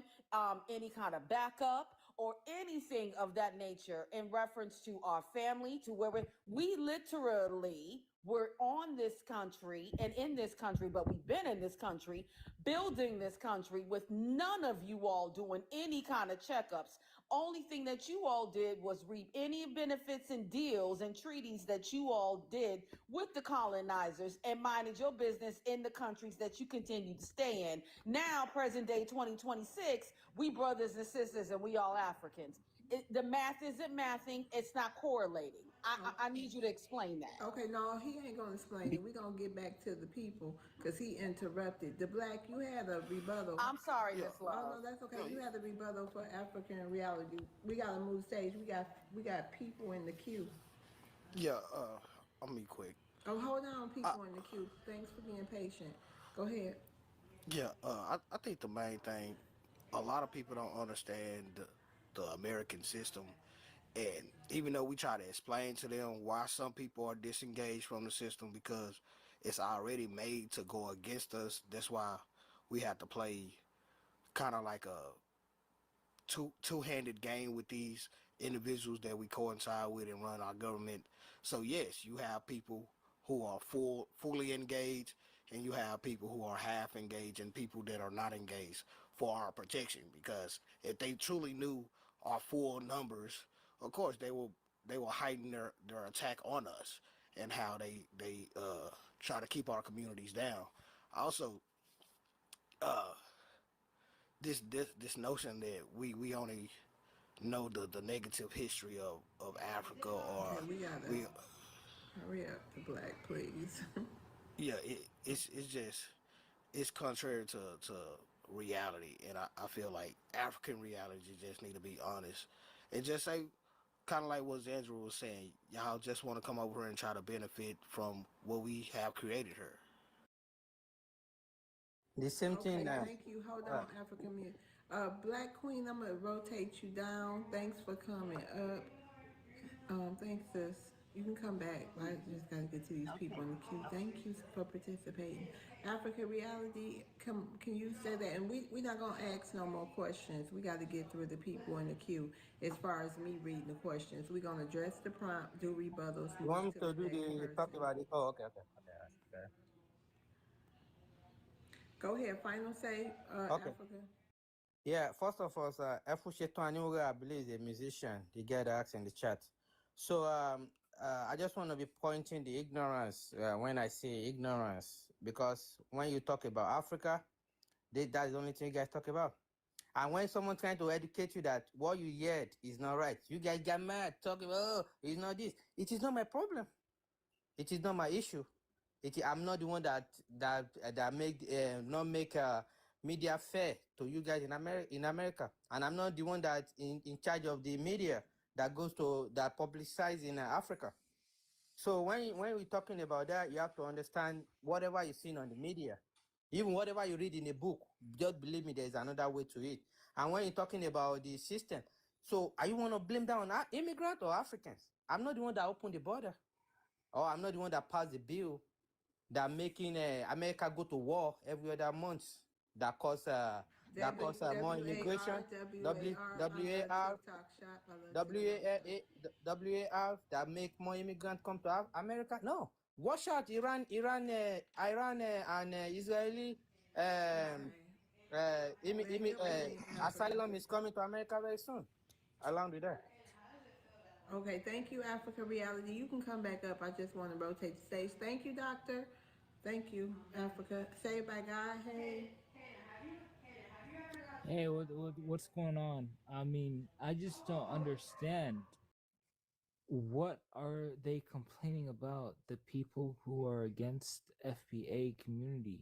FBA is just saying they had an ethnogenesis, and they are different from people in Africa, but they're not denying being from Africa.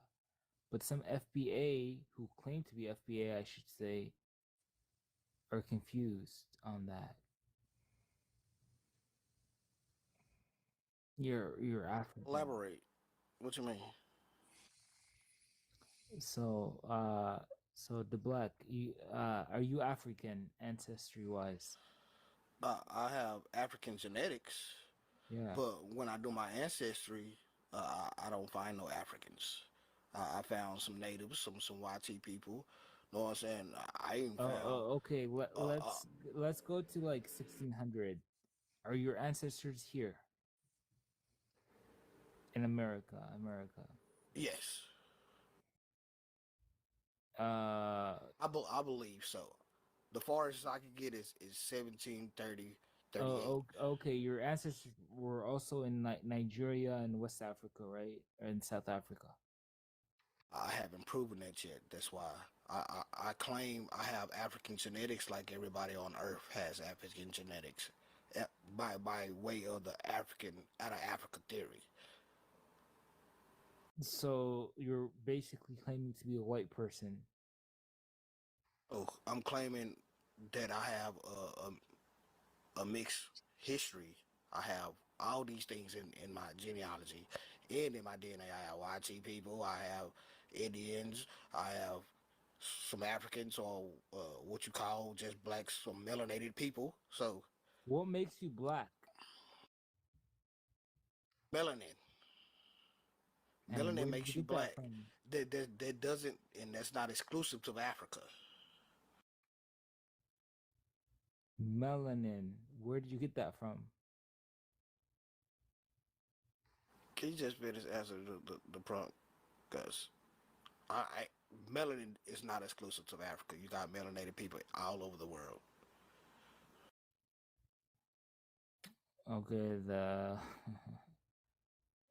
okay, you don't want to answer. Okay, that's fine. But why are you answered your running question. from Africa, sir? I answered your question. You're African. Yeah, this my rebuttal. Anybody else have a rebuttal on the stage? The problem is, why is everyone running from African? Hold on. Does anybody else have a rebuttal to say? Zandria? Yeah, You I'm can go. sorry. You can go Didn't you? first. Oh, thank you, Black. Didn't you? Okay, because I just heard you talk about how we had an ethnogenesis about 10 minutes ago, and now it sounds like you're questioning the ethnogenesis or conflating the ethnogenesis into whether or not if we identify African or we acknowledge our quote unquote African genetics. Which one is it then?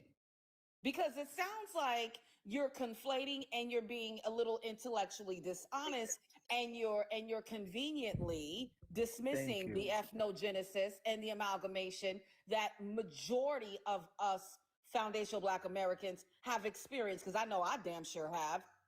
Thank you. I mean, yeah. And it sounds like you're trying to have it both ways, and you can't do that. There was an ethnogenesis, but is the gentleman from African ancestry though? What's his ancestry? Thank you, Nanabu. Who are you I just talking wanted to about? ask you know, the gentleman who just spoke, the black, What's his what?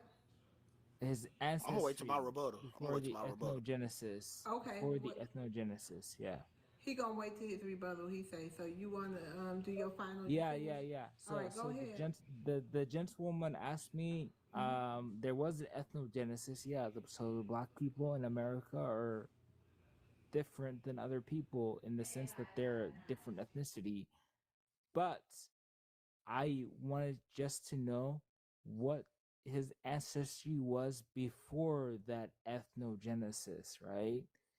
And he doesn't give a very clear answer. He says everyone's African and all blah blah blah blah, you know. But I'm asking you, who are your direct ancestors before the ethnogenesis? But do you want to know what the Fijians' ancestries were? Do you want to know what? I don't care about them because they're not talking I'm sorry, here on Miss this Love. panel. I'm gonna be quiet. Hold on, we're gonna keep this structure. Who are you talking to, Save? The black, so I'm not sure why she's bringing Fijians or this or that. Okay, well, he gonna answer you probably and get his rebuttal. So let's move on to the black's rebuttal. Go ahead, the black. Yeah. First of all, out of Africa, that's a theory. It hasn't been proven. So just by saying that everybody gotta have African genetics just to be melanated, that's as a fallacy. People don't question them Australians, just like Zandra said. People don't question those people in Fiji or in Melanesia. So, and when you look at history books from the 1500s all the way to the 1800s, and these people that was coming from Europe and doing their expansion and selling the seven seas, they said themselves that they found individuals that was melanated everywhere they went. And when it came down to these specific black people in America, they was trying to compare all these individuals to these special niggas over here. And they couldn't find a compatible group of people that was also melanated and could do the things and had the type of society that we have. That's why my theory and how I think everybody continues to covet us, because we are those special Negroes that everybody been looking for throughout the past and comparing everybody to. So documented ancestry, like I said, the farthest I can go back 1734 to a man named Peter Jones. He was a mulatto, half Indian, half European. So, and that came from a long line of free Negroes of the Joneses from Virginia. That's where I start from. So that, and anything before that, I could care less. I ain't gonna lie to you.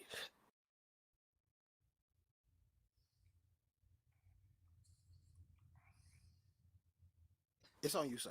Final say. Yeah, I think you need to stay off the pipe, sir. You're delusional. You are from Africa.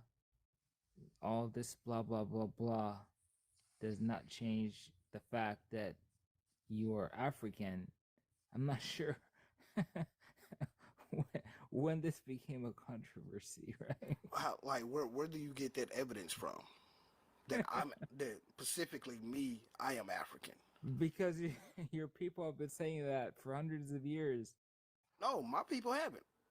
My granny never said she was African. She always said she was a Negro, and if you called her African, you gonna get spit on or slapped. The black. Can I come in real quick? Okay, I don't have any other response. Okay. Well, thank you, Save. We're going to move on. It's Okay, Dandria's thank you, turn. thank you. Thank you, Save. Okay, hey, Dandria, you want to address the prompt? Hey, Miss Love. Yes. FBA versus DAFA. Who defines Black identity in America? Of course we do. We meaning Black Americans. We meaning foundational Black Americans. We control our identity. We have the say in our identity. We have acknowledged our amalgamation. We have acknowledged our ethnogenesis. We don't have time for anyone of anybody, whether they're white tea or of other areas in the diaspora, questioning our ethnogenesis, which is in fact real. We are the only group that our ethnogenesis is up for debate and put on trial. And I find that very interesting because our ethnogenesis has the most social currency and economic currency, if we're also going to speak very plainly here. So because we have the most important currency in reference to Black people, we're always questioned because the main thing is delineation. Delineation is the movement here. It's not whether or not we identify as this or that, or what folks want to claim that we're quote unquote African. We are delineated. We have delineated, and it's the delineation. And every single day, these people show and prove why the delineation movement has taken off and has a mind of its own. It's bigger than us at this point, and it will continue to be bigger than us. We are going to continue to stay focused because we have things that we are on code to accomplish. I don't think it needs to be stated because what's understood does not need to be discussed. And we are the only ones who define our Black identity. No one else at this point and at this juncture has the autonomy anymore to define that for us, because there is power and control in reclaiming our identity. And people don't like that power and control that we have recently grasped. When I say recently, I mean the last couple of years, but certainly within the last 2 years. There's power in that, and that's very frightening to other people. Okay. Then you're playing. Thank you, Dan. I land. Thank Okay, you. you hold on, Zandria. Let me see if anybody got any rebuttals. Anybody got any rebuttals for Zandria? Oh, you came off mic. Right. What was that? Why you came off mic? I mean, for y'all No, Africans hey, that don't understand how this goes, when she asked, "Do you have a rebuttal?" and you have I something to totally say that y'all understand. I was didn't just giving you like, guys time. I totally that understand. I was just I giving you mean, guys. that's why you let the host do what the host do. That No, each time I I mean, come on, the instead, mic just but goes off. because you don't supposed to be off mic while you up here and other people are talking. That's the whole No, I reason. tried to turn it on. It just went off on its own. I told that's because I muted you. That's what called being a mod is or a host. We mute people when they first come up, so you won't interrupt the person that's talking and won't have no Right, feedback. I It understand. sounds bad for the recording. Also, Gotcha. that's why the hosts always say, "Do anybody have a rebuttal?" Because some of y'all be having some things to say, but y'all wait till a person get to talking, or y'all wait till after she asks, it'll be too late. Thank you, So T. that's why I'm just trying to double check to make sure. Cause I know y'all Africans be wanting to talk, but y'all be saying that we don't let y'all talk. But that's because we have structure. So to repeat, does anybody have a rebuttal to what the sister I, said? I didn't have no rebuttal to that. I agree with whatever she was saying. I was just waiting for whoever had a rebuttal. All right. Okay, so no rebuttals. Okay, thank you, Zandria. I'm gonna rotate the stage. Oh Yes, no, ma'am. that's okay. She ain't. She gone. So okay, Demo. Hey, Hello, everyone. how So you doing? You maybe, wanna address the prompt? yeah, I'm okay. How you doing? I'm doing good. Okay, so of late, I think recently I've been coming across a lot when it comes to the FBA, but today was my first time to see the DAFA, but this is the only issue that I have with the FBA. I think their approach is a little bit complicated, for the fact that when a label is owned by Thank many you, Tia. people, every one of us are black, but then you alone want to call yourself black and then stop others who are already black from that they cannot call themselves black. I think that is the issue. I think it would be better if the black American, the original black Thank you, American Elvin. can find a unique label to call themselves. Because I've been knowing myself to be black over the years, so just to come over here and then another person is telling me that, oh, I cannot call myself black anymore because that label belongs to them alone. That's just what I just can't understand. So if a black person come here, maybe what you guys could do, call them maybe in when a person naturalized to become American, maybe you can call them what? Naturalized black American. Because I'm not white. You are original black American. But if I come here and naturalize, you can call me naturalized black American, but you cannot stop me from calling myself black. That would be, that's not Okay, really, hold on, Zandria. yeah. I'm gonna rotate you down. Thank you for Uh, coming up. I gotta bring I up got a somebody. rebuttal. Yes, I'm Miss not done Bucky. yet. Thank you for having I, me. you I'm welcome. not done yet. I Go might ahead. come. Oh, I'm Okay. sorry, Zandria. I'm sorry. Uh, hold on, Zandria. Come right back up No, so you she can said tell me. I Huh? think she was about to say she gonna come back. Oh, I was have a she? rebuttal. Yeah, I got a Okay. rebuttal. Come back if you can, Zandria. I think And, that's what you was about to say. That it dropped you too quick. Sorry about that. and anybody else have a rebuttal other than me? Me. It was my Hey, time Yeah, out. I I'm have a already. rebuttal. you can go, say. Can I come in? I was still talking though. Okay. Okay, go ahead. Your time was up. That's why Oh, okay. the host had stopped you. Okay. You can go, say. Yeah, I Where mean, can I rebuttal? yeah. Are you African? I think the Africans need to rebut this guy who's making Africans look bad. So you have a big mouth, and you need to shut your big mouth. And I don't know why you're coming on TikTok panels making Africans look bad, sir. When you come to America, you need to respect Black Americans and what they've contributed. All that you have spoken about, nobody even understands what you're saying with your accent, sir. Learn some respect. It's not funny. It's not funny. Who spit in your foo-foo? Learn respect. Okay, go ahead, next person. This is not about Yeah. disrespect. I didn't come here to disrespect Black American. I don't know where you're from, whether you're African or whatsoever, but that's what I'm the not world sure needs he's to an know. African at all. I'm not really Yes. sure he's an African. No, I don't think so. Or maybe he's just one of those bootlegger. He want, well, people, some Black American to maybe see him to be, special or something, but he's not. And you are very ignorant. You speak with no logic.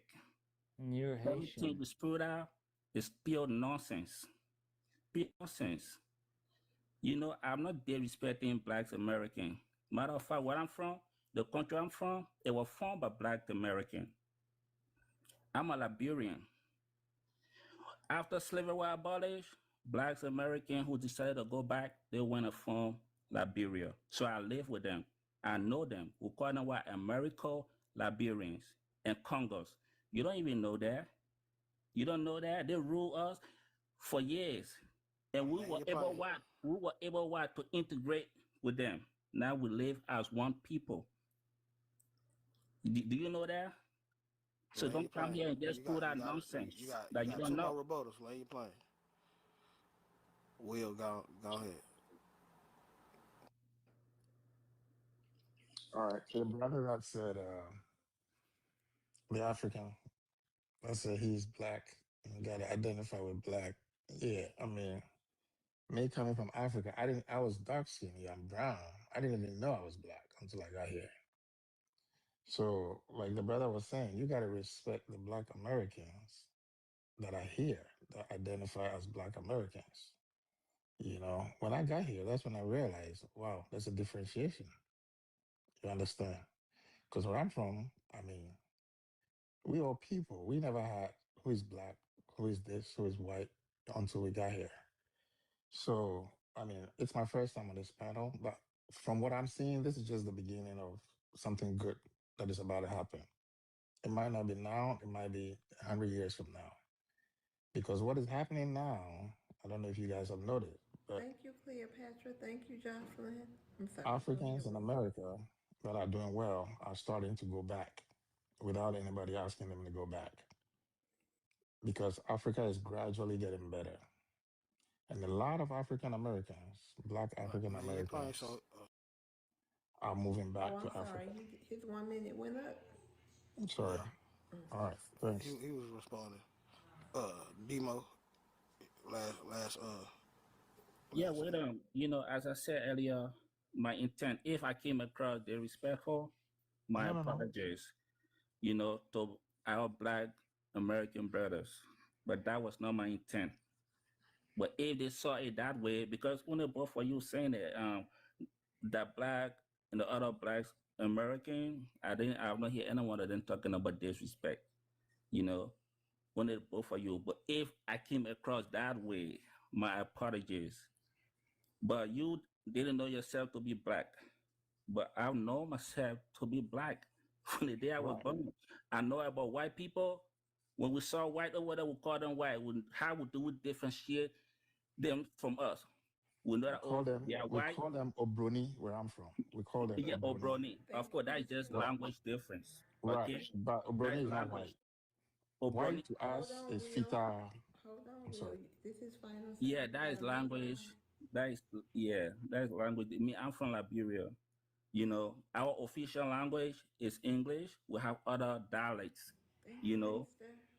so I differentiate white people from myself by what considering myself black, considering them white.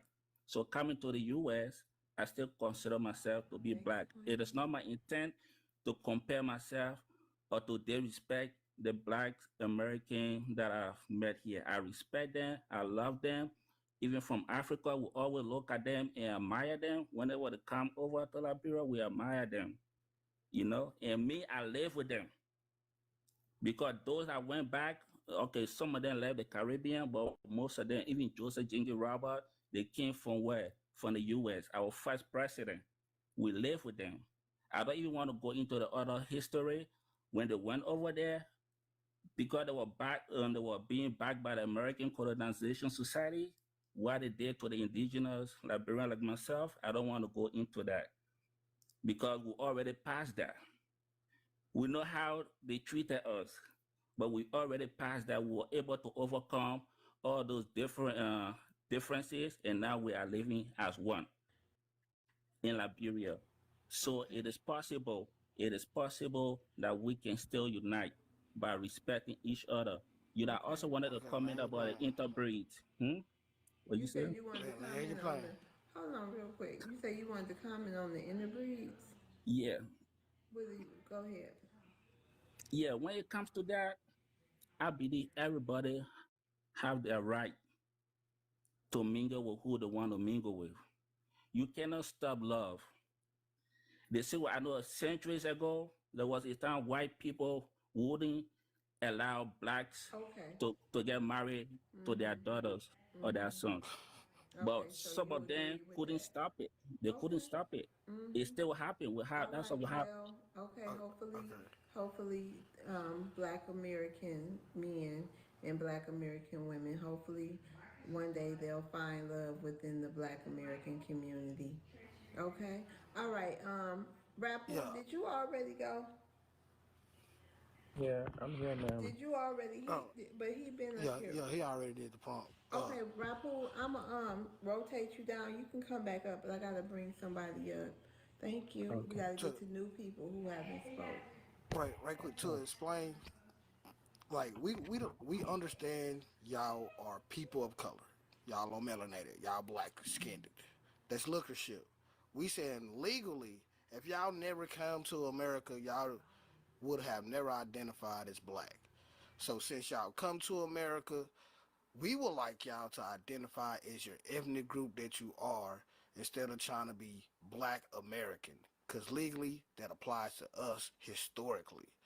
That is trying to take away from the things that we have fought for and built and trying to benefit from.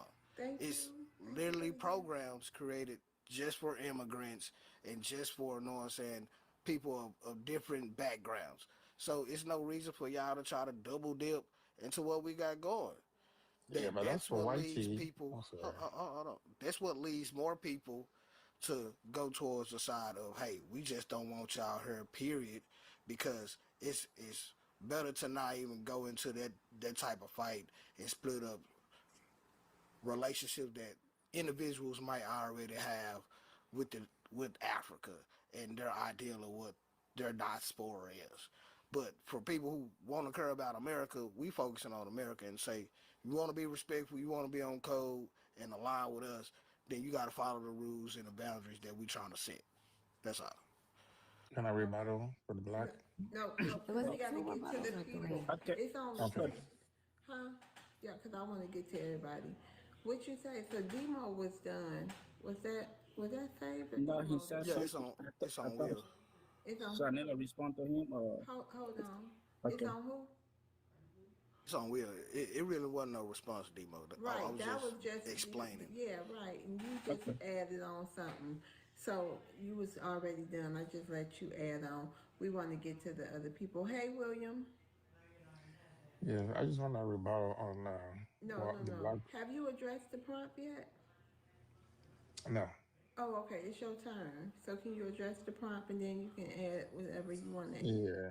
Mm-hmm. So I just want to say this. I mean, I had watched your show, you guys, sometime No, last answer week. the prompt, and then you can And go this is the into your first spiel. time I'm seeing Will. All you gotta do is just read the prompt, answer it, And then the rest of your little minutes, you can go on your little diatribe. That's all she asking. So Sure. please answer the FBA prompt DAFA. first. FBA versus DAFA. It's the first time I'm seeing DAFA. I had seen, FBA last week, and this is the first time. I think this shouldn't even be a topic. There shouldn't be FBA or a DAFA discussion, you know, because FBA is the original Black people identified in America. I mean, why are we having a conversation, even bringing DAFA into it? I don't think any other Black community should even try to compare or fight. Do you FBA know has what every DAFA is? diaspora, African, I believe. I'm not sure what the rest is, It is. But DAFA This means Diaspora, African Founding Ancestors. That's Dr. okay, Umar's classification he's trying to do. And it is, some Black Americans are part of that. So that's okay, the point of the debate, okay, just so we okay. clear. Go ahead. Yeah, I'm just making sure that where FBA stand, people should just respect that, and they have every right. So I mean, I'm with FBA being the original, Black identity in America, and I'm gonna leave it at that for now. Thank you. Short and sweet. I love it. Anybody have any rebuttals for Will I Am? No? Okay. All right. Thank you, Will I Am. I'm going to Thank you. rotate you down. I want to get to some new people. Veronica, you can come back up in the queue if you ain't doing nothing. Want to hang, get back up here, Will. Okay. Veronica, hi. Hi, love. Hey, mister. I'm sorry. Hey, y'all. What's Hey. going on? Nothing much. Missed y'all.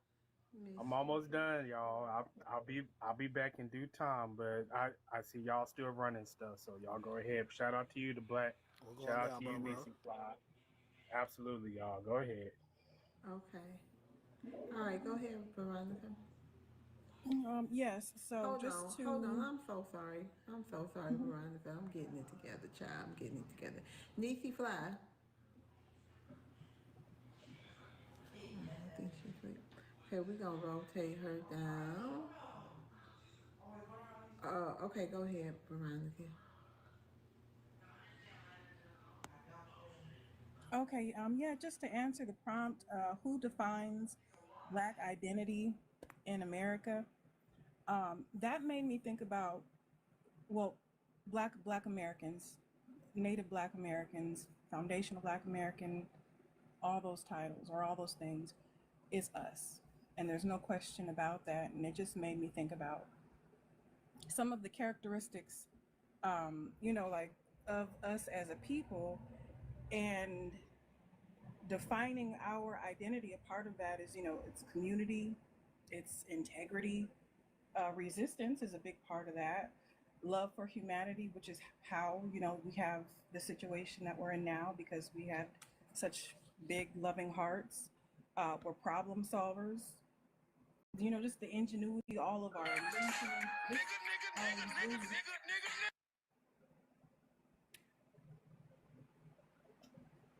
yeah, just our resilience over time, and again, integrity. So all of that just brings me to what I always think of about the latter. That other term, DAFA, is kind of like a catch-all, and we're not a part of that. Indigenous. Yeah, I'm not even sure. Well, I know you just explained what DAFA is, but no, that's it's really unfortunate that Umar Johnson even had to, come up with that to try to muddy the waters. But when you think about all those characteristics, Mother Africa, the big prostitute, the great prostitute, Mother Africa, the greatest prostitute there ever was. None of those characteristics align with that archetype. So you have all these, it just doesn't line up. And I have more to say, but I know my time is over.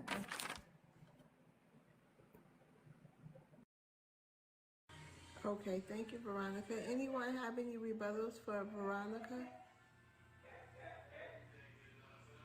I do. Okay, Faye, go ahead.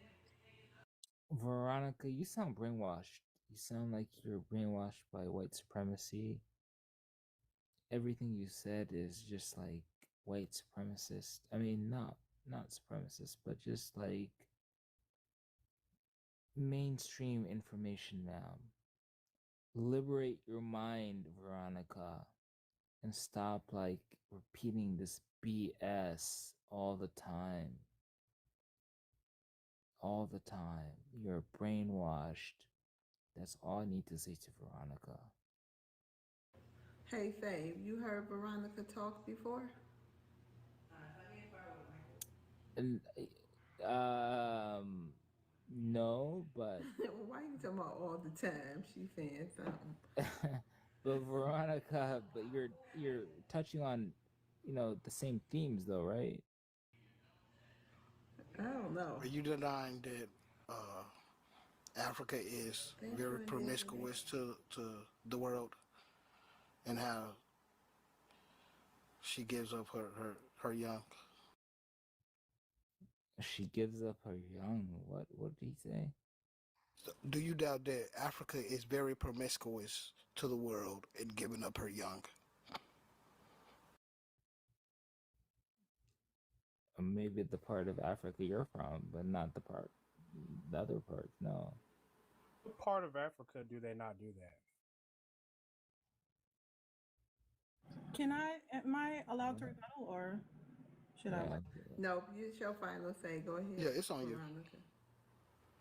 Okay, yeah, I don't come, and neither do my people. We don't come from a big old prostitute, and it's just the bastard babies that fall out that she like. We're not the same, and in Mother Africa, the great prostitute, there is no social construct of race. So then when you come here and you try to migrate into an ethnic group, that is entirely wrong and the opposite of Mother Africa, the great prostitute. We have integrity. We would never go to your home and try to do that. And you wouldn't allow it either. So yeah, just I think Saved, I think he's under the influence.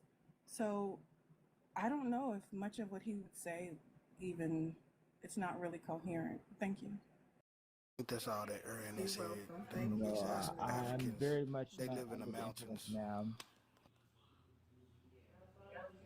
I think it's because them East Africans, they hide in the mountains. That's Hold all on. that Okay, Aaron thank you said. for coming up, Veronica. I'm gonna rotate the stage. Thank you. Hey, Is it? April. Oh, I'm sorry, Miss Love. That's okay, Andrea. Hey, April. Y'all, can y'all hear me? Yeah. What's going on, April? What it do? What the business? Hey, boo. Hey, honey. The prompt first of so the answer is in the question, right? Who defines Black identity in America? Americans. It's in the question, and I think that anyone who cannot spell, right, an acronym, right? The acronym is for 4 words and it has it's 5 letters. That's not what are we doing? So they're slow, and so how could they do anything? How could they? It doesn't make no sense. That's it to the prompt. Black Americans at all. So a couple points I wanted to make. Love is a choice. You do have an option to who you fall in love with. Hello, and I think that the only people that are brainwashed are those who are operating in fake race science. Right? You're actually using the tools of this YT system, which is race and immigration.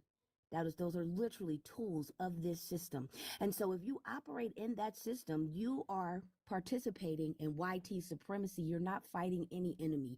You are using his tools to benefit your life, and you don't care about mine, right? And you're not Black. You can't be Black. Black American is someone whose lineage traces back to the historically enslaved, later freed populations within the United States of America. Okay, literally, collectively developed a distinct ethnic identity, a culture, a social experience over generations and generations.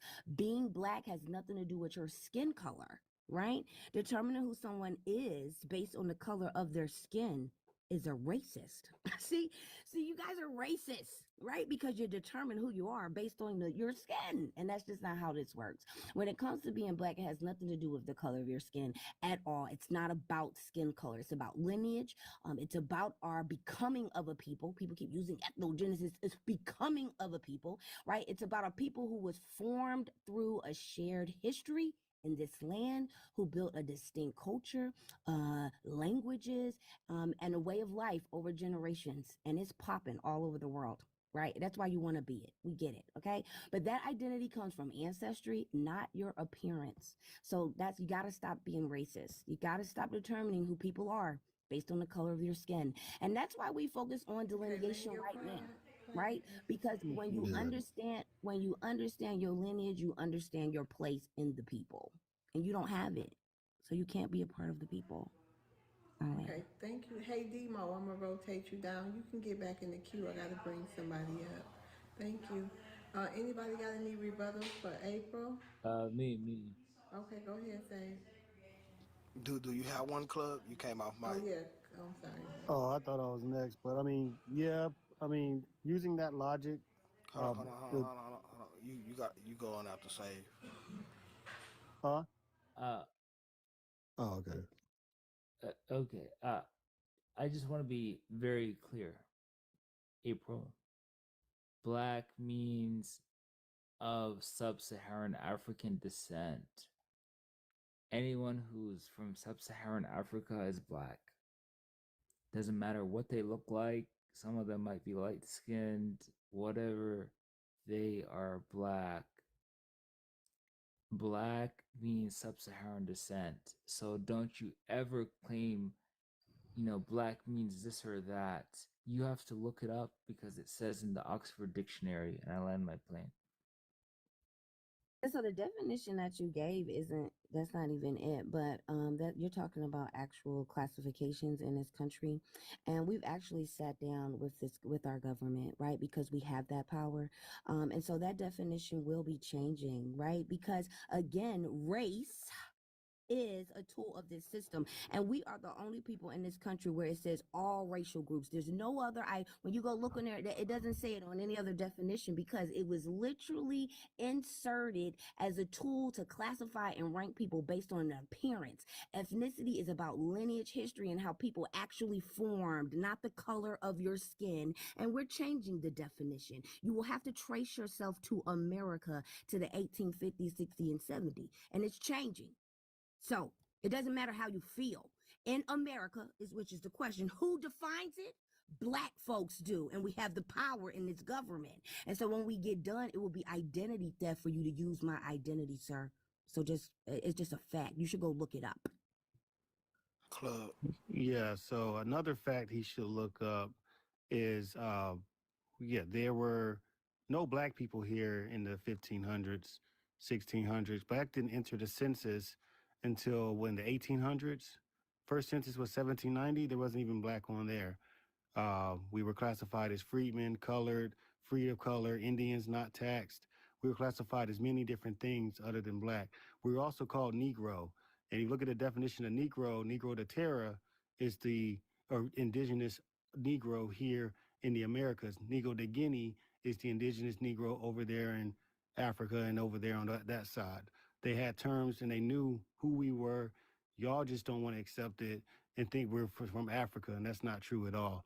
You're going to listen to the white man all the way down with the ship? Be my guest. But guess what?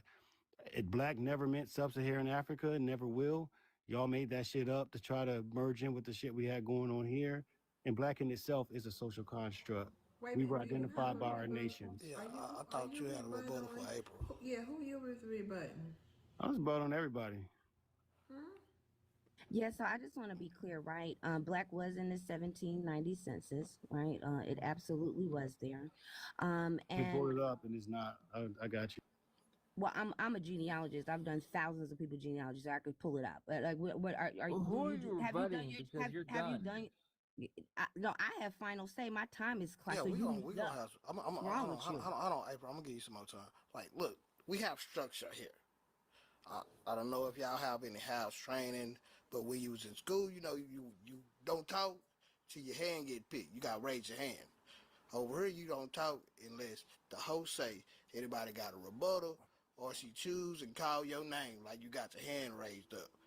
If somebody got some time, you shut the fuck up. You see little time over their head, that mean they talking. Don't nobody talk.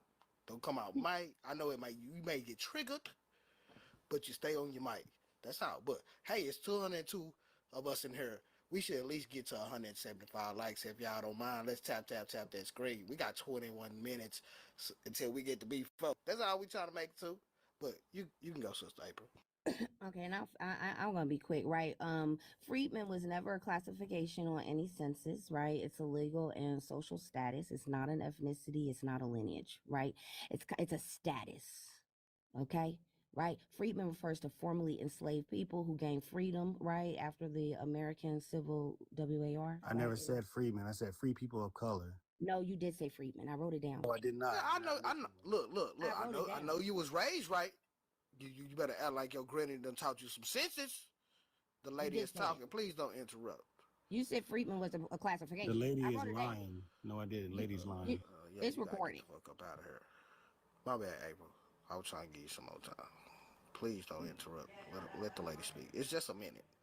Just 1 minute. Really rebut me, except for the fact that, you know, we were called other things. That's cool. He didn't refute the fact that we don't want to be sub-Saharan African. That's fake race science. Someone asked me what is fake race science. Race, ethnicity, and nationality are not the same thing, right? And there's a reason why they inserted it in the early 1920s, right? People were not, it's crazy to me. So we're changing the definition. That's really it. I don't think he had any pushback, except for he didn't know what is a classification, what went on the census, how he didn't know any of those things properly in order. Thank you. Hold on, May I add? Oh, I'm sorry. Wait a minute, hold on. Move your head, sir. What are you trying to show here? I didn't know what I was talking about. You type in the 1790 census. These were the categories, and black is not on there. Like I said, it actually Indians not taxed. Indians not taxed. They take it off the census for 50 years before they put it back up, and it comes back as native. Okay. So these are what a white man came on your yard and just tallied down what he saw and what he wanted to call you. Thank you. You gonna hold on for Okay, me. so Because hold on. run with that. Can you hear me? Hold on, Zandria. Hold on, April. Can you hear me? Please don't do that, Club. I think let me see. Yeah, you don't even follow me, so come on now. We're gonna just chill out. This is my first time up here. I got Okay, well, welcome, but just, you know what I mean, we're gonna calm down, okay? Just, your turn coming up soon, and you'll be able to get everything out you want to say. So hold on. April, final say? Did you say your final say? Yeah, okay, she all right, did. go ahead, Andrea, your turn. You want to address the prompt again? But can I just say, like, I literally just explained the rules. Like, Club, come on. Like, please. Like, can we have some decorum? I understand some of y'all may get triggered in the room by some of the things that other people may say, but it's just a minute, 60 seconds. Okay. We have some decorum. I apologize. When people lie on what I say, I have to correct Okay, it. it's fine. We're gonna try to just follow the rules. All right, Freedman. I wrote it down. Okay, y'all. Come on, Zandria. You want to address the prompt again? Or And that don't make it true. Is it okay if I address the prompt? Hold on. Yeah, it is, mister. Yeah. I'm waiting on you, Miss Love. I'm patient. All right. Go ahead, mister. I appreciate that. How y'all doing, man? I really miss y'all. So let me go ahead and get to it, okay? FBA versus DAFA. That's hilarious, by the way. Are they calling themselves that now, or is that something we're doing? That's hilarious. It's Omar Johnson. It stands for Diaspora African Founding Ancestors. No, it's descendants of fleeing refugee Africans. That's what that is. But who defines Black identity in America? I mean, without a doubt, it's Black Americans, and we actually define Black identity across the planet. By the way, whenever someone thinks about Black, it comes down to foundational Black Americans. Point blank. Period. That's it. We have the songs, okay. We have the laws. We have the culture. We have the history. We have the months of the year. Okay, we have the inventors. Everything that we do is black. I'm gonna rotate you down. Sorry, mister. Thank you. You're fine. Yeah, everything we do is black. We have been targeted for being black. No other group of people have been targeted for being black in America. Okay. Uh, Over here, we had something called the Black Codes. Okay. The Black Codes was only levied against black people. We were the only targets of that. No immigrants came over here and were targeted by the Black Codes. No Africans, no Caribbeans, no Indians or Asians or anybody else. Okay. That's just black people. We're the ones who had to deal with black, who had to eat black, who had to sleep black and had to be black. And we couldn't be nothing else but black. Okay. We don't care. I know you might be saying, well, the white man is the one that called you black. We don't care what dumb, wrong, racist people have to say because they're dumb, wrong, and racist. And we don't follow them. Smart people don't follow dumb, wrong, racist people. Okay. So if you're smart, then you wouldn't be following them. But if you're, I mean, if you want to follow them, then that says a lot about you.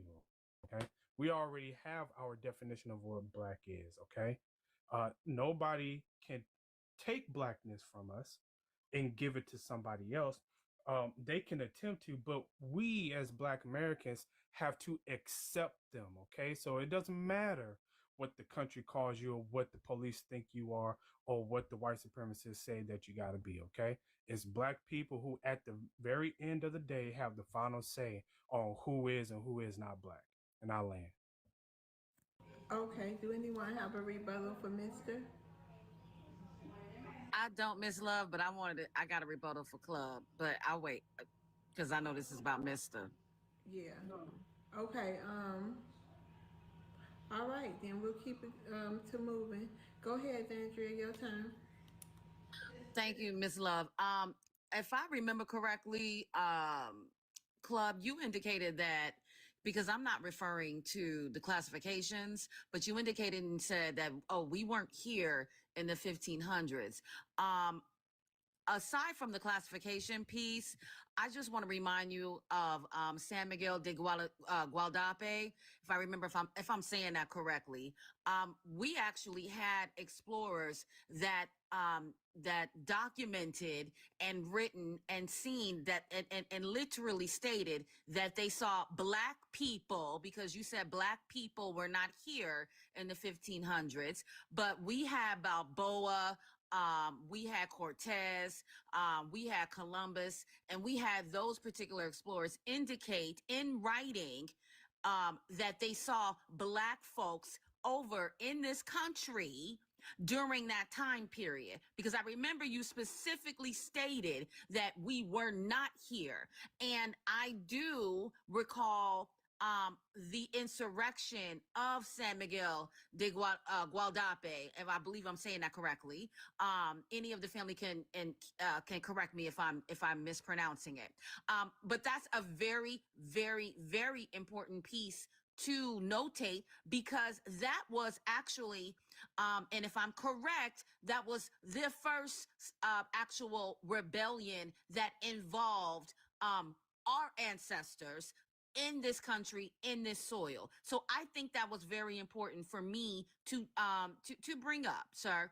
And of course, I'm obviously talking about, aside from the quote unquote classification, when that started, when they were classifying us and reclassifying us and reclassifying us again. I'm not referring to that. I'm talking about what is actually on paper that is, you can look up. Anyone can look up and do the research of seeing black people on this soil during that time period. And I land. Okay, any rebuttals for Zandria? So you got one, Club. Anybody else got a rebuttal for Zandria? Well, it's more so of a clarification because I don't think she heard what I said. When I said no black people were here during that time, those people didn't refer to themselves as black people. They've had their own identity that they refer to themselves. We have thousands and thousands of different tribes just here in the southeastern region of the United States. So no, when I say nobody was black, we didn't look at ourselves that way. We had our own identities.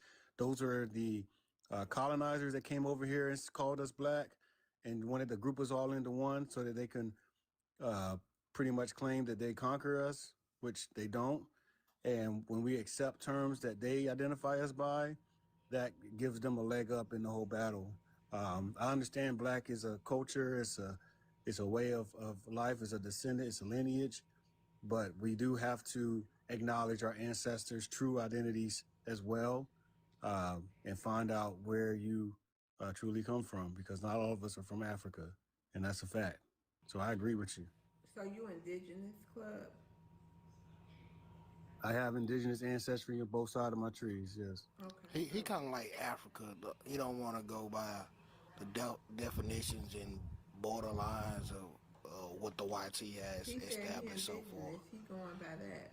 Yeah, I'm talking about I'm like not going by how the ideology of like where he coming from. He don't want to go by the definitions of the current status of what we go through, because that's what the YT people done establish. Which we do have to understand. We helped establish this. I know, but you don't think it's because, why are you saying, am I missing something? Like you know how Africa be coming like he don't want to be defined by the YT man borders. Right. He coming from the same like side on I don't want to be defined by the YT man words and definitions. From the same thing that he believe he indigenous. Say it again. Yeah. No, it's not. It's coming from my family. I got burial plots on my family land. Ain't coming from no white tea, man. What are you talking about? And I wanted to respond to you regarding what you just said. Well, you get the final say anyway. Oh, yes, Miss Love, thank you. Okay, so you see black? Or am I misunderstanding you? Yeah, I think it's how I'm trying to explain it. Like, I'm meaning like his angle of how he. I don't have to talk to no white man to get my history. Go against what's been defined, or how we trying to define things is we still going by the framework of the government. White, black, Native American, y'all using those terms. We never called ourselves that. He one of those. I don't want to be defined by the words that they created, type of thing. They created those words to ethically cleanse our heritage and our cultures. So I'm curious to know real quick, then we're going to get to Zandria. So like 50 years ago, was the indigenous people calling themselves indigenous? Isn't that? No indigenous person called themselves indigenous. What did they call themselves? You mean 50 years ago? 50 years ago? I mean, I'm just saying, in my mind. Do you know most of those cultures were wiped out? Hold on, let me explain something to you. In my thought, maybe I must have been naive here. I thought the group that goes by indigenous, like y'all always knew y'all was indigenous, like y'all always been saying y'all indigenous, or is this something new? No, that's not how it works. So if in the conform to the definitions of today. In the 8th, there was a reclassification law Walter Plecker had, and if you could not prove 200 years of your existence in the country, that means you had records. It's like most people that even had records of their family members being here 200 years ago, being indigenous, they wouldn't accept it. They didn't accept, your Bible that your grandma had that was already dated, 300 years ago. They didn't accept certain criteria to be called indigenous when that reclassification happened, and that knocked a lot of black people off of being able to classify that. So when did the indigenous thing, when did people start? So when people started doing their research, it started with, like about essentially. How long ago? Just about how long ago? That's all I want to know. I mean, my family we've been doing this for about a decade now. Oh, so you've been indigenous. Over a decade, since 2009. Yeah, my aunt came. She came to an understanding of where our name comes from, and where it derived from, and how, because we have farmland and we have burial plots of our ancestors. Hold on, we're gonna mute you up. Hold on. Go ahead, Zandria. Thank you, though, Club. I got the understanding. You answered my question and I got it. Thank you, Zandria. Zandria, go ahead. Thank you, Miss Love. In reference to what he Club and what you indicated, and I appreciate you agreeing with me, so I'm not going to dig too deep, but I do want to be clear. You pulled up some documents that, and I believe, if I'm correct, it was some sort of documents that may have indicated some classification. You can't identify or conveniently look at or acknowledge those classification records and then dismiss other quote unquote classification records that I brought up in reference to San Miguel de Gualdape, in reference to the explorers like Cortez, Balboa, and Columbus, because during that time in the early 1500s, during that particular insurrection and rebellion, that was their definition or their way of classifying us, because they literally wrote down that they saw Black people over here in this country. So my point is that was their way of classifying us at that point in particular time. So we cannot say, although it is not on an official federal document or an official record, to so to speak, but that was a way for them to classify us. So I'm not going to dismiss something that is a historical record, is my point. So Well, you gotta understand what I was saying. I wasn't saying Hold on, that. your turn next, and you can we're gonna let her land. I'll go ahead and I'll land Miss Love so he can reply to that, because I just want him to be clear that we can't dismiss historical records, historical facts, things that have been documented, things that have been written in books, okay, things that actually are in university classes, et cetera, and I'll land. All right, thank you. All right, Club, Club, it's your turn. You want to respond to the prompt, and then Yeah. you can say what you got to say. Okay. FBA, who defines Black identity in America? Hold on, real quick. We got 2 new people in the queue. So April and Zandria, we're gonna rotate y'all down. Y'all can come back up though. Thank you so much. Go ahead, Club. Yeah, so FBA, of course, would define Black American identity, since it's Black American in FBA. It doesn't exist in DAFFA, whatever that is. So yeah, that gives it away right there. I mean, when you talk about African identity, all those flags they're waving, those are flags that were created maybe a couple years ago, maybe a couple decades ago, not too long ago. These nations were drawn, like the guy said, by European borders. So, like, you literally have African countries named after white people, like Rhodesia. You literally have African countries that were formed under Roman rule, and they still worship the Queen Elizabeth and all of them, who stole their artifacts, stole their people, raped them, and used them as literally furniture. Grape, right? I said grape. I Oh, said you grape. did? Okay, thank you. I said that. Yeah, I got you. And they praise these people. They glorify these people. So it's like I'm not discrediting anything that thing she got off here. I wanted to follow her, but I'm not discrediting anything she said. What I was saying is I'm not going to allow a grapist, PDF file, colonist, this mongrel, this define who I am. Okay, they called us Black people. We get that. But guess what? That's not what we called ourselves. And we have to get away from this idea that we have to define ourselves by what they want us to be defined as. I get it, FBA. It was a good movement. I don't think it should last much longer. I think we should disperse from that, but it was a good tool to use to force people to actually look at their lineage and their history. And it brought everybody into that, that realization that, oh, we have the longest history in any country than any of these Africans have in their own country. We have a longer history over here. So how are you going to tell us who we are, try to define us, say Black is sub-Saharan African, All that stuff it goes out the water at that point, because you can't even prove what you have on paper here. I'm not saying that the white T man documenting us is the only source I'll go to. No, I'm saying that they even tell them themselves when you look at this information. They show you how they lied, how they changed records, how they switched things around and try to hide shit. They would change the name of your indigenous tribe to something else to try to make it sound like they created it. They use indigenous words in the English language and call it English and say it's from Germany when the majority of our language is from here. Why do you think it sounds different? Them white folks don't sound like them European white folks over here in America. So they know what they stole. They know what they did. And they are constantly going to try to hide it from you. The Africans were in on it. These Africans were in on it, and they knew exactly what was going on. They're going to try to deter you as well. Can I ask But go ahead. I'll land. All right. What you say, mister? I just want to ask him a question. Okay, hold on real quick. Sure. Anybody got any rebuttals for Club? I do. You do? Okay, go ahead. I do. And I do Black. too. Okay, go ahead. Miss. Okay.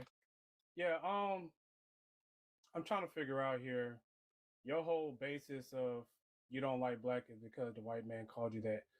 If the white man, if you found out that he called you indigenous, what are you gonna do? Are you gonna, stop calling yourself that and call yourself something else simply because? Yeah, we never called ourselves indigenous. Because sometimes they call us actually who we are. Okay. Sometimes we're not indigenous, sir. Hold on, sir. Yeah. Just stay on your mic. You gonna wait till the time is up. When his clap, and I gotta start his clap.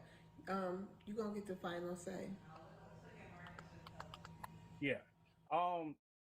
Because sometimes they actually call us what we are, and sometimes they don't. Okay. And as far as this, you don't want to call yourself black, then that's fine. Then, first off, what did your parents? What were they classified as on their birth certificate? Also, what is your culture like? What is indigenous culture, right? And whatever answer you give, I'll respect it as long as we don't start siphoning off what is black culture and saying, well, that's indigenous culture. You see how they dancing that Memphis juking, man? That's really indigenous culture. That's something I actually have an issue with. But if you want to call yourself indigenous and everything, that's fine. You seem to have this thing where our identity is solely predicated on what white people have called us, which is not the case. Okay. We call ourselves black because it's the furthest thing from white. Okay. That's the reason why we call ourselves black. We don't really care about this whole classification thing. That it doesn't really matter because we've had an ethnogenesis and black is just what we are. Okay. But I'm gonna land right there and you can address all that. Yeah, that tells me you're very confused about everything you just said. First of all, I think Zandrea or whatever, I think it was came up here and told you that black people are already here. They're the indigenous people, is black people. So if it's black culture, then it is in fact indigenous culture. It's the same thing. And we never called ourselves indigenous. We never called ourselves black, colored, mulatto. We never called ourselves any of those names. We call ourselves by our tribal nations.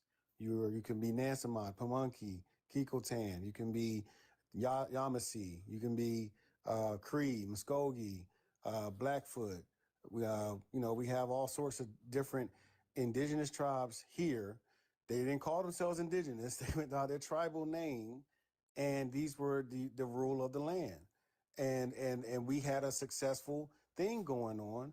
And everything was fine until them folks showed up and started calling us black and started calling us Indian, indigenous, Negro. Oh. And you would allow these terms to rule you now. Now you want to be them so bad and you want to play their game with them because you didn't call yourself black. You never called yourself that. You were accepted black because a white man came on your land and put you on a piece of paper and checked you out on a box that called you black, or called you slave, or called you Indian not taxed, or called you Negro, or called you free person of color, whatever they wanted to call you. You didn't even decide that. A lot of us couldn't even read and write during that time. So how are we able to classify ourselves? So when we go through these conversations and we think we're just, oh, black this, black power this, we have to understand what that comes with. It comes with a hint of racism and a system that is meant to hold you against each other and make us fight each other. We got to respect our nations, respect our ancestors, and bring it back together from the original nations. All right, thank you. Zandria Club is in the comments if you want to catch her in the comments and follow her. Okay, yeah, I'll follow her. Zandria, yeah. I'm sorry, I messed your name up. I apologize. Zandria, all right. Hey, I have a little rebuttal too. No, we're going to get to indigenous. He's been waiting so patiently. Go ahead, indigenous.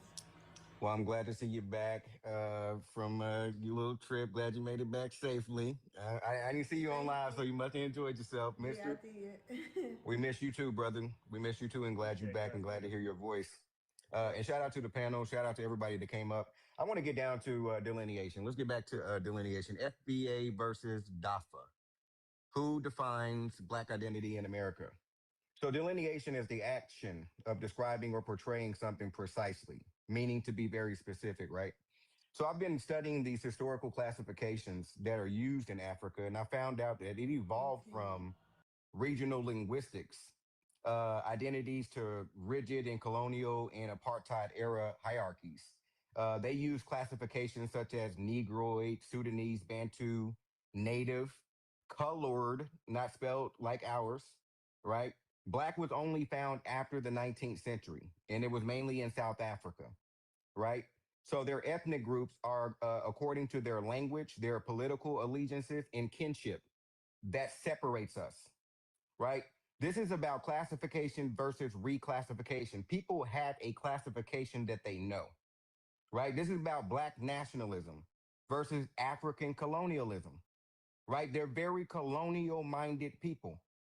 Our brother Dr. Ether went through the whole thing about politics, right? The people that the 1924 Johnson-Reed Act did not impact. Those are your Black Americans. That's who can say what is Black in America, right? Because the Johnson-Reed Act of 1924 lasted all the way up until, guess what?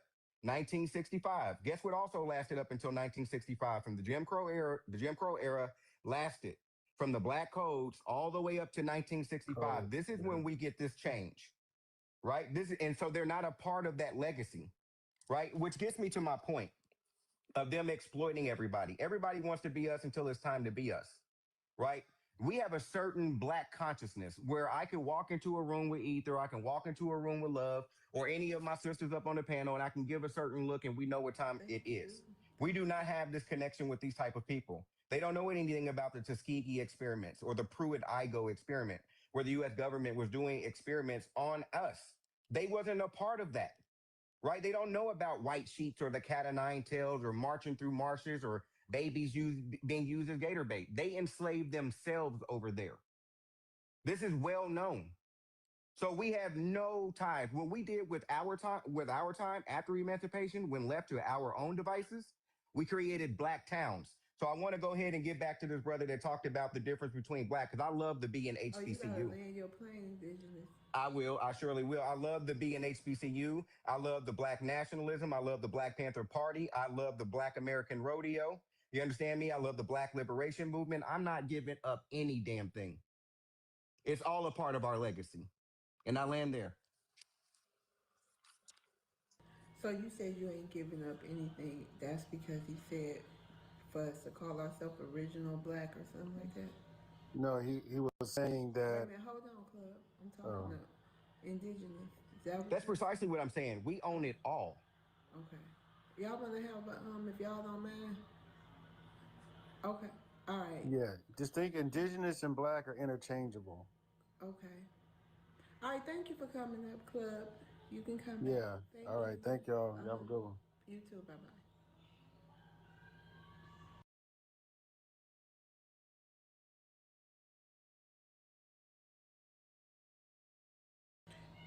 We can do an open panel for a minute. I'll give y'all like a couple of minutes. If y'all don't mind, Chris and everybody, we'll do an open panel so in case people have some things to say. Yeah, I want to say that. I would like to say something. We the original blacks. You know what I'm saying? When when I talk about indigeneity, that's what I mean. When the when we was in Jim Crow and had separate sinks and water rooms, and we had to go through the back instead of the front, no pause, and do all that other stuff. It was an indigenous man who made it prideful to be black. You know what I'm saying? We are the definition of what it means to be black, especially in America.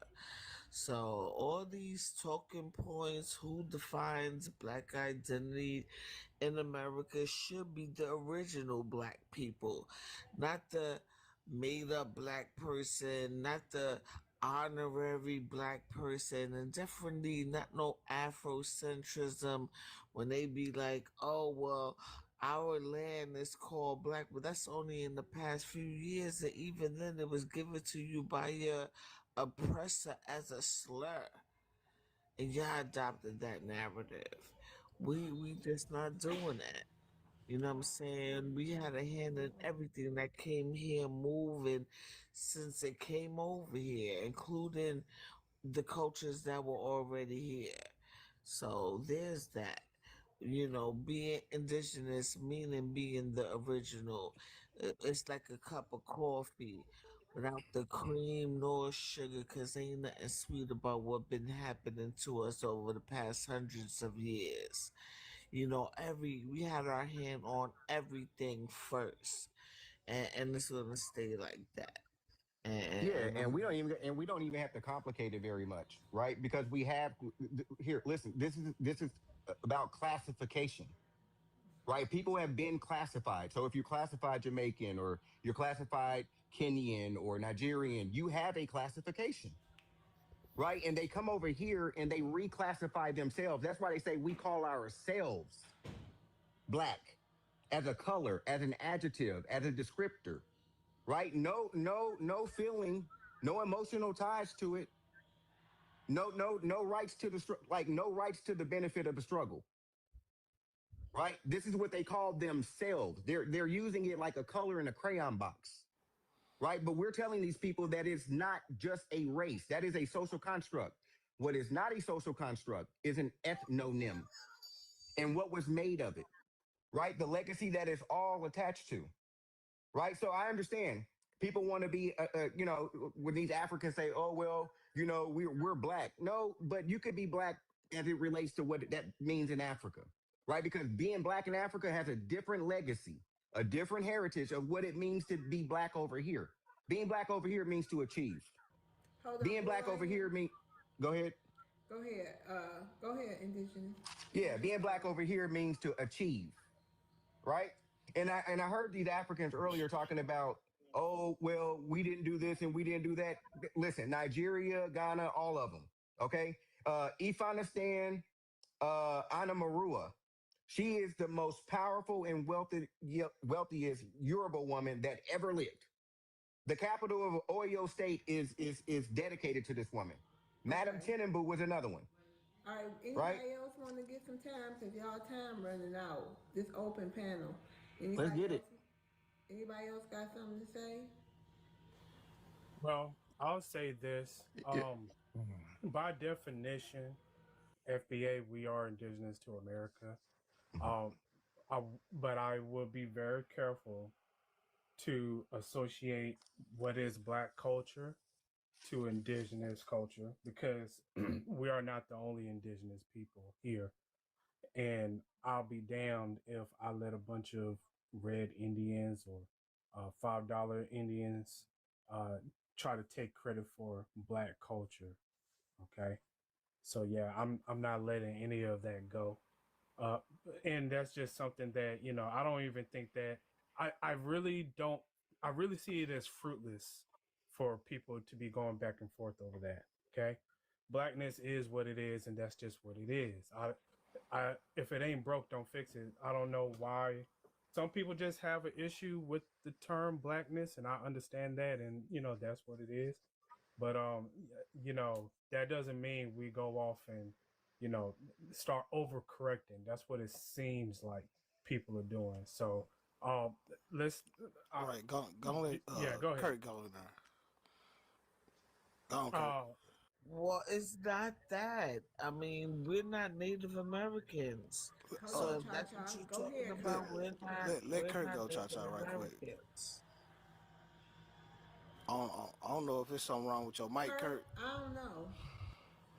because I see you off mic. We can't hear you, but Chris or cha cha, He said his either one mic of y'all. isn't working. But let me just finish my point so it could be clear. We're not Native Americans. Okay, hold on, sis. Before you finish that, like this. Here's my thing. It grinds my gears when people try to take us all with their thought, right? And I respect I respect that we have different schools of thoughts and all of this type of thing. But like when you lead, if you could just say I, you know what I'm saying, or whatever the case, like let's not take each other there, like you know what I mean, like because we don't all come from that same background, right? Your narrative, your generalization would not be true for everyone. To clarify, But it would go be ahead, cha cha. because Go the ahead. so-called red Native Americans are not the indigenous people of the Western Hemisphere. When I'm saying that we're not Native Americans, I'm not saying the indigenous people didn't come from a tribe, because yes they did, but their tribes got hijacked by Native Americans and the European. So there's that. So the real ones know what I'm talking about, and we're not no Native Americans. Whether an I agree. indigenous person comes from a tribe or not. Okay, so it's not like I wanted to correct that because he's right for feeling worried about that, having someone come in and be like, oh well, one of these so-called natives, no, it's not the same thing. Respect. Yeah, It's because not the same thing. to clarify, Native American is a legal term of art. Know what I'm saying? So it's basically made up. It's some bullshit. You can't really just use it in a court of law. That's why you have to identify as your tribe, which is what we consider a surname or your family lineage today. So e- everything that we doing is still encompass everything and everybody identity that are Black Americans and been here since the 1870s and before. So I don't understand the riff raffle why we continue to try to infight. Well, allow these other people to ignite infighting when we all have the same goal. Just stay in your own lane if you don't want to identify it this or that. But we got the same goal. Let's just get on the same page. right. Big Um, bet. and I would like to back to the prompt here. Um, who defines Black identity? I think it's a no-brainer that people who come over and say that they didn't know that they were Black until they got to America, they don't define it because by definition they don't know the definition of what Black is. They're still learning and trying to figure it out, and they seem to think that other non-Black people can somehow define what Blackness is, which doesn't make any sense. Okay, you guys. Hey, for old time's sake, Mister, can you do a mind break for us? Of course, and that's right Oh on time yeah. because I gotta dip out of here and I gotta get back to studying and sleeping and doing what I do, y'all. So y'all already know what time it is. Y'all let me dust these cobwebs off my mob voice here, y'all. Thank y'all for coming through, y'all. Appreciate y'all coming through. It's midnight over here on the East Coast, so I appreciate y'all being up here with us doing what y'all do. Okay, y'all. Shout out to Love's World. Shout out to the Black. Shout out to Nisi Fly. who had to go away. And thank you to everybody who came up here, my brothers and sisters, all of y'all. I really missed y'all, okay? We got 183 people up in here, y'all. And let's go ahead and get to that 200K, okay? Obviously, the Black has been doing an outstanding job while I'm away because I come up in here and y'all already over that 100,000 mark. So, but you already know what time it is. Mr. Ether's up in here, and you know we got to get to that 200. Let's go ahead and tap it up. Tap, tap, tap. Single tap, double tap, triple tap. Put all 5 fingers on the phone. Pimp slap your smartphone if you got to, okay? And just lean on it, okay? Go ahead and lean on that tap button. Y'all go ahead and tap it up, and let's go ahead and get to 200K before this live ends tonight, okay? Thank y'all for coming through. Go ahead and hit that heart me and that follow button if you ain't already got to, okay? Go ahead and help her out with her challenges. Hit them up. It ain't a lot, okay? It ain't a lot. She ain't asking for a lot, okay? Just a little bit some so she can go ahead. She got her new background. She got her new microphone and everything. She got some new glasses and everything. She's trying to look good for y'all. She's trying to do it for y'all. We can see where all of this investment is money well spent, y'all. Okay, so y'all go ahead and give her up and give it to her something. Drop something nice and purty on her, okay? Nice and purty, okay? Thank y'all for coming through. Hit that share button. Let's go ahead and double up these shares. Let's go ahead and get to 100 shares, y'all. Okay, y'all. Thank y'all for coming through. Again, thank y'all for coming through, okay? We are here tonight. Go ahead and come on up. Go ahead and let us know what it is. The night is still going, okay? It is what it is. I like to be here and everything like that. But y'all are here, and since y'all are here, I'm happy I'm here too, y'all. Thank y'all to the people down there in the chat. Y'all are the MVPs. As always, every single night, y'all are the reason why we come through. Y'all are the reason why we hold these debates and everything, okay? Thank y'all to the friends, but also thank y'all to the foes, okay? Thank y'all. Thank you, Indigenous. Absolutely. And look at them. They dropping something nice on you. Thank you very much. Shout out to the foundation. Oh, hell yeah, man. Shout out to the foundation, like the Black. But also, shout out to the foreigners for, giving us somebody to come up with, because we don't believe in echo chambers, okay, y'all? All right? We don't believe in that. We'll hear you out. We'll listen to you. We'll talk to you, okay? As long as as long as you have some decorum about yourself, okay, y'all? So I'm gonna wrap that up and everything, y'all. Shout out to all of y'all, and I can't wait to come back, man. I'm in that. I gotta get back into the hyperbolic time chamber and lock in, y'all, okay? But I'm gonna holler at y'all. All Yes, right, sir. have a good night, mister. Before you go, these Africans, I understand what you were going through, because now they trying to claim I'm a bully just like you, and I don't understand it. I just want some accountability. I want them to answer questions. That's all. Man, I went ahead and I embraced the villainy at this point, okay? I just tell you are a bully. Don't cry about it then, okay? Go be a crybaby somewhere else. Go be a whiny baby someplace else, okay? I'm over it, okay? I'm part of the FBA Sith Nation. I don't went to the dark side.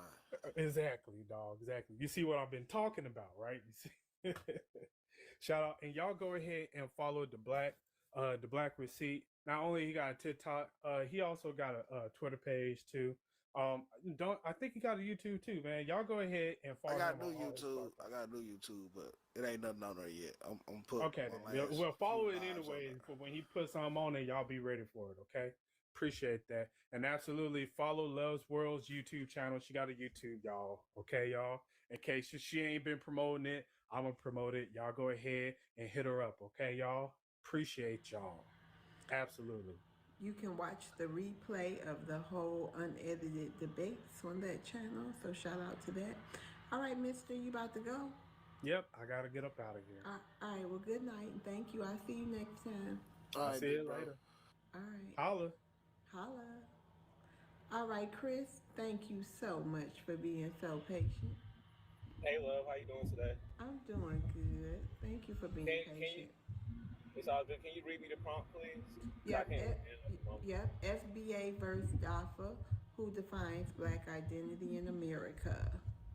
Who defines Black identity in America is the Black Americans who've been here who the ones who've been classified over 11 times. We're the ones who decided that. It would be, I guess, unethical for me to go to Nigeria or go to the Caribbean or any country and tell the people that's been there for so long, that have family, bones, to tell them you should identify as this and identify as that. The better question is more or less like, why? What is the reason for them to call out how we should identify? And basically, I just think it has to do with just that they're scared about their particular places in America. Because I don't understand why someone wouldn't have pride in their ethnic group. Why wouldn't you want to have pride in being Nigerian American, being Kenyan American? Being that if a Kenyan done something wrong, then Kenya got to hold up for that. The same way how Black Americans got to hold up for everybody's crime. And at the end of the day, it's a little tiresome. It's a little bit where I can't seem to understand why they don't understand that this is a problem. For some strange reason, they'll come up here and say, "Oh well, we're all the EBT and food stamps and this and that and third." Why they're adding to these numbers? So I don't understand that. But they should understand that we want the same respect that you would want in your homeland. We can't go over there and tell the Igbos or the Yorubas how they need to identify. None of us would do that anyways. We think that's intruding for us to come through there and tell them that they're this and they're that. So we want the same respect. And I land there, Miss Love.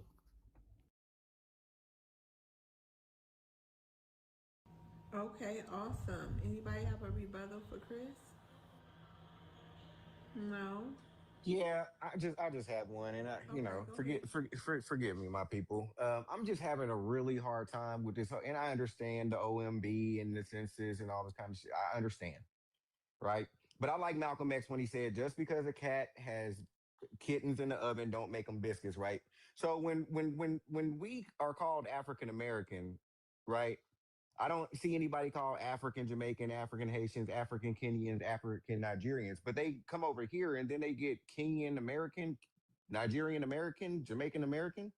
Like what exactly are we giving up? Because the definition of American is the original copper colored people found here, right? And if we're talking about according to the United States government, then they would be citizens of America, not the people of America. So that's my only pushback with that, right? Why can't they be proud to be that? No, they should be proud being their original classification, their blood nation, where their genealogy comes from, because it only applies when they come over here. If they're born in any other country, like a Japan or a China or Taiwan or in India, their ethnonym or their ethnicity does not change. This It a remains with rebuttal their for blood Chris? nation. Yeah. Oh.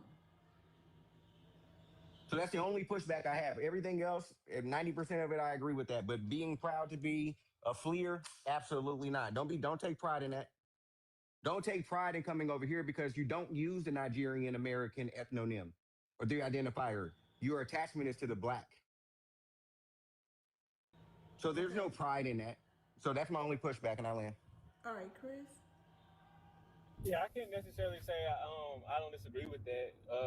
Nigerian American, I don't really care what the identification is, as long as they're able to mark their own box, so we can really see who is the smartest and who gets the most money and who's the one that's getting arrested and all that different stuff.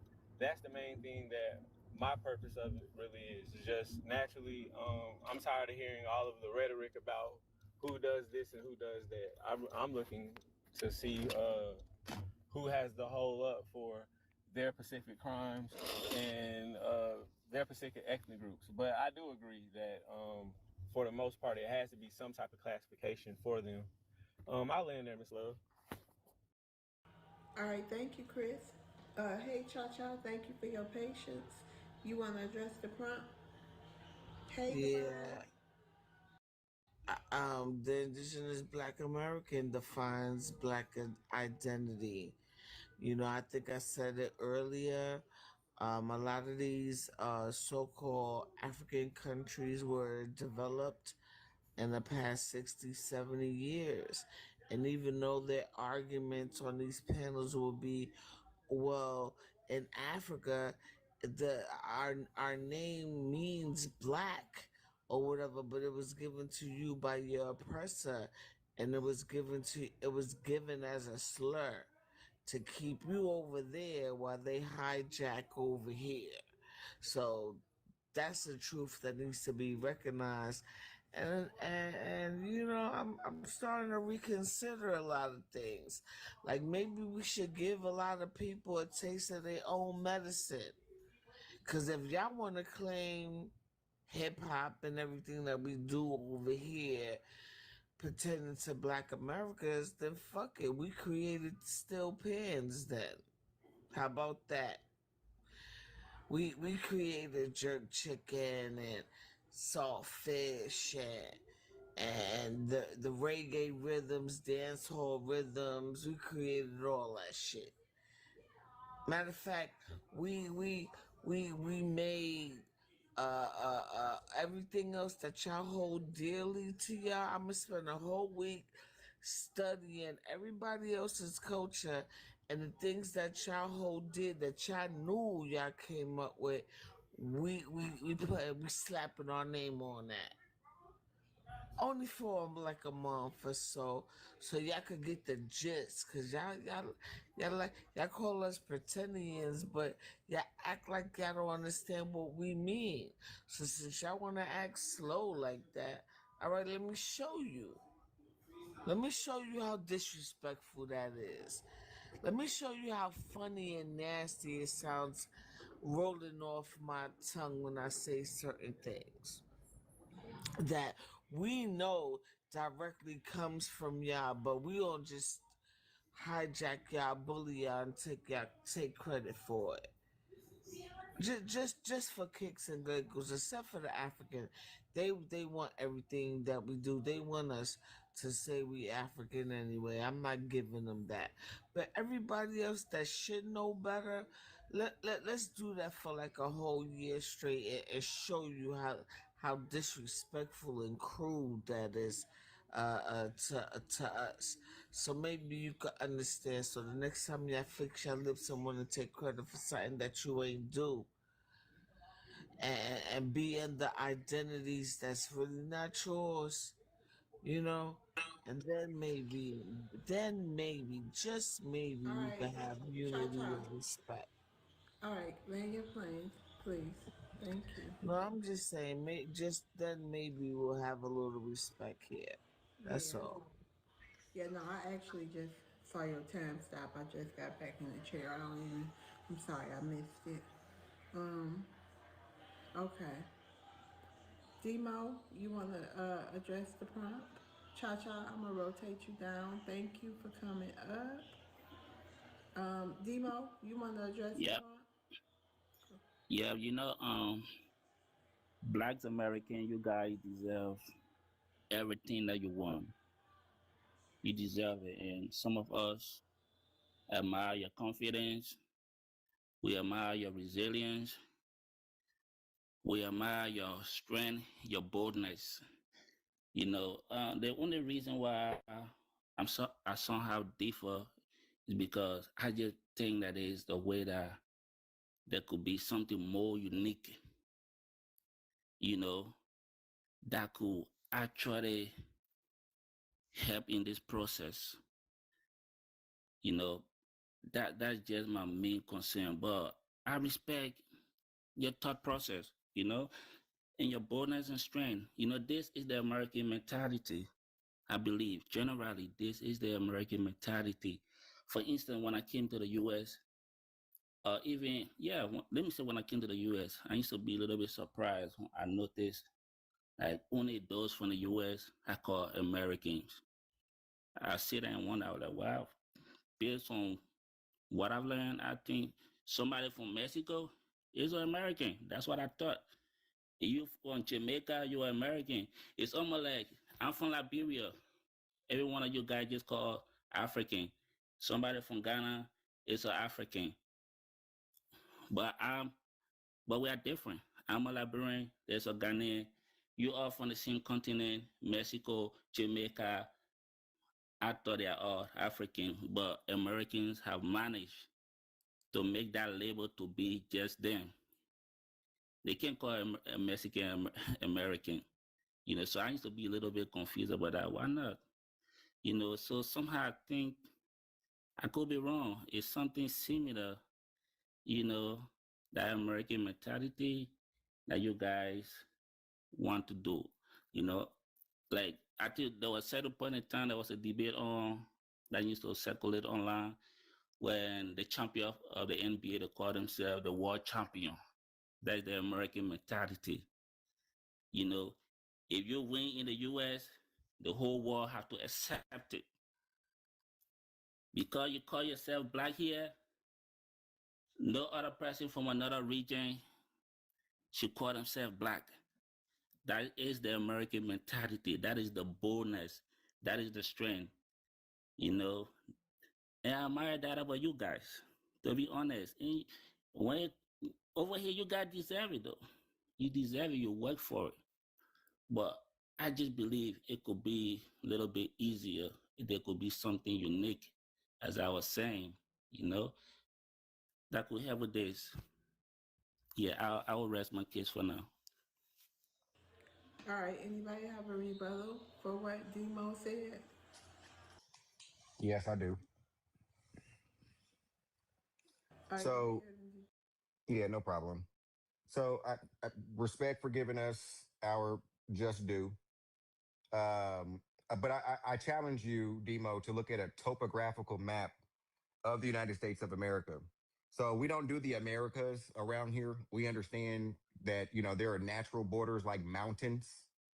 And so when you look at a topographical map of the United States, make sure that you watch where those mountainous regions are. And there's a reason why the southeast of America held a specific group of people, right, that operated just within the Mississippian culture, right? And that's what the United States of America held. And not that there wasn't transactional or influences or admixture, but these were distinctly different people, right? So we're not the Mexicans, we're not the Taino, we're not the Arawak that you would find down in those different areas. Okay. So I would challenge you to do a little bit more. There's ecosystems that exist for a reason. Now, the question that I would ask you is you kept saying something about unity and this we could build something. Why does it seem like the only unity that the African can have exists outside of Africa? That's a good question.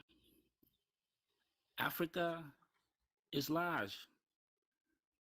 The United States is Africa, large. yeah, but All right, at let least him it's land one his country. plane so we can get to It's Okay. it's one what's country. going.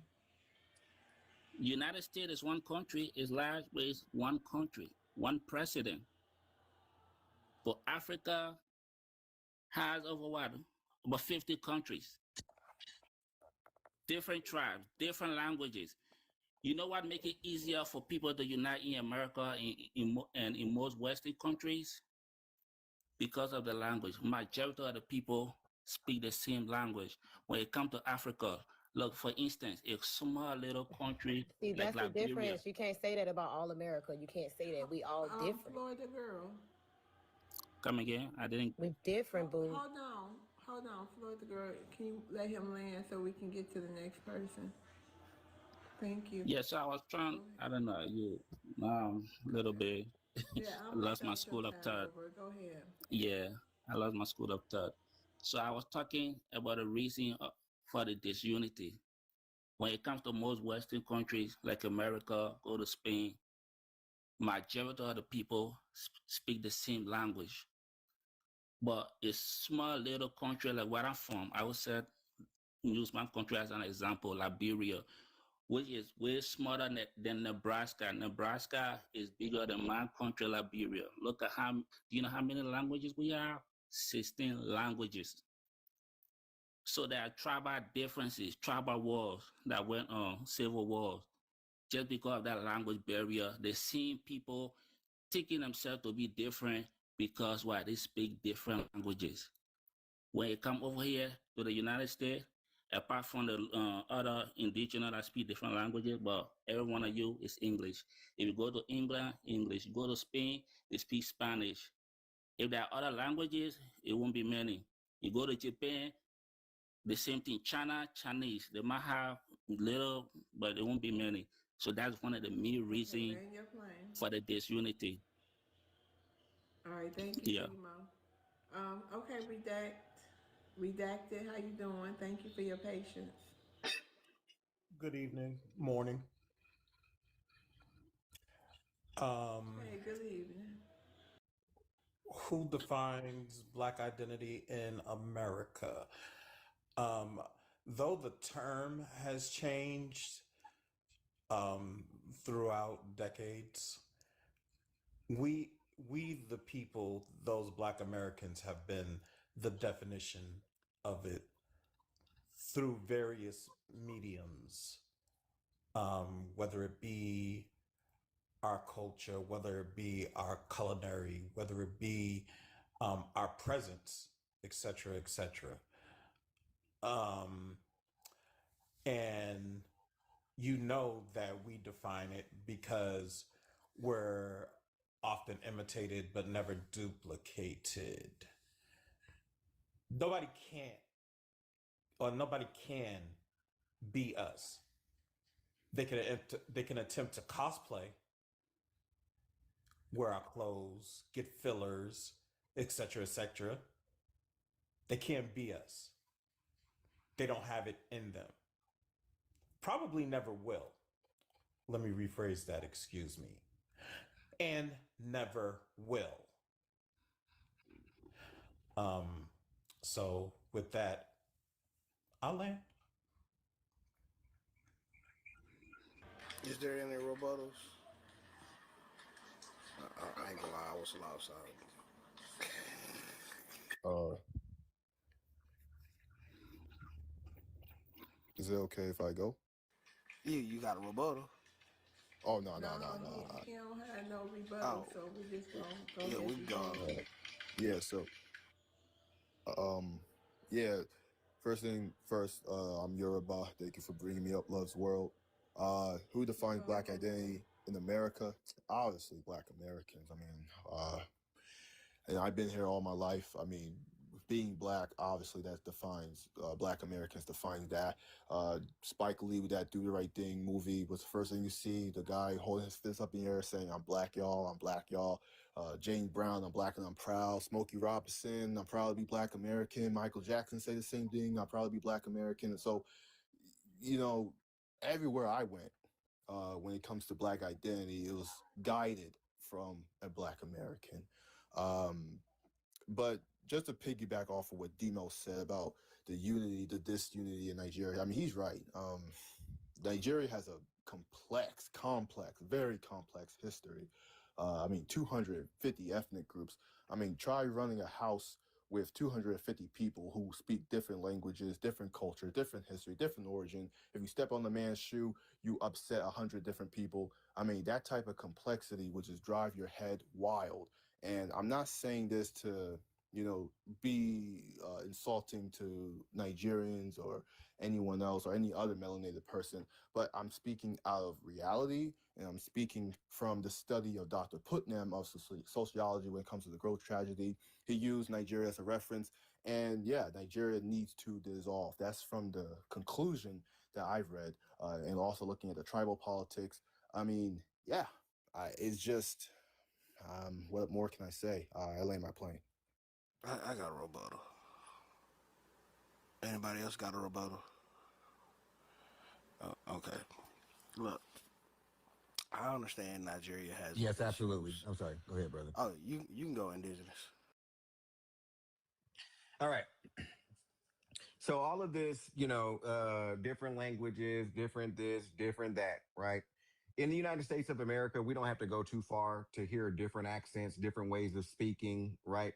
And so yet and still we can connect because we have something other than language. It's called experience. It's called high-end collectivism. It's called shared experience, right? If you guys all have the same shared experience, collective experience, you are a homogenous group. This means that scientifically you could practice ethnocentrism and begin moving forward as a people. You guys are the only ones that could also claim to say, okay, well, my biggest opposition and my biggest competition are people that are exactly like me, that are exactly me. So that when you come to another country, you can see how this is complex because you're saying that we want to integrate into a community of people that are already established, meanwhile coming from people that don't have that type of heritage. Do you see where this is so do you see where this is conflictual, sir? Demo, do you see where that's conflictual? Yep, I got you. Follow to that, if that's Okay, I'm Final sorry. say. Who was speaking? Was that Jay? Hold on, Yeah, he he got the got final the say. final say. Right. Go ahead, Okay. Jay. So yes, you're absolutely right, and I'm not trying to downplay what you were saying, but I would say this. Yes, there are different accents in America. You have like Gullah Geechee, Louisiana Creole, but the fact is they're still Black Americans. See, in Nigeria, it's not just different accents or different dialects, it's different cultures. So when you have to govern and make a law for something, you got to take into account of 250 cultures and making sure you don't offend not one of them because they're going to have a simple problem with that. Different problems require different solutions. Like I said before, Nigeria needs to dissolve. I feel like we were doing better in 1950 to 1962 with regional government, where everyone had to govern their own stuff, and the economy was actually doing better than it is now. So, I mean, like I said before, this is different lifestyles we're talking about, not different accents. Can I rebuttal that? No, I got a rebuttal. Okay, Yeah. great. Yeah, we got to get to the new people. We got to move it on along. Go ahead. Yeah, the fact that y'all keep on claiming y'all can't come together because y'all got different cultures and y'all can't disrespect each other is a bullshit excuse. That doesn't lead to why people continue to leave the country, why people don't actually invest and try to build some infrastructure, and why when y'all go to other people's country, y'all are disrespectful. That's the main reason why people don't want y'all there anyway. So uh, y'all trying to dissolve or whatever y'all do, it doesn't really matter to us. We just don't want y'all coming over here and trying to disrupt what we got going on over here. We know how to deal in the society structure that we have lived under. Y'all got to figure that out. That's a Nigerian issue at the end of the day. Like,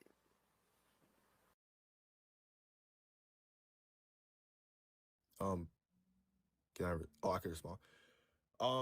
Okay. So it seems to me you're saying that basically Nigerians can do whatever they want to do. So that's what I'm promoting is that the end of the governance of Nigeria has to happen. The best Nigerian president will be the last Nigerian president, if you know what I mean.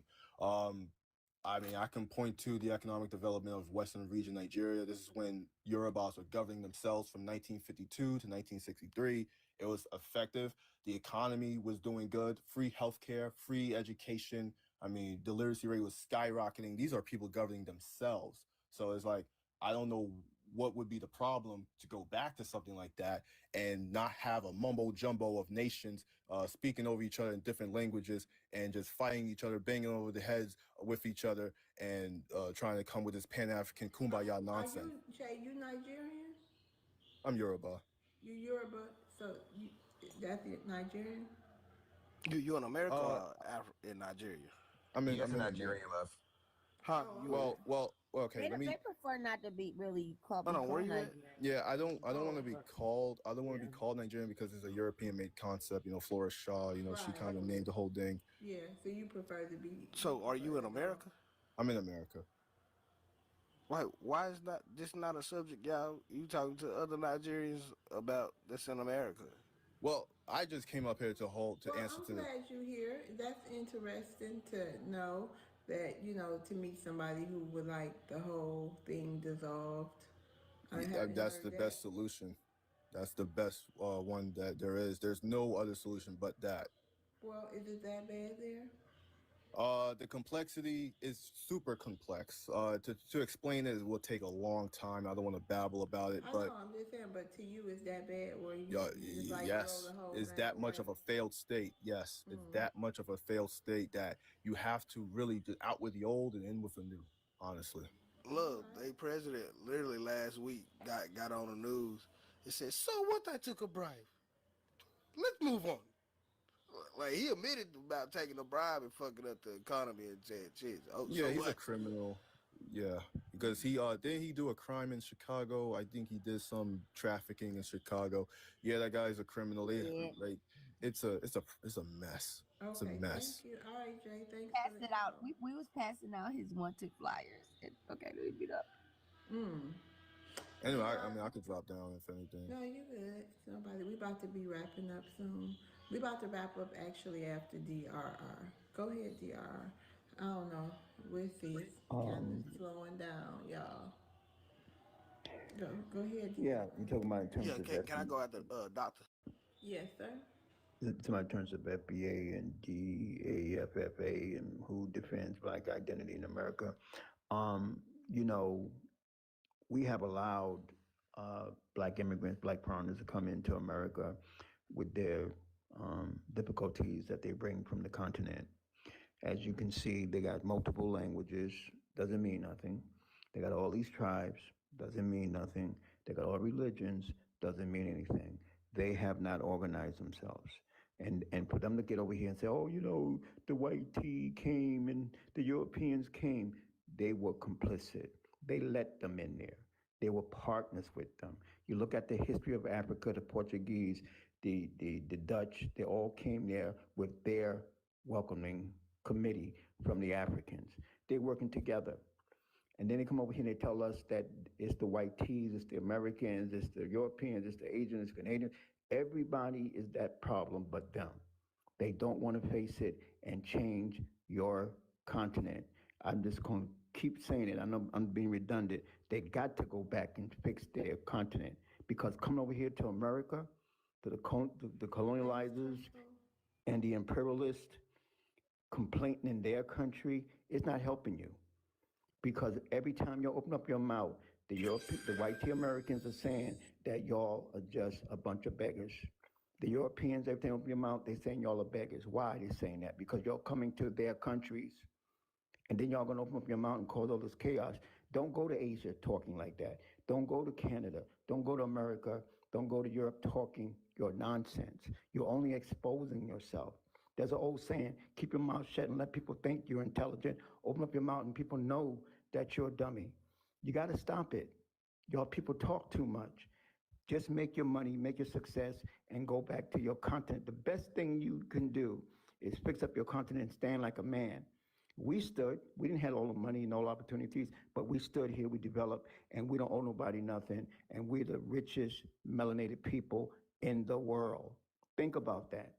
Think about that, Africa. Y'all are not. Y'all the poorest on the continent with all the resources. You got more opportunities than we had, and y'all did nothing with it. It's horrible. I just think it's horrible that they can't get themselves together. After 10,000 years or how long they've been on that continent, they haven't done anything. It's just horrible. I land my plane. Anybody have a Yeah, rebuttal for DRR? yeah, sure. Go ahead, Demo. You know, it's more complicated than that. You know, I want to tell you this: when slavery was abolished, Blacks, Americans, few of you guys decided to go back to Liberia. And when you went there, you met indigenous people like myself there. You were given years to rule that country. How far did you take it? How far did you take it? It's still one of the poorest nations. We have only had about 3 or 4 indigenous presidents, but the rest were those that left the Americas and the Caribbean as free slaves. So it's way complicated. You have all the resources. Right now, of course, Blacks, we call them Americano Liberians. They went over there, what they did, they tried to marginalize the indigenous people. Some of the treatment that you guys receive over here, you decided to treat indigenous Liberians like that. Schools that was built for indigenous to attend the university, they have to use your name. That was some of the treatment you guys receive here. You carry that same behavior and treated your fellow Blacks in Liberia. You don't know about that. It's way complicated. Land your plane. It's way complicated. Land your plane. You know, the white are in charge. You don't know the technique that they have used to brainwash black folk. Why? So sometimes I sit there and wonder why every black nation in the world is poor. Okay, land your plane. Every So he white can nation respond. in the world is well off. Go ahead, doctor. Do y'all notice that when something is bad, they say we're American? When something is good, they say we're African. Now he's saying that the people went back to Liberia were Americans. That's a lie. Because nobody got no citizenship, sir, until 1867, 1868, and they went back to Liberia after 1865. So they're your people. They're your Africans. Don't push them on us.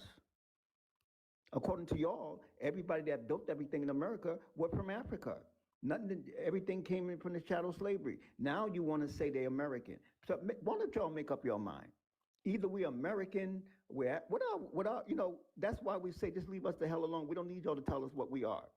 Because you people only make us African when y'all can benefit. Y'all here for yourself. You're not here for us. Stop the nonsense. We hear it, sir. You said rather quickly as you said they were Africans, right? When they went over there and they did all these bad things, they were American. I'm sorry, they were Americans. Now that we're over here, we're successful. Now we're Africans. Sir, stop it. Stop it. I land my plane. You need to go do your research, sir. You don't know. I've been in America here for 9 years. Excuse me. Just because you have an accent, sir, doesn't mean that you're correct. We do have books over here. We are the architects of colleges and universities. So you're not going to treat people like you're the only one that has access to this information. Anybody that is listening to you right now and has an access to a computer, sir, can just do a quick Google and tell you that you are full of shit. You understand that? That brother is writing what he said in his summation of you. And he helped us all realize what you do. That card trick that you just pulled. Oh, you use black as a convenience. You use fellow black. But then when you talked about the corruption and that you're an original inhabitant of Liberia, now you want to say that the people came over there were somehow American or some type of way that, some type of people that took anything from you. No, those were elites that went over there. We Bro, didn't send I'm you very, any. very proud Excuse of me. my accent. Excuse me. What you think? Okay, go ahead. Those were elites that were sent over there, right? And they were marginalized by your people. But we're not even gonna get to that because you guys could have took it over right after that because you outnumbered those elites. Okay, so let us know about this first civil WAR over there from 1989 to 1997. Let us know about the second civil WAR that happened over there. And the rebuilding after Ebola that happened over there. See, none of that happens to be anything that has to deal with white people. You're doing it to yourselves. Invading happened after Ebola? What invasion happened after Ebola, sir? I'm sorry? You said there was an invasion after Ebola? No, I said the rebuilding. Rebuilding. Okay. Yeah. 2003 to 2016. Yes, sir. Okay. Look, No, Ebola was not 2003 to 2006. Let me answer the prompt. It's my turn. If you don't mind. FBA versus DAFA. Let me move my chopper. Who defines black identity in America?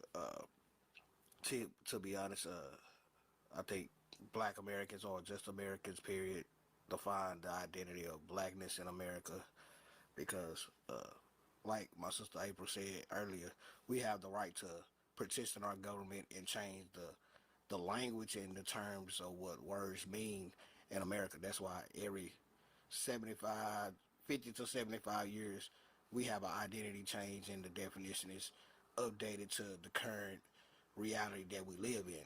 That's main reason why people are kind of upset at what FBA kind of defines when bringing together the different black Americans that have been here in their history here in America that's defines them. And DAFA, I mean, it's self-explanatory. It literally sounds like the fuck. Like, it's basically like the fuck, another idea that's trying to counteract what we're trying to do as a people and come together. And for the Liberia thing, majority of people that went to Liberia went to Liberia in the 1820s.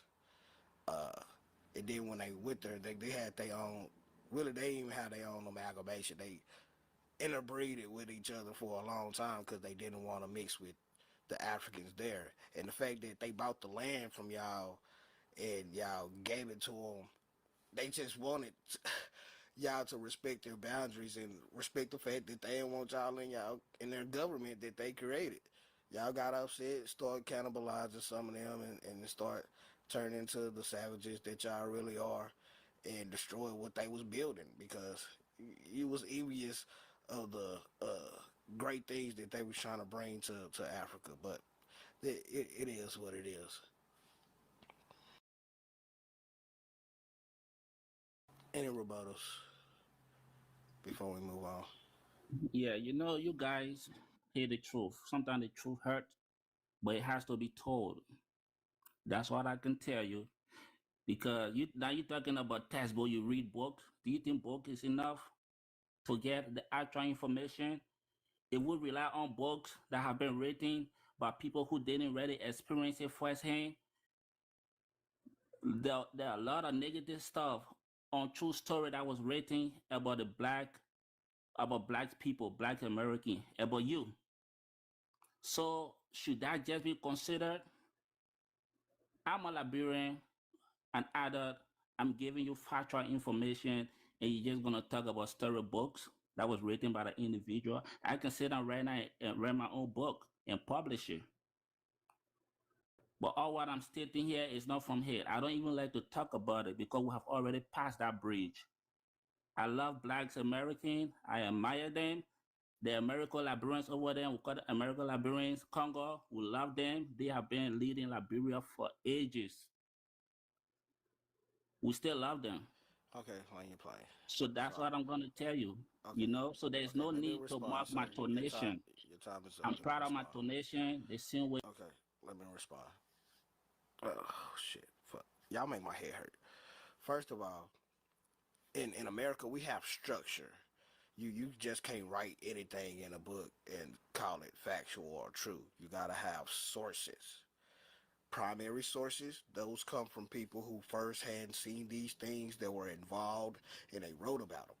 Secondhand sources are somewhat like people who read the things of these primary sources and wrote them down and kind of summarized them.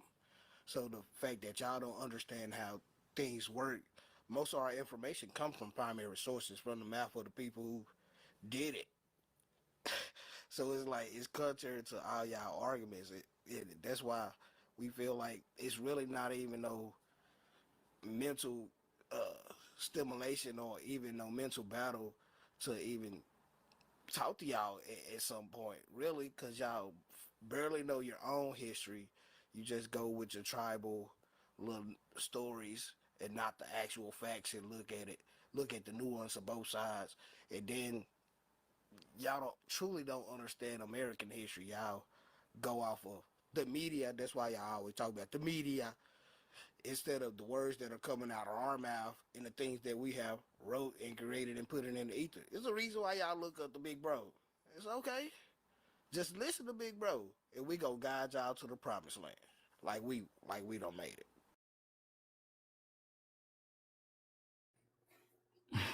You know, I I don't can. know if you want to have an open panel or anything, love, or the dude below Yeah, me we has can went. we can have an open panel if somebody new come up, you know. Yo, All that right, black. that's what's up. Because I want to piggyback on my brother, the back, right? So the black. So check this out. So we understand that Liberia was a moral protectorate of the United States of America. That means that the only reason why Liberia was never invaded or colonized by Britain or France was because the United States exercised that country as a moral protectorate. So not their own muscle, right? But the elites that ruled over there was only 5% of that population. So that means 95% of the people did not like 5% of the people that came over there and built a nation. Right? Like right now in Africa, on the continent of Africa, you cannot find one fully developed country. Not one.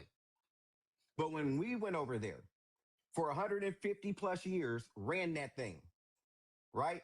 And then in the military coup in 1980, they want to take it back over.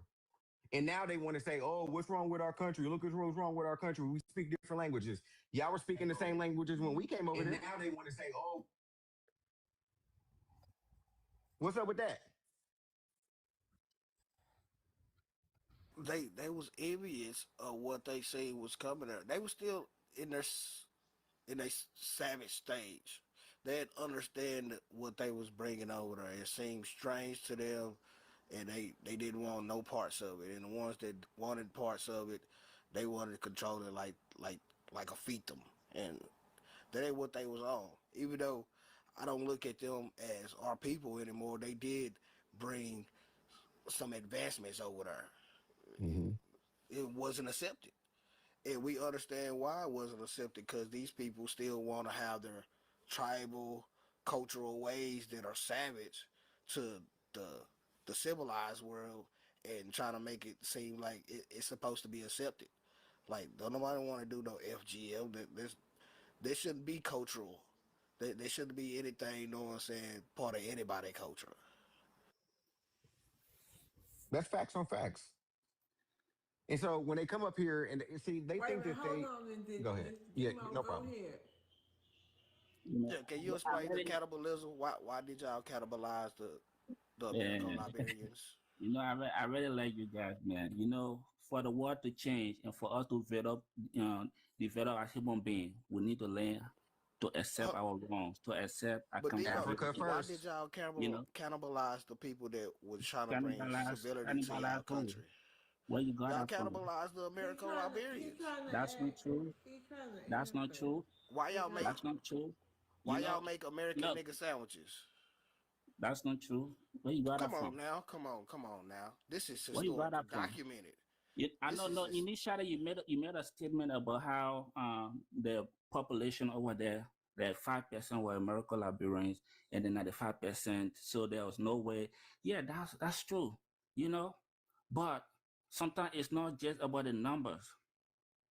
When No, Black no. I'm Americans, saying, when Black why did they Americans make? went over there, they were more No, I'm powerful. asking you, why did they They were, make nigga sandwiches? it's not true. Cause What you how got? is that true? What do you mean, With the nigga? people who Nigga are sandwiches? descendants of these individuals still have the testimonies. Like, you About do know Chucky Taylor. newspapers have been everywhere. Newspapers have been around a long time. Long time. 1820s, they was writing about this in newspapers. Sending it Nigga around the world. sandwiches. No, that's not true. Okay, You don't okay, know we're about gonna move. Chucky? Hold on. We're gonna go I on know here and Chucky move to the Taylor. Of next course, I person. know Hold on, Chucky. because obviously he ain't gonna admit it. We ain't gonna keep beating that dead horse. Go ahead, Sheree. Hey, Sheree, thanks for joining. Hello, yeah? Hey, I'm here. Yeah, can you hear me? Yes, I can hear you. Hey, Sheree. Hi, love. Hey, you wanna address the prompt? Yeah, it says FBA or DEFRA. Who defines Black identity in America? I would say, who defines Black identity in America is um African ancestors, right? African ancestors, right? They define Black in America, and the reason is because the first ever Black guy documented in America in I think 15 something, right? I have to look at the date, 15 something, even before slavery, was a guy from Congo, now Congo, right? Those days it wasn't Congo, right? But now it's Congo. He came with the Portuguese, I think somewhere in Florida. He's the first ever documented Black person in America, even before slaves started coming, right? Yeah, so I would say that's he. So I would say African ancestors do define. We know they were brought here in numbers to build America, so they define identity of the Black race, or yeah, Blacks in America. I mean, if you ask the YT, if you ask the Latinos, if you ask the Native Americans, right? They they they all know that. They all know that is the African ancestors that built America, not FBA. Nobody knows FBA. In fact, FBA was formed how many years old? Like I said, they are not group that any serious people identify. They have no goal. They have nothing. Just TikTok talkers. So nobody knows them, right? Yeah, I mean, I will land here. I was exercising, so I'm breathing hard, but that's okay. Oh, okay. Say it was a little exercising and not the chairs, the FBA chairs. But I got a rebuttal. Anybody else got a rebuttal? I think April was coming off mic. Yes, absolutely. Throw me in there.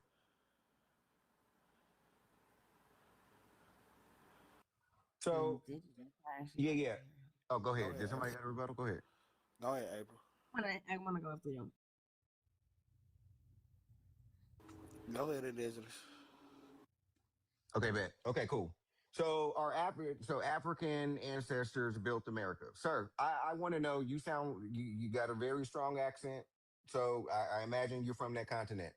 Can you tell me specifically which one of your family members, like, you seem to like really believe this. Can you tell us, please, enlighten us, which one of your specific family members or how many of your tribal members by name, where were they taken from? And where exactly were they taken to? We need the ship name, the ship captain's name, how many were on the ship, where they got off at, that sort of thing. Can you provide that information to us? That's all you want to ask? That's it. That's it. Sheree? Oh, I can. So in 1513, his name is Juan. I'm sorry, don't gaslight me. I asked you a very specific question. Yeah, I'm giving you, that's one of my ancestors. Wait, he answering. Go ahead, Sheree. Right, that's one of my ancestors. In 1513, Juan Garrido, you can check on him, is a free black, is a conquistador or something like that. There's a word for it. But he was working with Portuguese army. So he is like I said, he is the first documented African in present day Florida, right? So you saying that's your direct ancestor? Absolutely, he's from Congo, now Congo. I mean, but you can prove that he was part of your family, your actual family. I mean, he's African. We are all one. It doesn't have to come from my family. Thank you. Listen, as Africans, we don't differentiate like you guys do, right? We are all Africans. Sheree. What does tribal? If you're in a tribe, doesn't that mean y'all are part of the same bloodline? No.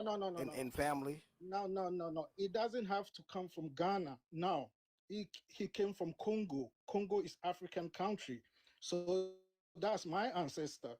That's how we look at it. That's not how that works. No. Africa. Okay, Yeah, listen. no. Okay, wait. What are you talking about? So That's wait, not how that works. Are you telling me you should come from Ghana before I can call him my people? This is no. African. He got to be actually your descendant. He didn't come from Of course. Africa. He's my descendant. What are we talking about? Because he's African. I'm African. He came What from the Congo about? Kingdom. It wasn't even Africa. What But are you anyway, he was like you said, he was the first. He also was a slave holder, right? He was an owner of slaves, right? You brought him up, and he was here before he's not a part of our ethnogenesis. There were already people here. I don't know how you continue to lose that. No, fact. he's the. Right, but he was also a slave owner, right? So you brought that up, but he literally had a slave. So it really doesn't help you. It really doesn't help you to use that. Sheree, you're gonna get the final say. Let it land, Sheree. It's weird. It's with one person. That's what did it. That's what did it. That's what did it all. Because I know for a fact that I'm not African. And we are changing the definition. And that's why this is why we had to end up going there in 22 because of these same conversations for years and years and years. And you know what? Every 27 years, they allow us to do it. It's not going to be what you want it to be. Okay. And, the Portuguese was colonizers. Wait a minute, hold on. It's his final say. Go ahead, Sheree. Final say. Yeah, we don't want him crying. No, so my point is that whether you like it or not, he's the first documented African, right? African, even before the YT put the borders like Congo, Ghana, he was the first. So he's my ancestor, whether you like it or not. You can go and cry about it. Um, yeah, I mean, he was the first before even slavery started, right? He was here before slaves started coming from Nigeria, Congo, Ghana. So nobody knows FBA. You have no power to change anything. Nobody recognizes you. The US government talks to Pan-Africans, right, through African Union. When was the last time the US government talked to you guys? He doesn't even know you. I've talked to a lot of whiteys. They were even surprised to hear FBA. They are like, which planet are they coming from?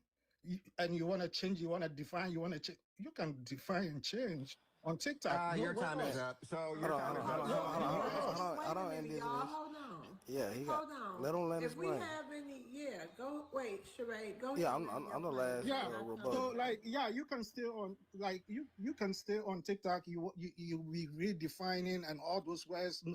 It's all useless. You guys have no power.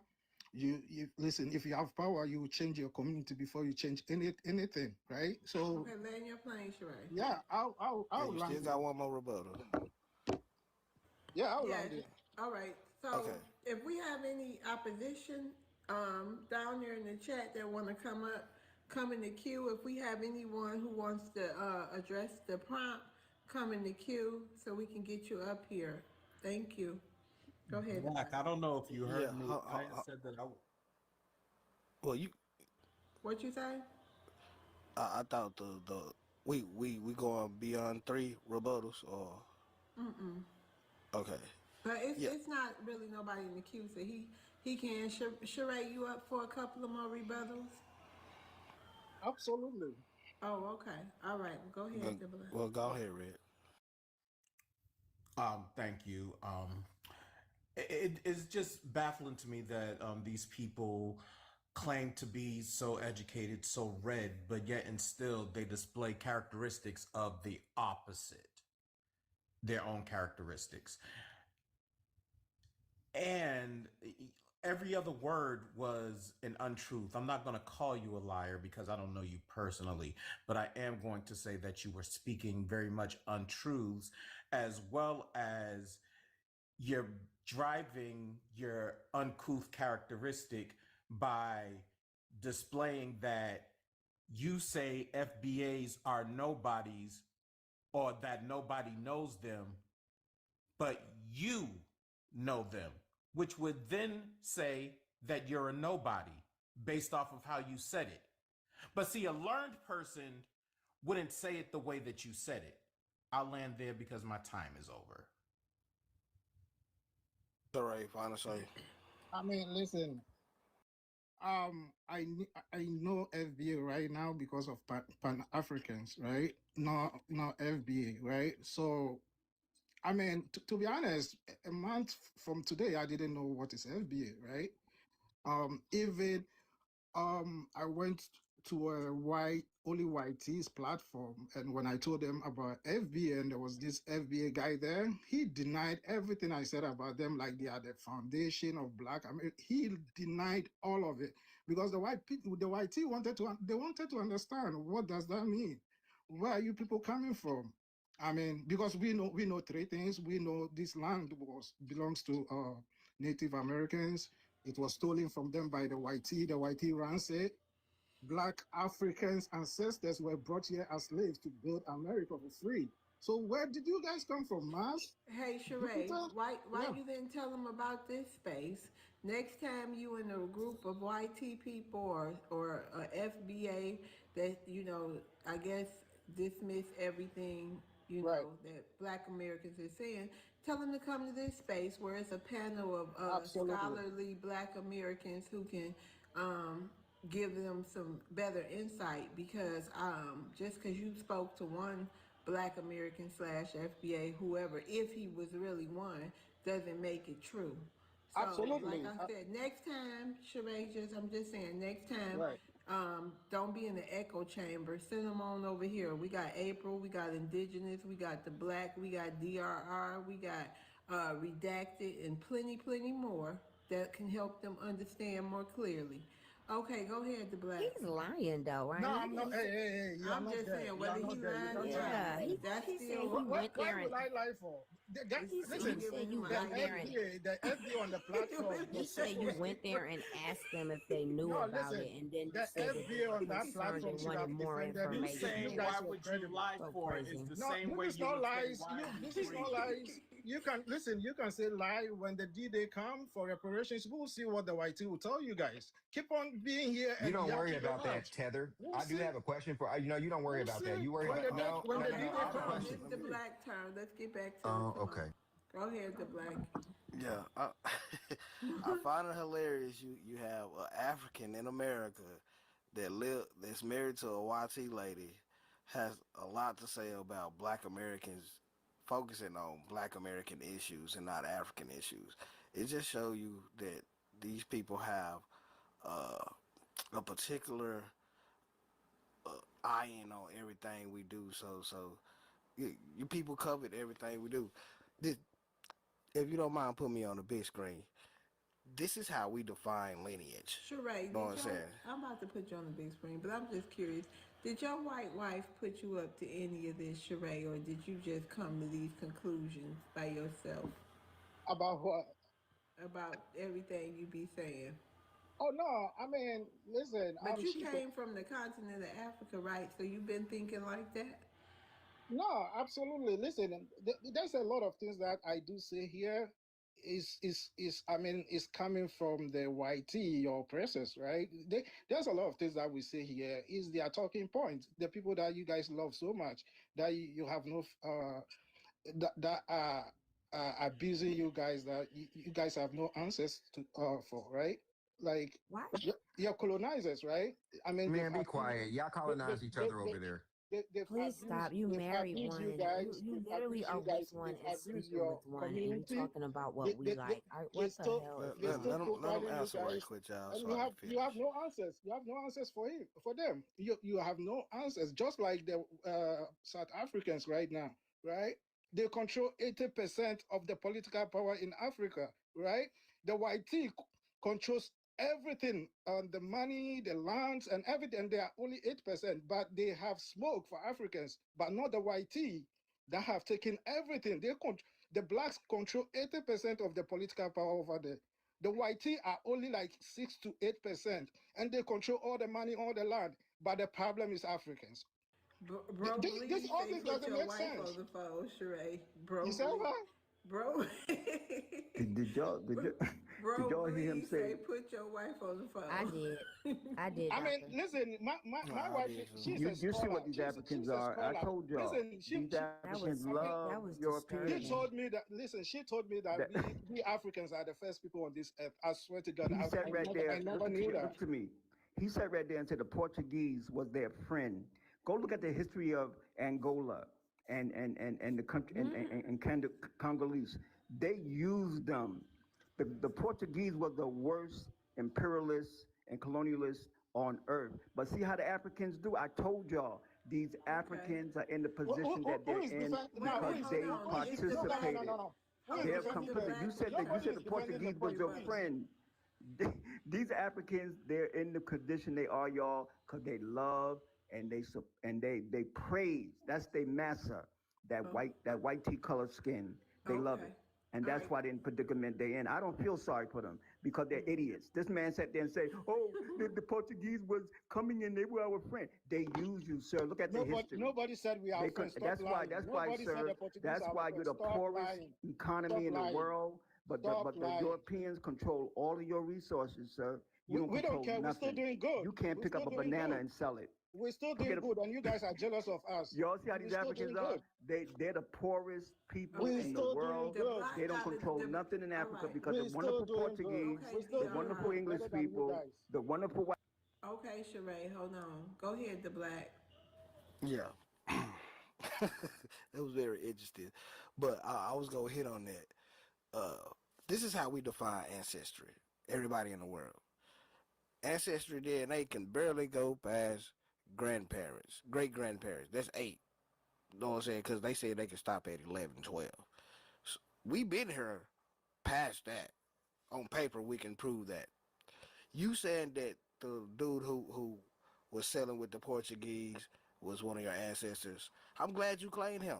You claiming one of the folks that helped sell so-called other your other ancestors, or so some of the Black Americans that came over here. So it's contrary and contradictory to everything y'all be claiming is history. Y'all that goes back into what we keep on saying. Y'all sold other Africans. May not be in your family or your kinfolk, but you sold some other melanated people. You set it up. And when it comes down to the first so-called African person that came to America, you talking about the 1500s. You forget about Pedro Alonso Nino, you know what I'm saying, or El Negro that sailed with Christopher Columbus, who also, know what I'm saying, help sell Negroes. So this is why we say y'all ain't our people. Just leave us alone. Stay out of our politics. And this is why we closing the door. Because y'all cannot be trusted. Y'all flip-flop. Y'all get mad at us. And we even just coincide and just live with the YT man. But y'all worship and sleep with the YT man and woman. So it's very contradictory. That's why I say, just leave us alone. We can't trust you. I mean, listen, we should live here. Nobody is begging you to be African. For me, listen, I'm even thankful that you guys are dividing yourself from Africa, because we have nothing in common. I mean, we are hardworking people, right? Like the guy said, he feels sorry for us. No, I feel sorry for you guys because you live in a first world country. With Africans, still, when it comes to median income, they're doing better than you. Home ownership. Incorrect. No, keep quiet, quiet. Okay, Sheree, hurry up so we can rotate Median the stage. income, we are better than you. Home ownership, we are better than you. We're not even talking about the billions of dollars that we take home and build properties at home, right? That's hard work. So when I talk about that Juan, the only reason I talk about that guy was because he's the first documented Black guy. I don't know what he does. He came with the Portuguese. I don't know whether he sold. I don't lie. I'm not gonna make stuff up like the Black. Whether he sold, he just made stuff. These are your talking points that you're gonna give it to the white to give you reparations. You dreaming.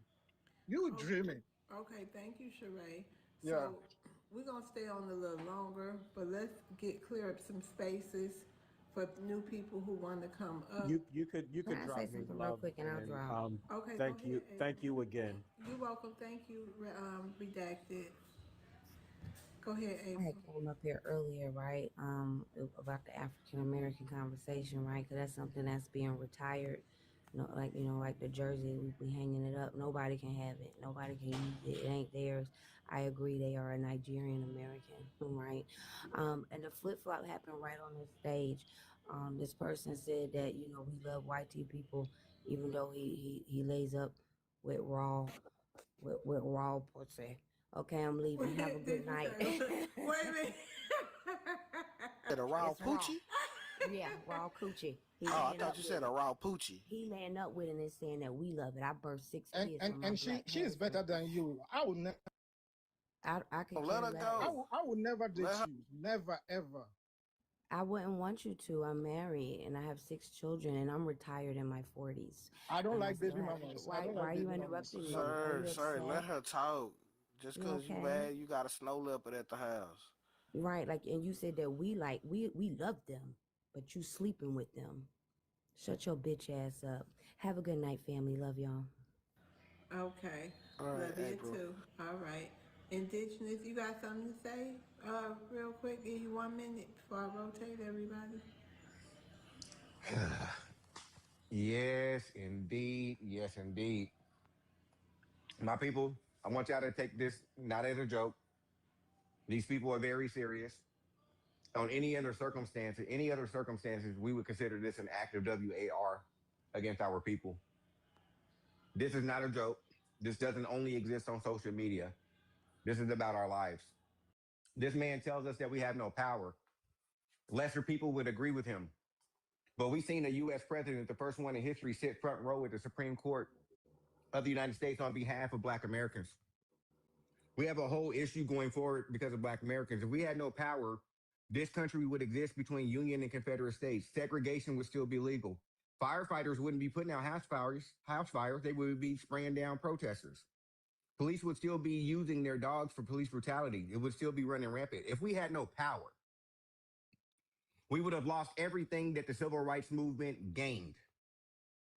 If we had no power. Don't let people that come from a whole continent with 1.8 plus billion people with zero fully developed nations tell you anything about nation building. Don't let a Pan-African tell you anything about Africa because there is no Africanism in Africa. There's no unity there. These people are talking about a people who are jealous of them where they have no unity. And I land there. Love you all. Keep up the good fight. Shut up. I mean, listen. Ray, shut the hell up. I ain't even talking to you. Listen, Hey, if you shut have, the hell up. I do not talk to people without a developed nation. No, don't ask me shit. You cannot ask me shit. Are you scared? Go back. Listen, you better Google who I am. Let me ask you a question. You better Google who I am. If you have power, how about racial I'm Black profiling American. still going on? I just gave you examples of power, which you have none. And so stop talking to me. You don't have the power to talk to me. Sentencing disparities still goes on. You do not have the power to talk to me. Shut the fuck up. All right. Thank you. Good night, y'all. I love y'all. How's discrimination still goes on? How do you have power? Sir, everybody discriminates. Go ahead, that's part of life. with your rebuttal. You had a rebuttal you never got. What God? With your prompt up there. Yeah, everybody has disparities. So No, not everybody. Yes, everybody has disparities. Whiteys don't have it. Latinos don't have it. What are you talking about? Hispanics literally fought to try to be white, and they had to settle to be white adjacent. At this point, they...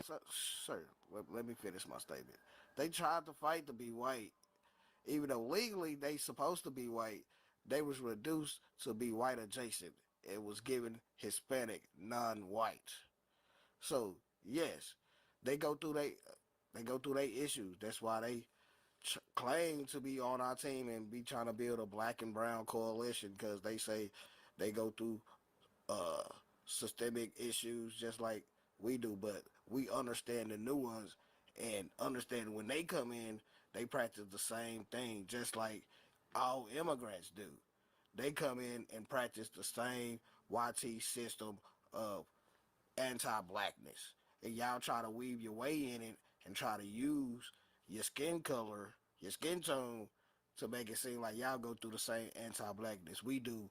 And that's when we have to be more specific and say, y'all are very anti-black American.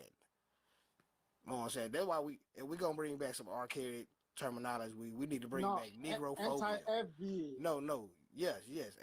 You got FBA phobia, but we need to go back to Negrophobia, because none of y'all was labeled Negro back then. And a lot of y'all have Negrophobic tendencies. And that was a legal term. And we need to bring that back. Okay, Black, you got this prompt up here on the board. Is this something? Is there a reason? Did you want to talk about that or something? Oh yeah. Like okay, this how you before define the Black ancestry. do that, if I have any people who disagree with the FBAs, or you're part of the DAFA, or you claim DAFA, can you come up and grab a mic? We'd like to hear from you. Go ahead, Black. Yeah, this is how everybody define ancestry.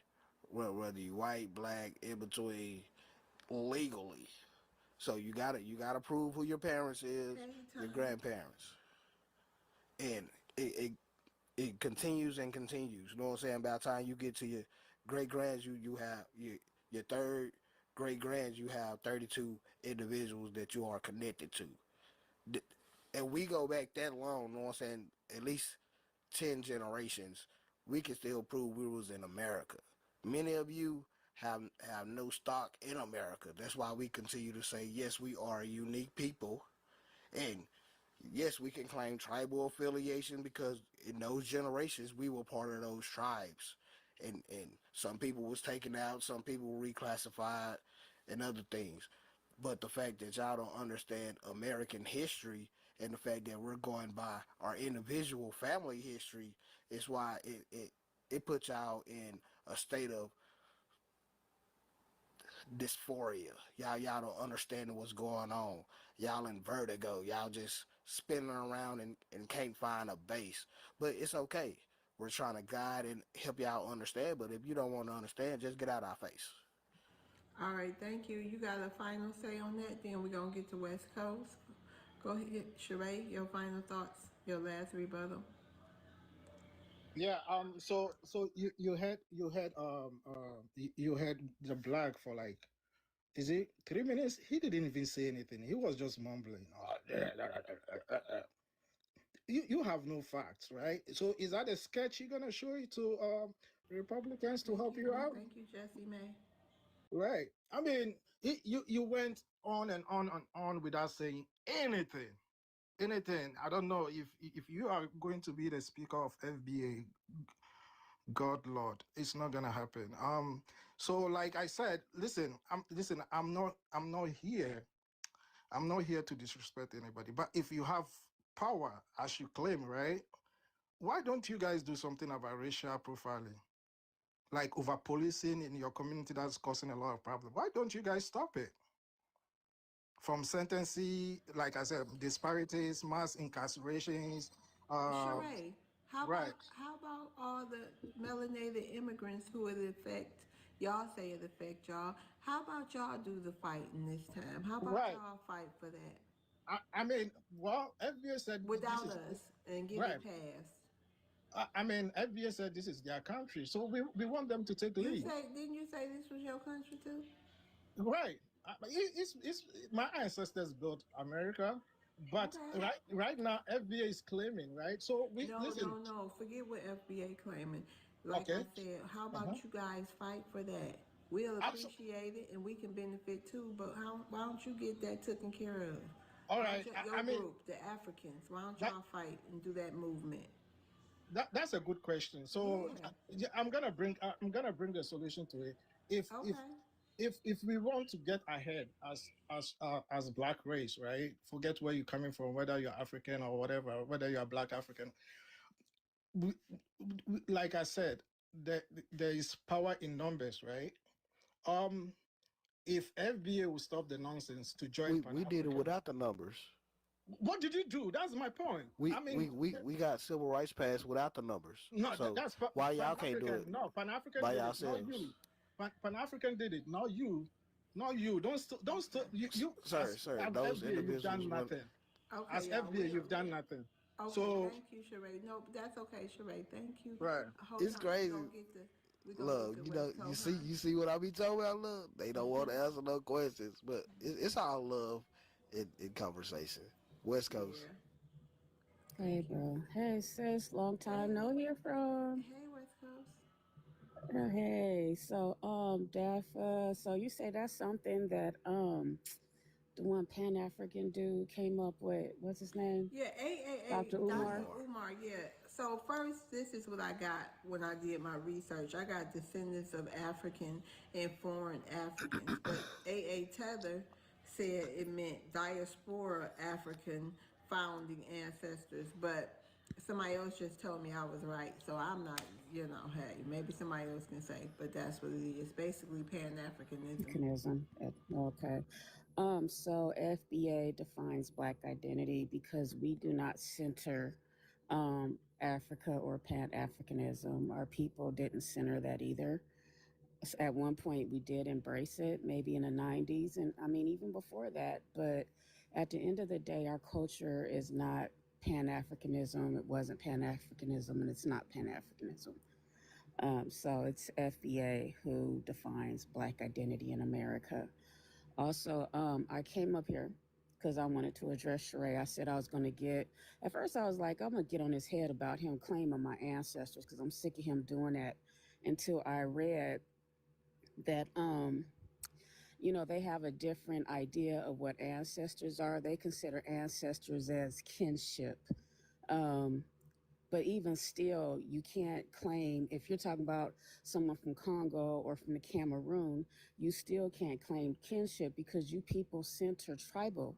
So if you centered your tribalism or your tribe, then someone way down in Congo or Cameroon was not part of your tribe. Therefore, they're not kin to you.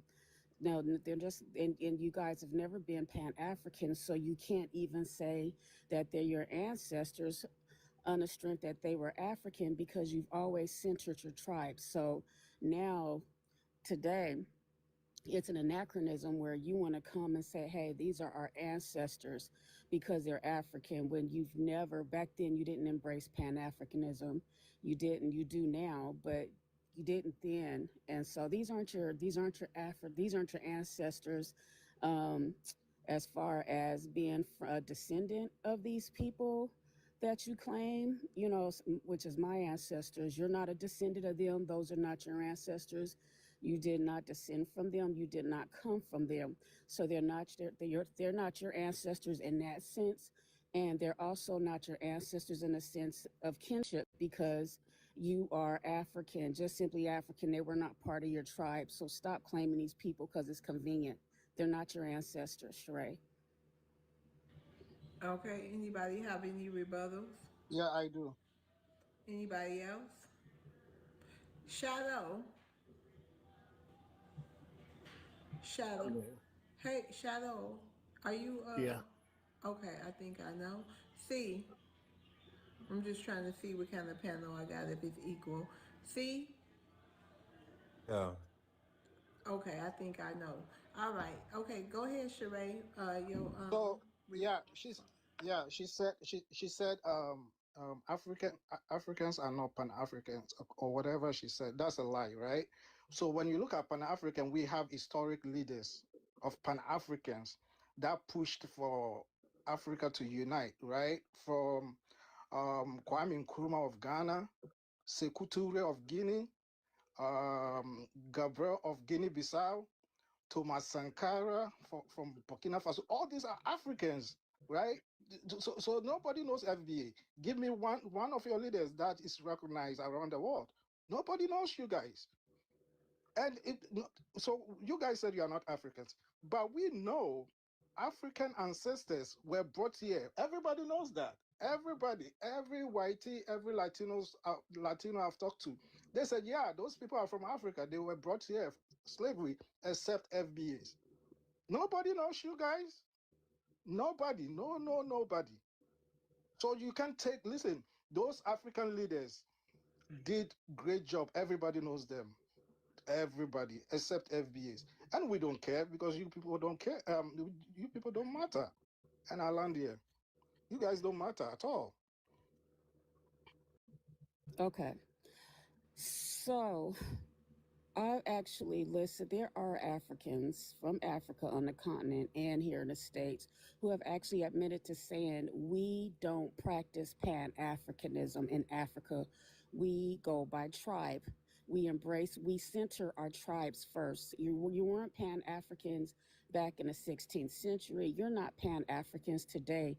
Your mention, a couple of Pan-Africans does not entail or imply that the whole of Africa practice Pan-Africanism. So no, you guys are not. You guys are tribal. You're just now starting to even talk about uniting right now, but you haven't ever been Pan-African. And so you keep saying this. And like I said, everything you're saying is like an anachronism because you weren't Pan-African during the transatlantic slave trade, obviously, right? Obviously you weren't Pan-African then. And so no, quit calling. These are not, I understand that you identify ancestry by kinship, but so not necessarily by lineage, but nonetheless you are tribal and you didn't consider these tribes as your kin. And so stop claiming these people who came from Cameroon and Congo, see that you being from Ghana as your people or your kin or your ancestors, when in fact they weren't even your tribe, let alone your ancestors. Just stop it. You're just doing it because it's convenient. And yes, they do know who FBA is. Around the world, they know who we are. We are powerful in a sense of culture, in a sense of economically. Yes, we do have power, and we are known around the world. So yes, they do know who we are. They may not necessarily know the name FBA, but they know who we are. We know that we're the Black Americans. Okay. And so, no, and stop going to some of these white tea people seeking validation. And this is why we could never unite with you people, because especially you, Sheree, while you're talking about uniting, we can't unite with colonized people, colonized mindsets such as your own, because you really do worship white tea people. You claim you're married to one, you claim you went to one's panel and was seeking validation over there. We can't deal with people like you. That's shameful. Here he is, a supposed black man from Africa on somebody's white tea panel, married to a white tea woman, seeking validation about who we are. And you talking about unity. I would never unite with people like you. You're weak. You're really weak. And that's pretty much all I came up here to tell you. And stop claiming my ancestor, not your ancestors. West Coast, can I add? Kinship technically does define it's synonymous and that is the same as lineage. So technically, I mean, if they can't prove that that's they kinfolk and it's But they just can't even do kinfolk, that. But then they can't it even don't do that. apply. So I still feel like they still they define their lineage and kinfolk just like we do. It's just they're trying to hop on and claim ours just because of flat blackness and African eugenics. Okay. All right. So you It's on dropping shot. down? Hold on, It's you on dropping shadow. down? I know West Coast. You dropping down, or you gonna Okay, love. Have a good night, y'all. you too? DRF, DRR, and DMO. We're gonna rotate the stage also, so we can get to some new people. Thank y'all. DRR, I keep following you back. You got a private page? I gotta check it. My granddaughter set it up. I have to check it because I was attacked, so I guess you make it private. Oh, okay. But I'm gonna go down. I just want to make a little summation if I can. Okay, go ahead. Okay. I just want to say that this man said, I've been saying forever, and I've been disputed by Africans. I've been saying forever that they have participated and was complicit with the colonizers. When you look at the Portuguese and look at the Portuguese history, they are the worst colonizers. They're the ones that started it. They're the worst colonizers in the world. And this man, just charade, he said that those was his friends. And this one African guy was supporting them, working with them, and I guess also owning and exporting slaves as well with them. So I'm telling y'all, these people are not here for no good for us. They love that white tea.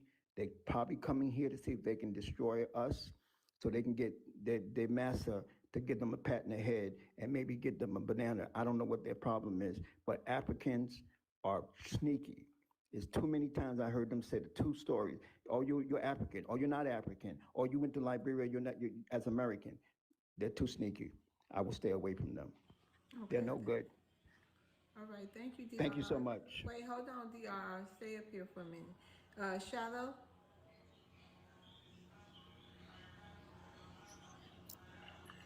How you doing? Hey, how you doing? You want to address the prompt? I ain't got my glasses on. Can you read it for me? Sure. FBA versus DAFA.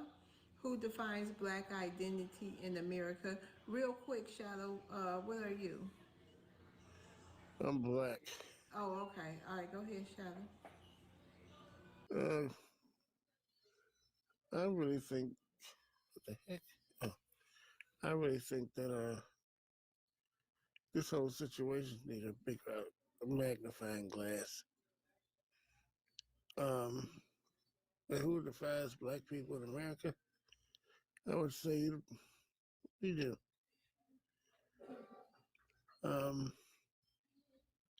That's all I have for that.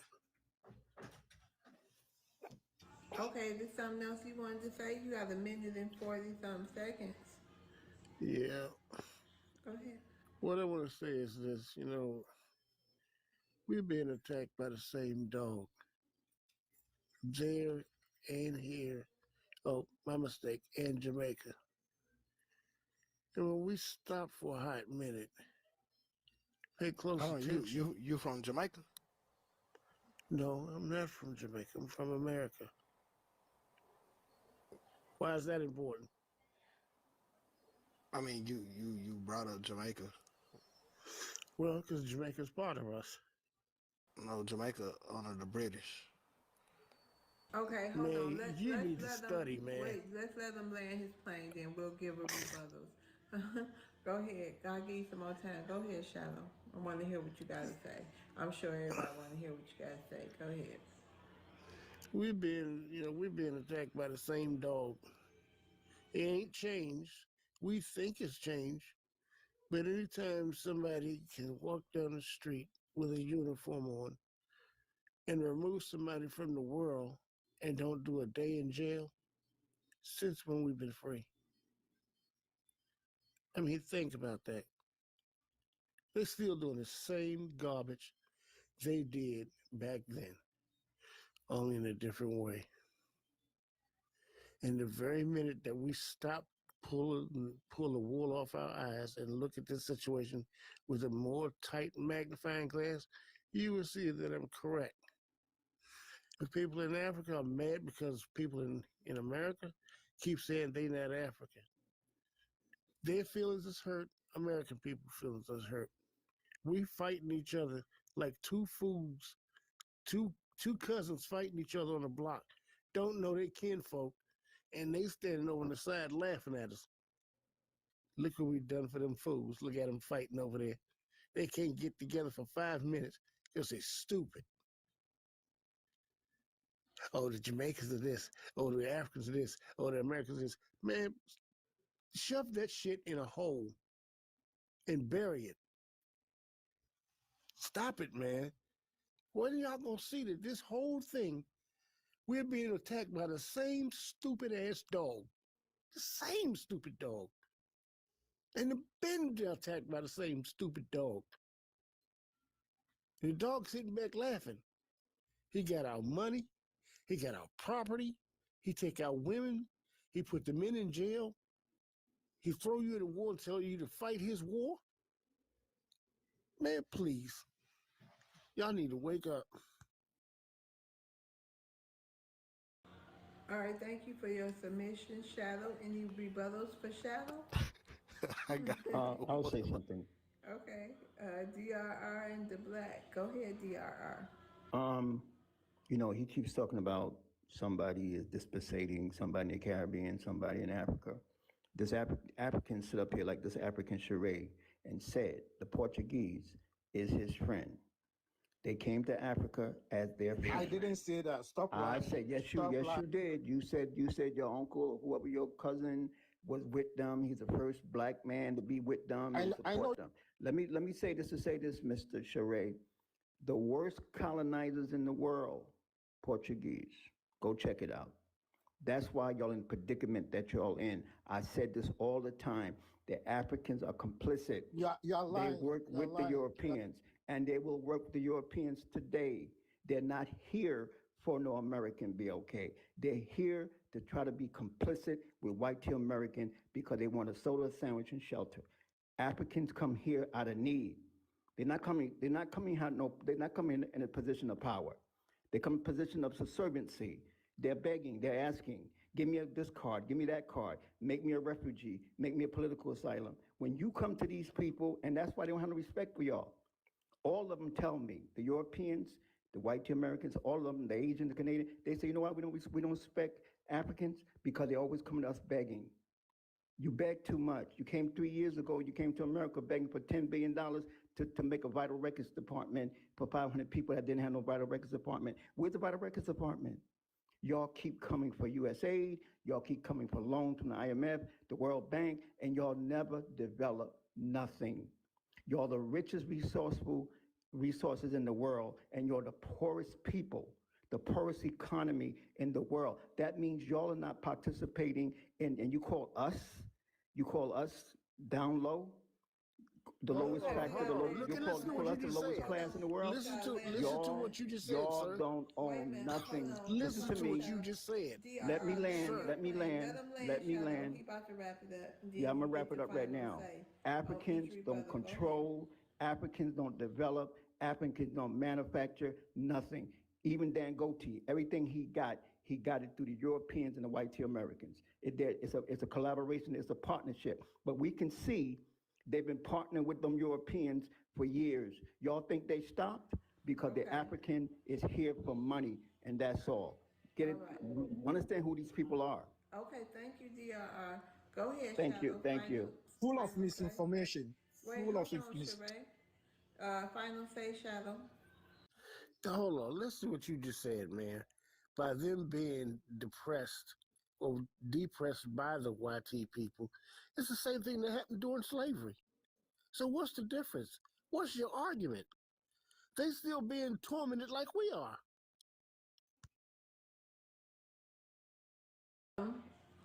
Shadow, you feel like you being tormented like somebody in the Congo, or you feel like you being tormented like people in Africa? You feel like we being tormented the same? No, I don't feel like it. I know we are. Anytime an officer can walk up behind a black man and remove him from reality at point blank range, come on. How often does that happen? Like, how often are you pulled over? As the Bible says, you're pulled with you always. When was the last time you was pulled George over? Floyd. No, sir. I'm not talking to you. When was the last time you was pulled over, Shadow? What difference does it make when I was the last time you or was how pulled I over? was pulled? Just answer what the does question. that have to do with it? Can you just answer. What does that got to do with it? Sir, why y'all just can't answer a point blank question, a direct question? When was the last time you was pulled over by an officer? Unnecessary question. I don't get Unnecessary pulled over question. by the police. You said what? Can you repeat that? I do not get pulled over by the police. Okay, then why are you steady bringing up this situation if it doesn't apply to you? And this is why we need to stop. Because you don't know what you're talking about. It does apply. This is why we need to stop saying Okay, this. hold on. Do your rebuttal. Go into your rebuttal so we can move on to Miss Lanice. She been waiting. So do your rebuttal, the black. Yeah, this is my rebuttal. Okay. And this is why we need to stop acting like this apply to everybody. I don't get pulled over by the police every day. Not every month. Last time I probably got pulled over police like 2-3 years ago, and they had the right to pull me over. I know what I'm saying. I ain't fully stopped at the stoplight. So I mean at the stop sign. So it's understandable. I took my ticket and I kept going. At the end of the day, y'all trying to subjugate us, the people that's in the middle, to the things that the 1% of us do, the 1 to 3% of us do, and the higher echelon 1% of us do, does not apply to the middle class or just people abroad, plain flat. So we need to stop that. That's why we're not. That's why you got these Republicans keep on saying we don't need reparations because that's a handout. Then you got these Democrats keep on claiming that we super suppressed and we can't even get a damn ID and shit. Like, and I truly doubt if you even Black American because you bringing up the Caribbean and Africa like that applies to us when they can't even get their shit together. We have overcame many things compared to any melanated group of people in the belly of YT supremacy. With them folks having YT people in a distance hitting them upside the head, making each other hit each other upside the head. So that doesn't apply to us. Leave us alone. We're talking about American issues and how we can move forward and get these people out of our issues because they're doing nothing but stagnating and slowing down what we need to do. Okay, to correct you, the person I was talking about was my father. Smart ass. Second of all, you still don't know what you're talking about. You need to do some more reading. So are you saying your father is from the Caribbean? That's why you have that feeling. You see what I'm saying? This idiot does not listen.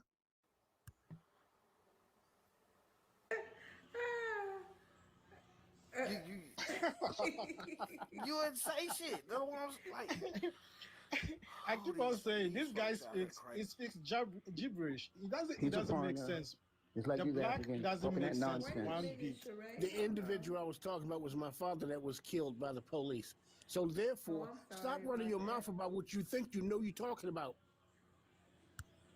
We Right, all have right. we all have individuals in our family that have been unaligned or the been black keep racially quiet. profiled. Hold on, bro. You married to a white lady. Like, bro, you pissing me off. Because I really don't give a damn I don't about like what you I don't like Africans have to say. Shut up, shut up, shut up. I'm talking to this man. Like, She we raised a all have modern day slave. individuals. We all have I don't like individuals baby in our mamas. family. Bro, this what I'm talking about. You stay bringing these little stereotypes. Like, and we trying to have a actual dialogue. Like, I understand Black Americans and other melanated people go through racial profiling and stuff with the police. That's not everyday stuff. That, and I don't understand why people keep on bringing up Dang, George Shadow. Floyd. I hate Like, you left. He left the black, but go ahead and finish your thought. yeah, I just feel like this disingenuous, and then this is why you have people that just fully disengage and don't want to fight for nothing, because people keep on getting subject to these stereotypes, like everybody's a criminal or everybody sleeping with white women or doing all this and doing all that, and that's not the facts. That's not the everyday reality of your average Black American. And this is why you have more Black Americans getting together and pushing back against this. So continue to do what y'all do. This is helping delineation. Because for sure, I let all my elders, I let the youngins all hear this. So they can know, hey, we have no friends. These folks is very disingenuous, and you need to vet who you deal with. Let's move on. You are not making sense. Let's Okay. move on. All right, thank you. But hold on, Jay. It's Miss Lanice's turn. She's been waiting a long time. Hey, Miss Lanice, how you doing? I'm fine. I have a question. What does DAFA stand for? I've not seen that word before. Oh, It's supposed. Are you a Black American? Yeah, African American, yes. African American? Mm-hmm. Okay. Yeah, well, it's supposed to mean descendants of African and foreign Africans. That's what I believe it to be, but someone told me that they believe it to be diaspora African founding ancestors. But what Umar said on the little Okay, excuse me. Excuse me. Hold on, Lanice. What Umar said, the person who came up with the term, what he said in the interview, he said descendants of African freemen from America. Oh, dang, it's the third one I got. Well, thank you. You said descendants of African freedmen from America. Yeah. Descendants of African freedmen. Oh, okay. All right, go ahead, Miss Lanice. That's my mod, so. I think she left, right? She left? Yeah. Yeah, because the black keep on interrupting her. I keep on telling the black, different definitions you like of the talking term. too much. You like talking without saying anything. That's your Wait, problem. Sir, You I'm keep on literally trying driving to people away. clarify the different terms of what this acronym means. This man that just left told you what you guys are going through, and you're still lying about it. Look. Hold on. Lanice, do you want to come back up if you still here? You can come back up. Hold on, we gotta let people land and stuff like that, but I know you was trying to tell her the black. Hey, Jay. Yeah, hey, thanks once again for bringing me up. I just want, because I was hearing this thing about Pan-Africanism. Listen, Pan-Africanism, it's a joke. It's honestly a big joke. And I'm not saying this just to say it and just to ride a trend, but I'm actually saying this because of my interactions with Pan-Africans even 5 to 6 years ago. Listen, what I was talking about with the whole dissolution of Nigeria and the problems that Nigerians have, and having a new solution behind that country, I thought that, well, back then, I thought that Pan-Africans would be the biggest supporters of my ideology. I mean, who wouldn't? What Pan-African would deny an Afrocentric nation that's coming out and destroying a European-made concept? But the moment me and my friends went into groups like the African Unionists, the Pan-African Organization, we came in these groups talking the new ideology. Man, we got cursed out like never before. I mean, we got insults like it was no tomorrow. We've been called a COON. We've been called Uncle Tom. We've been called racist, bigot, tribalist, even colonizer, for heaven's sake. We've been called ethnic supremacists. I mean, it was just a big joke. Like we were basically begging these people to support the notions, support what we got going on, and it was just for no effing reason. But yeah, I think Pan Africanism is a dang on joke. But yeah, I just came up there to say that. Okay, awesome. If it's anyone who disagrees with FBA or can you come up and address the prompt if you want to address the prompt? The prompt is FBA versus DAFA. Basically, I'm believing this might as well be Pan-Africanism. Who defines Black identity in America? We'll be happy and glad to hear from you. Um, Anybody have a rebuttal to what Jay just said? Yeah, absolutely. I bet you did, Sheree. Go ahead. I mean, Pan-Africans, right? They've achieved greater unity for the black race, right? And if listen, you can list from civil rights and everything. They did all that, right? From what Mandela did for South Africans, Nkrumah did for Ghanaians. Um, I mean, with when you guys were fighting for civil right here, there were a lot of Black Americans that that ran they flee to Africa, right? And they were received by Ghanaians, Guineans, Senegal, and stuff, right? It was all based on Pan Africanism. What has FBA achieved? Nothing. Nothing. Not one single thing, right? There's no a credible organization here right now that knows about FBA, right? Can I respond to that? Right. You can go on. Yeah, all right. First off, I'm not FBA. I'm Yoruba. Um, like I'm not FBA. But listen, you're talking about Pan Africanism 60 to 70 years ago. What I'm talking about now. Look, there's been new problems going on that continent for not even for so long, really for just maybe, if you really want to look at Nigeria, you can look at some of these problems have been increasing just from a decade ago. And honestly, it's like you can't just have this whole notion of one border, one identity, one language. That's not gonna work anymore. It's just not gonna work. And it was just crazy to me that since I proposed me, my couple of my friends, we were proposing the new idea of what we had for the plans of Nigeria, it was just shut down and we were just kicked out, we were banned, we were blocked, we were accosted, and it was just so crazy, man. So I don't know how you can. Can you? I'm sorry to cut you off, but can I be a little nosy? Can you share, and then I'll let you and So Sheree there was talk. this Can you one share group. your idea? No, I want to Well, hear your idea.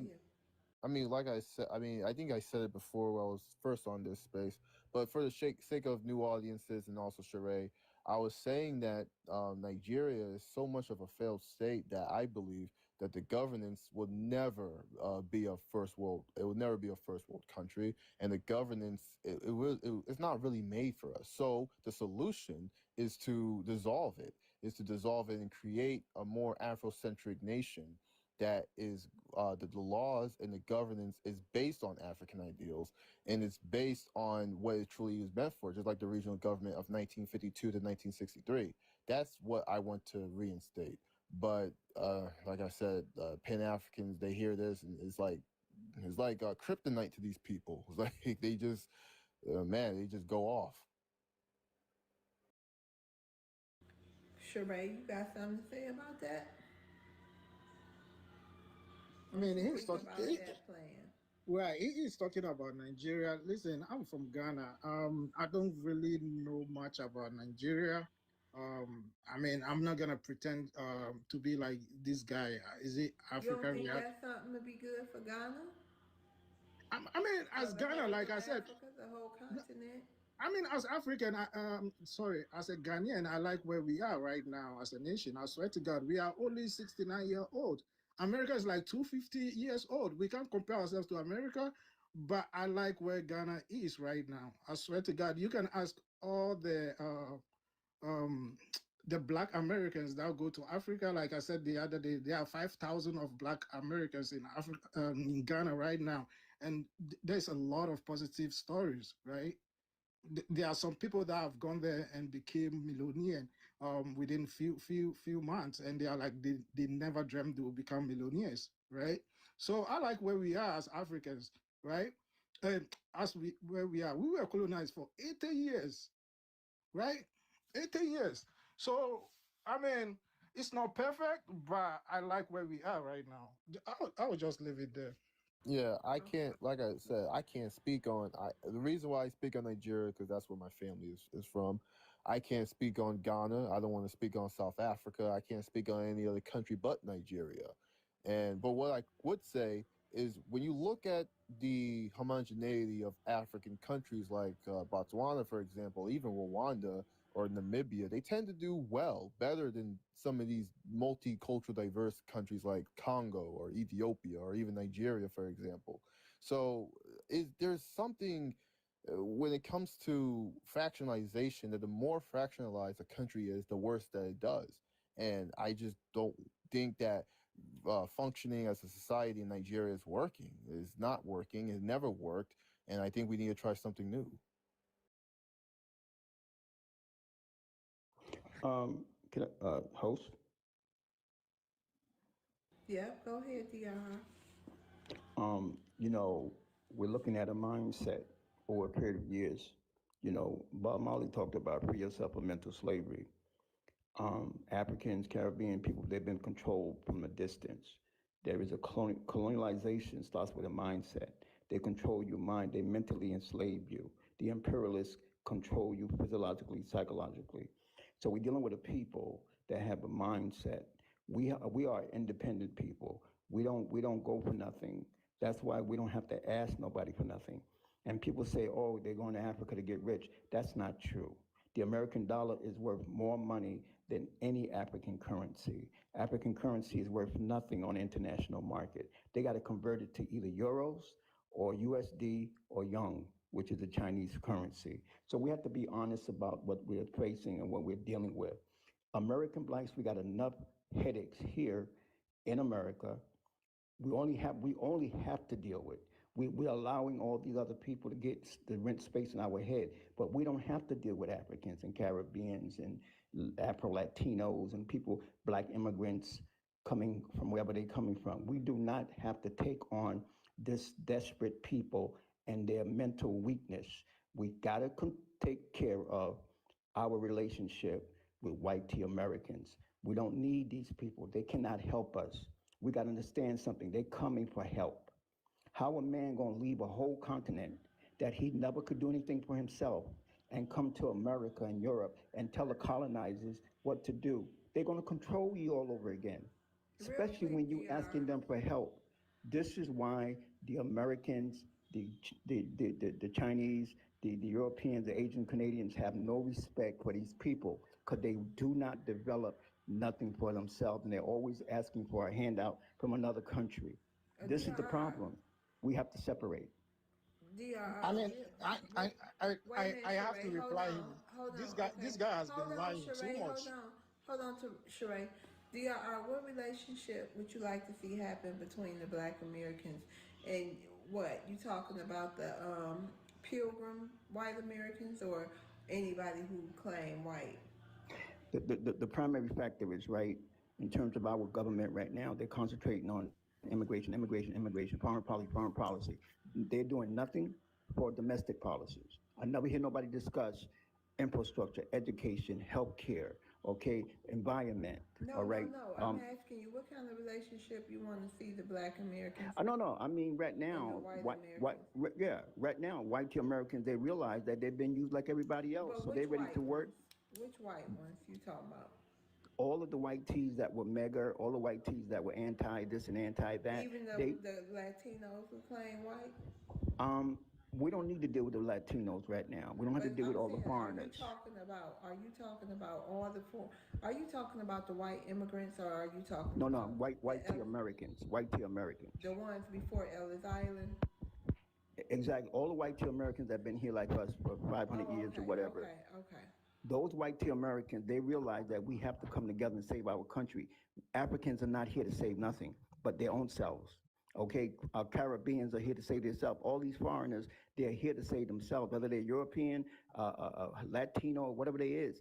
They come to America to just be like a parasite, take everything they can get, and they're not here to develop nothing. That's why they just squatters, as far as what I can see. But we as Americans, like they tell us, we got no place else to go but here. So my thing to us is, let's build on a great country that we have. America's a great country because everybody's coming here. Okay. We have a lot of work to do, but the results can be tremendously effective, and it can be tremendously a blessing to all of us Americans, especially us American BLK. All right, Thank you. Thank you. Hold on, Sheree. No, got a new person. Hold on, Sheree. We can't. Y'all will be going back and forth. Hold No, on. I mean, he's been lying, right? He's been lying and misinformation. We need to correct him, right? Because this guy is talking about, I lied about somebody went to Ghana, a Black American went to Ghana and make it. It's all over the internet. How dumb are you? Don't you read? And I'm coming. This guy is failing and thinks, listen, our resources were used to build both Europe and America. We go to anywhere and work. We don't go begging. All right. You're telling us we have mental Build your country. weakness, and we're Why still you doing can't build better your than country? you. And we're still doing better than you. Why? How Well, dumb are you? How so dumb you are think you're you? doing better than me? 'Cause Yes, you got of a course, soda I'm doing sandwich better than shelter? you, and that's why you're You jealous. think what That's is why better you're than me, jealous of sir? me. What is That's you why say you're jealous better of than me? Africans. Sir, you say better than me. Let's talk about Without me and food, you. listen, Hold without on, food sir. Hold on a stamps, minute. without Hold food on a minute, stamps. sir. Hold on, everybody. Chill out. Hold on. I'm asking you, sir. Stop You say lying. you're better Oh, than that's me. all you do. Explain. Breathe. I mean, I can explain. If I was given the time, I was. Wait a minute, Sheree. Hold on. She said, Ish. hold on. Right. You talking over me, Ish? No, sorry. I'm a ma'am. Go ahead. What do you got to add to the to the prompt? Go ahead. Speak to the prompt. So I'm from Minneapolis. I've been in Yeah. this country So since you 2000. Somali. I'm Somali. I came from England in 2002. Okay. Can you I've speak I've to the prompt? I've been naturalized. So I would say the prompt. When it comes to the prompt, black identity in America, the whole answer is in the question. It's black. It doesn't matter if you're African American, African, or any other ethnicity that you claim, right? So I think we're all black. We're seen as black. Police see us as black. They would shoot me the same way they would shoot an African American kid trying to run away. The system sees us as black. Do you know what I'm saying? I don't see the whole point of this back and forth argument that they have created for us to define what we are. Do you know what I'm saying? If I give my perspective, Somalians in Minneapolis and Minnesota have contributed to the fact of the Americanism. They've built businesses. They've contributed to the economy. That means they pay their taxes. That means they hire and create jobs for other people, regardless race, color, or religion. Mostly they do get their own, but still they do get other people as well. Does that now mean that we should all be at our own necks when the white man has created this problem in the first place? Who's American and who's African? We all can trace our lineage back to Africa. That's a fact. I know some Somalians that claim they're Arab, but they're not Arab because their country is in Africa. So this is a circular argument where you say I'm this and I'm that and I'm this and I'm not that and I don't want this. Immigrants have created the whole of America, regardless of what kind of immigrants they are. If we go look at the historical statistics, if we look at the current statistics, that's a fact that cannot be disputed. Right now, there are immigration problems, but the immigration problems first was because Latinos and Mexicans crossing the border. Now is with Africans. Next, it might be someone else. We don't know. The system always makes us fight each other rather than respect each other. Let's go back on the respect. Okay. Thank you. Anybody have a rebuttal? Yeah, I have a I rebuttal. got a rebuttal. Okay. So can you do 3 rebuttals, Ish? Yeah, I'm fine with that. Okay, we're gonna do 1 minute verse 1 minute. So let's see. That was Jay in April in DRR. So go ahead, DRR. Everybody be mindful of your clocks. It's 3 rebuttals. I'm gonna mute you at when it ends if you keep No, going. if I was able to accumulate 2 billion in a sneaky way, hey, I would be happy too. I'll be sitting pretty. Trust me, it would be very easy to do certain things. What I'm saying is, Africans come here as immigrants. Immigrants do not have the same need as a citizen. We have to differentiate between those things. Africans are coming here, getting too comfortable, getting in our business, and they already told me many a times, do not come to our country saying nothing. The same way I feel. Don't come to my country saying nothing, because there ain't nothing for you to say. There's nothing for you to contribute because you don't have the same needs I have as an American. Totally two different needs. And what y'all are doing, your little sneakiness and your stealing and all that stuff that y'all doing, that's not what I want to be a part of. Keep that in Somalia, keep it in Africa, wherever y'all doing over there. Why don't y'all go over there and take something from them and develop over there? We ain't got this kind of time.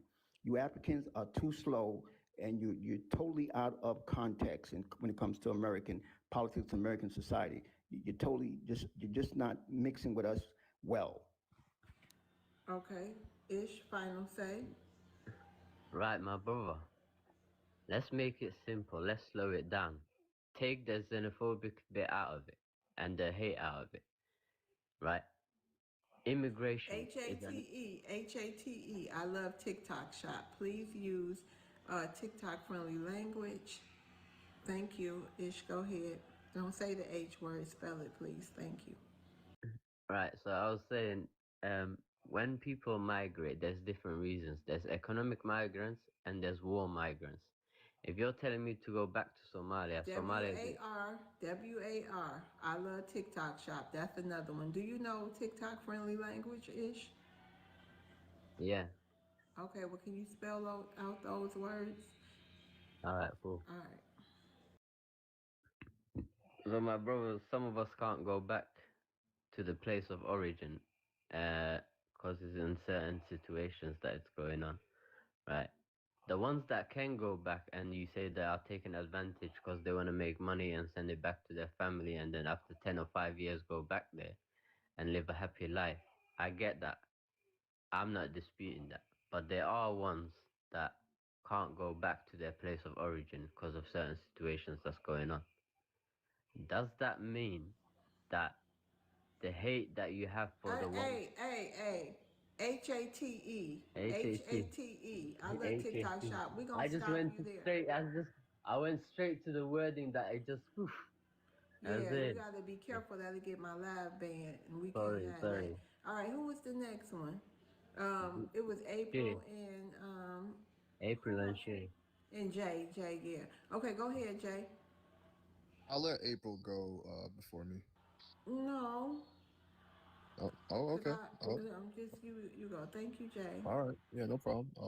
I mean, I'll be making it quick. I just don't get like this whole clinging to, you know, like black identity from people outside of America, because it's like, we had an established, and when I say we, I'm talking about like Africans and Caribbeans and Afro-Latinos. We already have an established identity, even from people like me already born in America.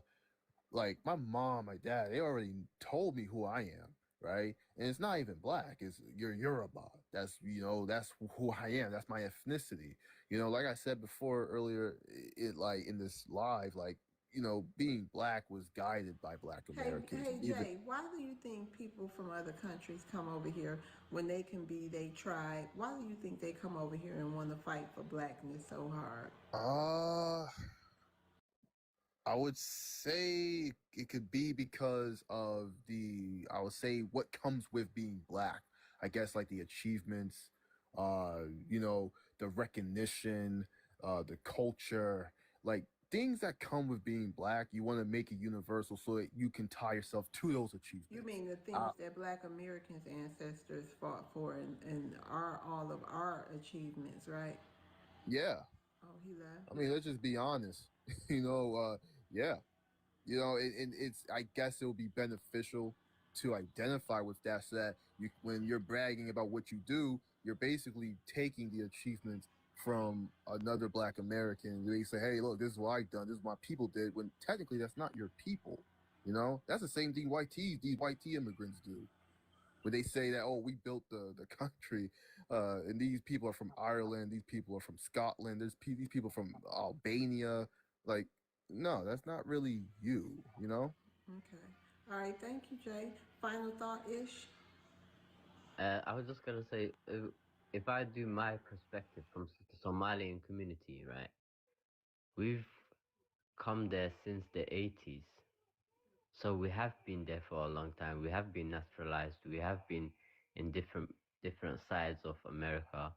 Yeah, we do congregate and gather mostly where our own community is, but we have assimilated. We have contributed. Y'all We have assimilated with Black America?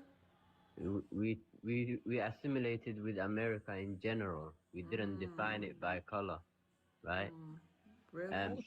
But when it comes to black, hold on. When it comes to America, Black Americans, have we assimilated with them? I don't think we have. But I do think that most of our friends, most of our the moms that we visit to eat, and that most of the people that we go to pray with is Black Americans, African Americans that have been there for a long time, and we respect their culture and Stop their calling us African dignity. Americans, bro. Hold on, IG. We respect their culture and we accept what they've been going through and the fights that they have to go through. That doesn't naturally mean Okay. that we are against them. All right, land your plane. Okay, thank you. Go ahead, April. Your Yes, rebuttal, sis. you can't have respect. Think saying that you can be me. You're not me. You're not us, right? By definition and etymology, Black Americans can't be xenophobic. I think people need to just stop using words. They just say things, right? Because somebody else is like parrot talking, you know. We have at this point we must be territorial, right? A part of being xenophobic is Thank that you, there's a Jesse. fear, right? So like literally, it's crazy. And I'm really tired of people talking about YT people and this system and how it's all against us, but you operate in its tools in race and immigration. And the first flood of immigrants was in the 1800s. It wasn't the Hispanics, because we were out birthing them and they brought people over here because immigration was included in this country to harm us, and it's still harming us in 2026. Respect that. All right, Ish. Your final say on that? Yeah, I get her point. I agree with some of it, but most of it is gibberish as well. We did not create the system for immigration. Immigration was imposed on you guys who were already there. Obviously, it was there to harm you. We get that. But we're not the ones who said, hey, let's go to America to harm you, to harm the African Americans. If anything, we had respect for the African Americans because they had fights, they had marches, they defined the civil rights, right? They done a lot, even for us in England or in Somalia or all the way in Africa, right? We're not against you guys, but every time the immigration issue comes up, the first thing African Americans do is go against the blacks. Why don't you go against the other cultures and the other different migrants that are coming illegally while we came legally? IG, you want to answer that for him? Oh, I want to. Oh, you do? All right, you go, April. Yeah, so we hold classes on how people to report. We've in my neighborhood, we've shut down a Chinese restaurant, right? Oh, he left again. So yeah, no, we shutting them down. A Russian establishment. All immigration is a harm to Black Americans, Thank you, and so you don't have to. DRR. I'm going to drop you down. I'm sorry, April. I'm going to rotate the stage. Thank you. And you can say, well, who created it? They created it to harm. Like, you literally admit to those facts, but you still operate in it. So there's nothing that we really have to talk about.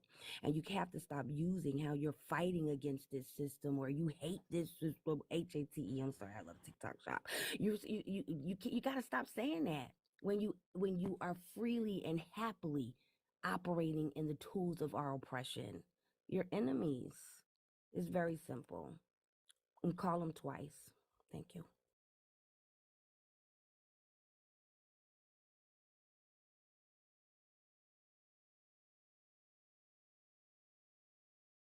Sorry, AJ.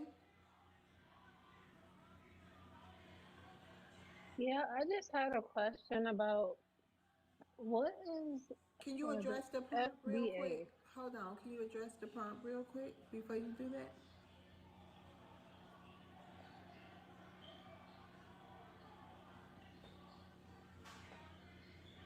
AJ, you here?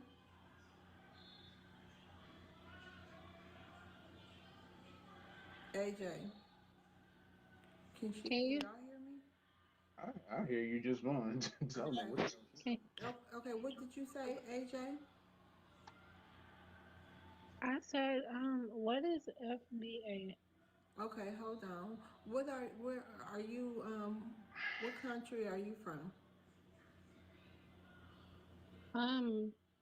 So I'm like 30% Native American and the No, rest I'm saying like Black what? and So do you say you Black America. American? You say you Black American? I am African American. You African American. Okay. IG, you wanna tell her what FBA is? FBA means you are foundational to this country, hence foundational Black American. You can have indigenous roots. Some of us have a little bit of African in, some have Asian, some have white, but still we are foundational to this country. Do you understand? Do you get it? I guess. Okay. I mean, it's in the name, foundational Black American. It's not that complicated. Foundational Black American. I hear you. That means we don't want to be called Africans like the same way they had that. What is it? It's more like a political term because that's not even what we're called, African Americans. That's why I was telling that guy to stop calling us African American. So you know how people call you African American, or I don't know if you are one of us, but they'll say African American. Okay, but I am African American. Okay, good for you. So we're choosing the label foundational Black American, right? We're doing our genealogy. If you want help with that, you got April right here. She's done thousands of people, so she can maybe help I you out. don't need help with my genealogy. I Wait a minute, let can me figure just that out. say, everybody, this is just a disclaimer. All Black Americans don't go by foundational Black Americans. Exactly. But so what did you want to address the prompt, AJ? Now that you No, know what foundational Black American is. I just wanted to ask the question. That's all. So you got any other questions? I don't know. You don't want to address the prompt? I do. What No. did you say? What did you say you were? What did you say you was? I am mixed with several things from my lineage. You do what? So I am mixed. On my mom and my dad's side, I have Native in me, like Native American. And I have African from my mom's side and my dad's side. So Wait, how they What both? about You Hispanic? did like a DNA test or Wait a something? minute, I hold mean, on. I'm not sure about Hispanic, but You just chose to write I've Spanish. Is that Spanish? oh, you talking about what it I wrote it in there was just something I wrote for the end of my name. Okay. Wait, so did you do a DNA test or what? And she's gone. And she's back. AJ. Oh my God. My network is bad, sorry. Yeah, did you do a DNA test? That you have invited my sister to live here.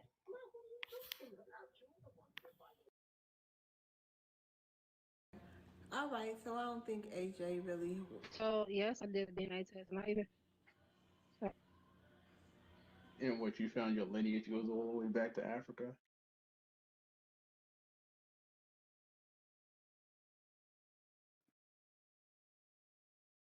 Okay, I can't deal with this. I can't. You're good. You All got right, thank you, AJ, for coming up. Thank you. April. You found this funny. I can't deal with this. Yeah. IG, hey, you want to address the prompt? Yes, I do. What's going on, love? How have you been? I've been just every day I'm hustling. Every day, I no. know. I'll be listening to you while I'm at work. I'll be letting some people listen, and they'll be like, "What? What? We don't really feel about that." I was like, "Yeah, you do." I said, Wait a "I hear minute, y'all be where you on are." YouTube or here?